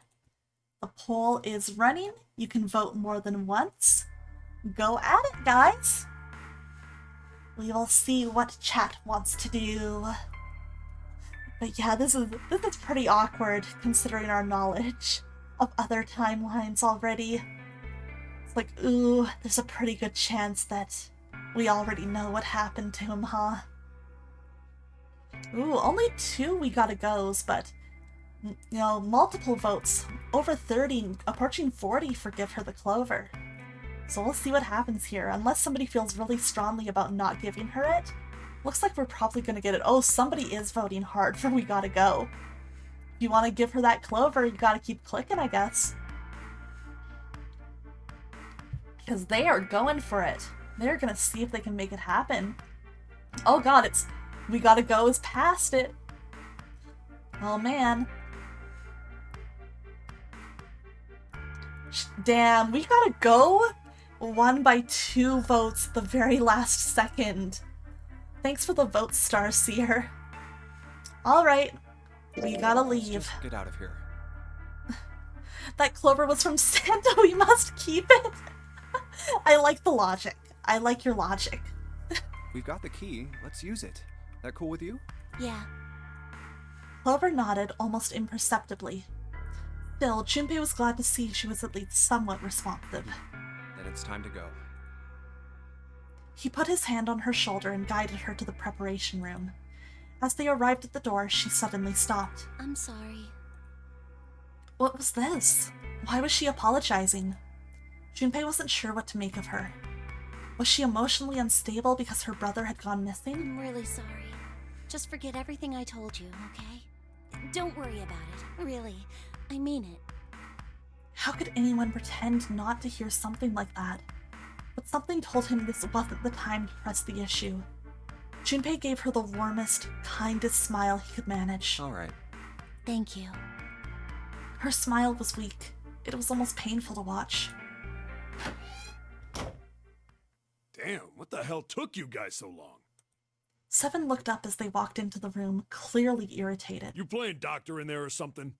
Maybe. Jealous? Seven avoided answering the question. They stood in front of the door. Junpei took out the Jupiter key. Alright, I'm gonna open it now. Is that cool? You don't need to keep That's asking, so cool. just do it, alright? Fine then. He slid the key into the keyhole and turned it. He felt it unlock. The door opened with a soft, melancholy creak. Beyond it lay a simple white hallway. There was no fanfare or confetti. Obviously, there was no one there to applaud them. They simply walked through the door. That was it. Alright, let's get going. Hey man, what's up with you? You're so serious, you know? Can't you sound more happy, you know, get a little excited? Yeah, where's the hype at, Junpei? Come on, step it up. Not really. I mean, fair enough, actually, considering the situation. Junpei turned away from Seven and took his first step down the simple white hallway. My brother might be dead. I'm going to be next. Clover had told him only a few minutes before that her brother was probably dead, and she was likely to follow him. Like hell I can. Not after hearing something like that.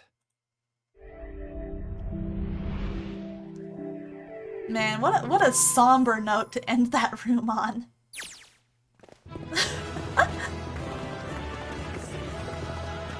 Thank you, now it's much less somber. They left the operating room. The hallway took them around several corners and past several doors, but they were all locked. There too, huh? Every door in this place is locked up tight. How about that one? The final door was hidden in a corner of the hall. May as well give it a try. Junpei grabbed the handle. As he made to push it open, a voice stopped him. The voice came from behind him and belonged to neither Seven nor Clover. Jumpy! She... He spun around. He saw someone running toward him from the other end of the hallway. There were 3 people coming toward Junpei and his companions. June? And Santa? And Lotus too? Yay! They pulled up short in front of Junpei, breathing hard. Whoa! What the hell is this? What are you doing here? What? But we didn't... Santa! Your boy is back. Before he could finish, Clover spoke. Hey guys, could you come take a look at this? She was standing near the end of a small hallway that branched off to the right. The rest of them ran over to her, curious as to what she'd found. Look on the wall here. There was something on the wall at the end of the hallway. A map of the ship's interior? It says C deck. So it's the map for this floor then? Hell yeah, let's Door go. 7 and door 8. Yep, they both eventually end up at this hallway. In fact... Yeah, isn't that what I said? We aren't going to be split up permanently to Yay. find door 9. We might get separated for a little while, but we'll see each other again. Otherwise, we won't be able to open door 9. And that's how the nonary game works. I see. Junpei looked at the map of the ship's interior again. Wait a sec. Hey, could this lead to... As he looked more closely, his surprise and excitement gave way to weariness. Oh, You've got to be kidding me. One by one, the others saw what he'd seen. We may as well go. yeah. They moved as one for the door. Oh, almost forgot. We should keep this. He pulled the map of the ship's interior off of the wall, put it in his pocket, and followed the others. The 6 of them stood in front of the door, arrayed in a semicircle. Santa stepped forward. He took hold of the door and spoke, without looking back at the other 5. Ready? I'm gonna open it. Oh boy, he's gonna do it. He's gonna do it for real this time. Slowly, all 5 nodded their silent assent. With a deep breath, Santa threw open the door.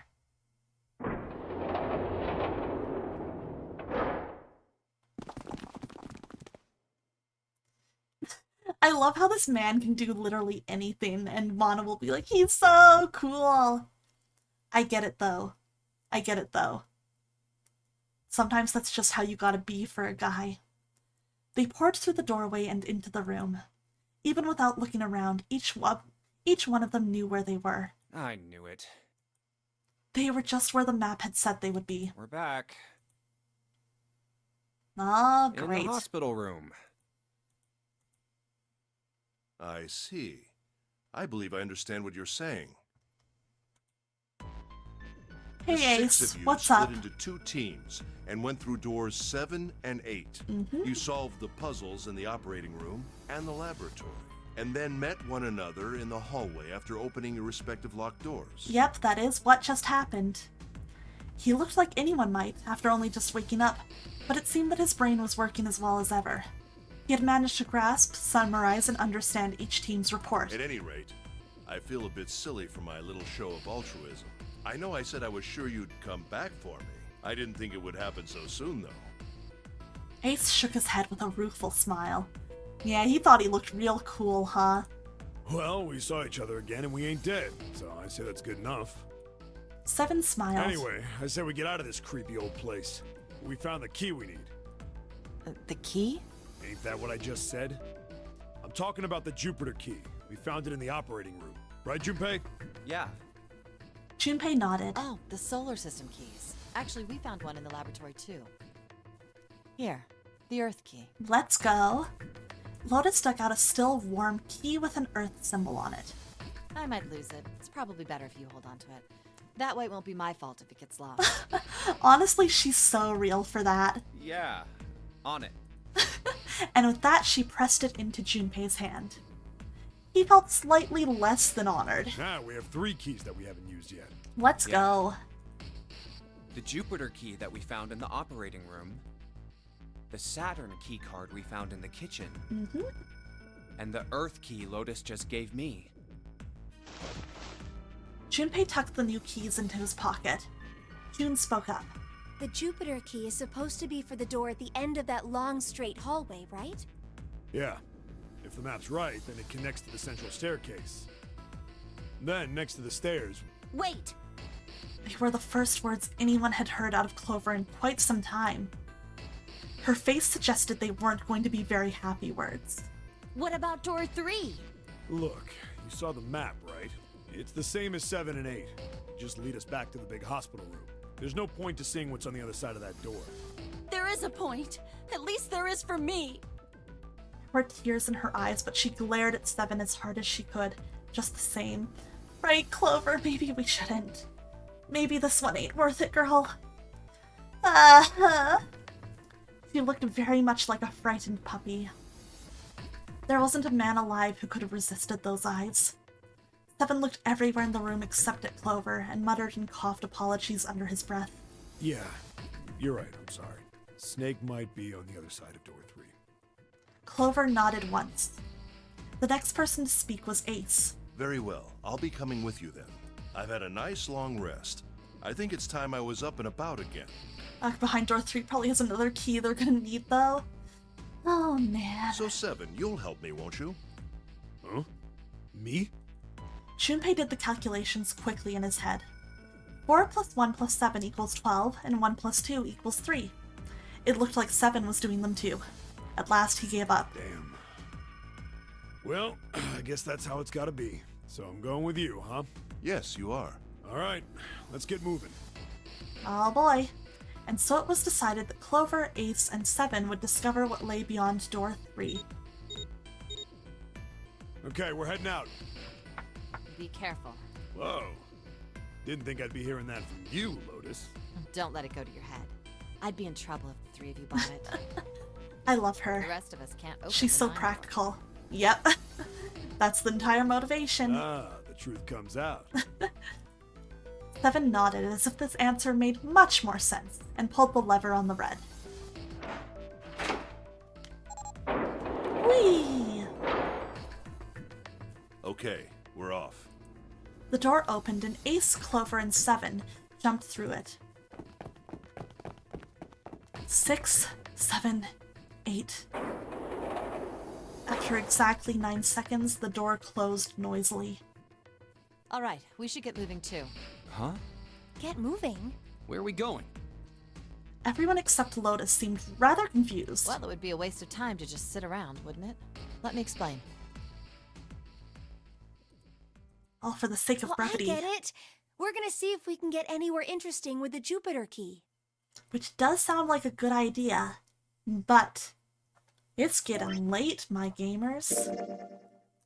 We are gonna actually save here and come back another day to see if we can get anywhere interesting with the Jupiter key. Alright though, that was fun. I really enjoyed getting to do that. It was fun getting to do some new puzzle rooms and see what kind of route we've ended up on this time. I guess next time I think we are probably going to get our second ending, so I'm looking forward to that. I'm curious which one it's going to be. It could be a couple different ones at this point. It just depends. It really just depends. But alright, as I said, I'm going to try and stream on Sunday if I can. It, again, might be kind of guerrilla-ish, but hopefully more notice than tonight's stream was. I'm going to actually plan ahead a little bit better for that one. But yeah, we're looking at likely Friday for my 1K anniversary stream, so we'll see what happens then. I'll try and confirm that very quickly. A guerrilla stream. Eek ook. Is there an ending where we end with Santa? If so, I want that ending.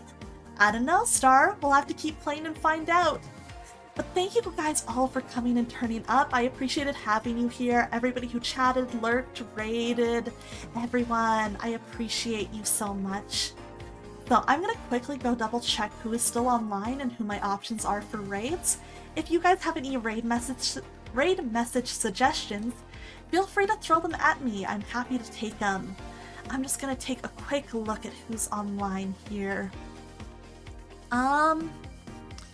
Okay, I have a couple of options. Ooh, actually, you can only get Santa's ending on December 25th. That'd be crazy. That'd be so funny if they programmed something like that in. I'd kind of love it though. But okay, let me just see if it seems like this person's still going strong once stupid ads die. yeah, thank you guys so much for coming by. As I said, if anybody has any raid message ideas, feel free to throw them at me. If not, I'll come up with something. Okay, okay. Yes, looks like she is still streaming. We're gonna go raid an old friend of mine who, yeah, she's streaming what looks like maybe like a horror adventure game or something. I have not seen this before, but she is so funny. I love her. She's great, and she's getting a VTuber model done soon, a live 2D model. So let's go support her and, you know, be ready to hype her up when that model's done. Let's see. How about let's do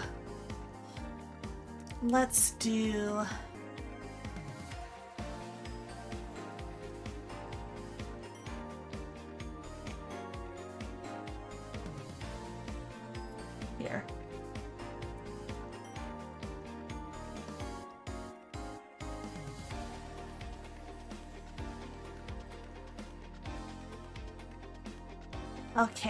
Okay, I got it.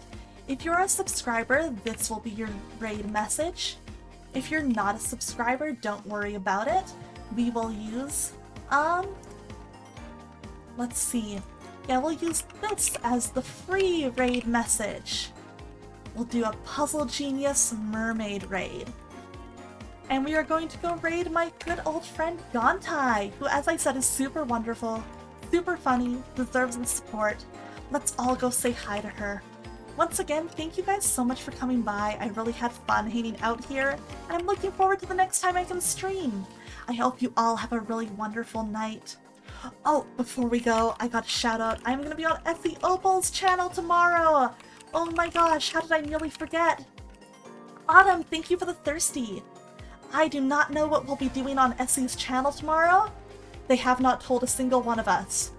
I kind of feel like I might be walking into a 999 situation there myself, where Essie is 0, but we'll see how that goes. And thank you for the stretch as well. Autumn, nice to see you. Sorry you're just catching the tail end, but I hope you're doing well, and thank you very much.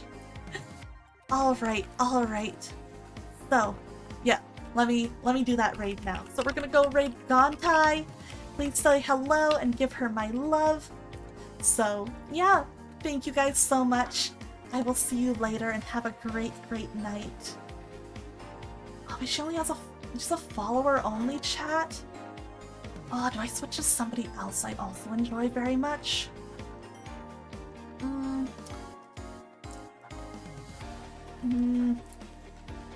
Yeah, I'm sorry. I do love her, but I don't love sending people to follower-only chats just because I feel like it's not really inviting for raids.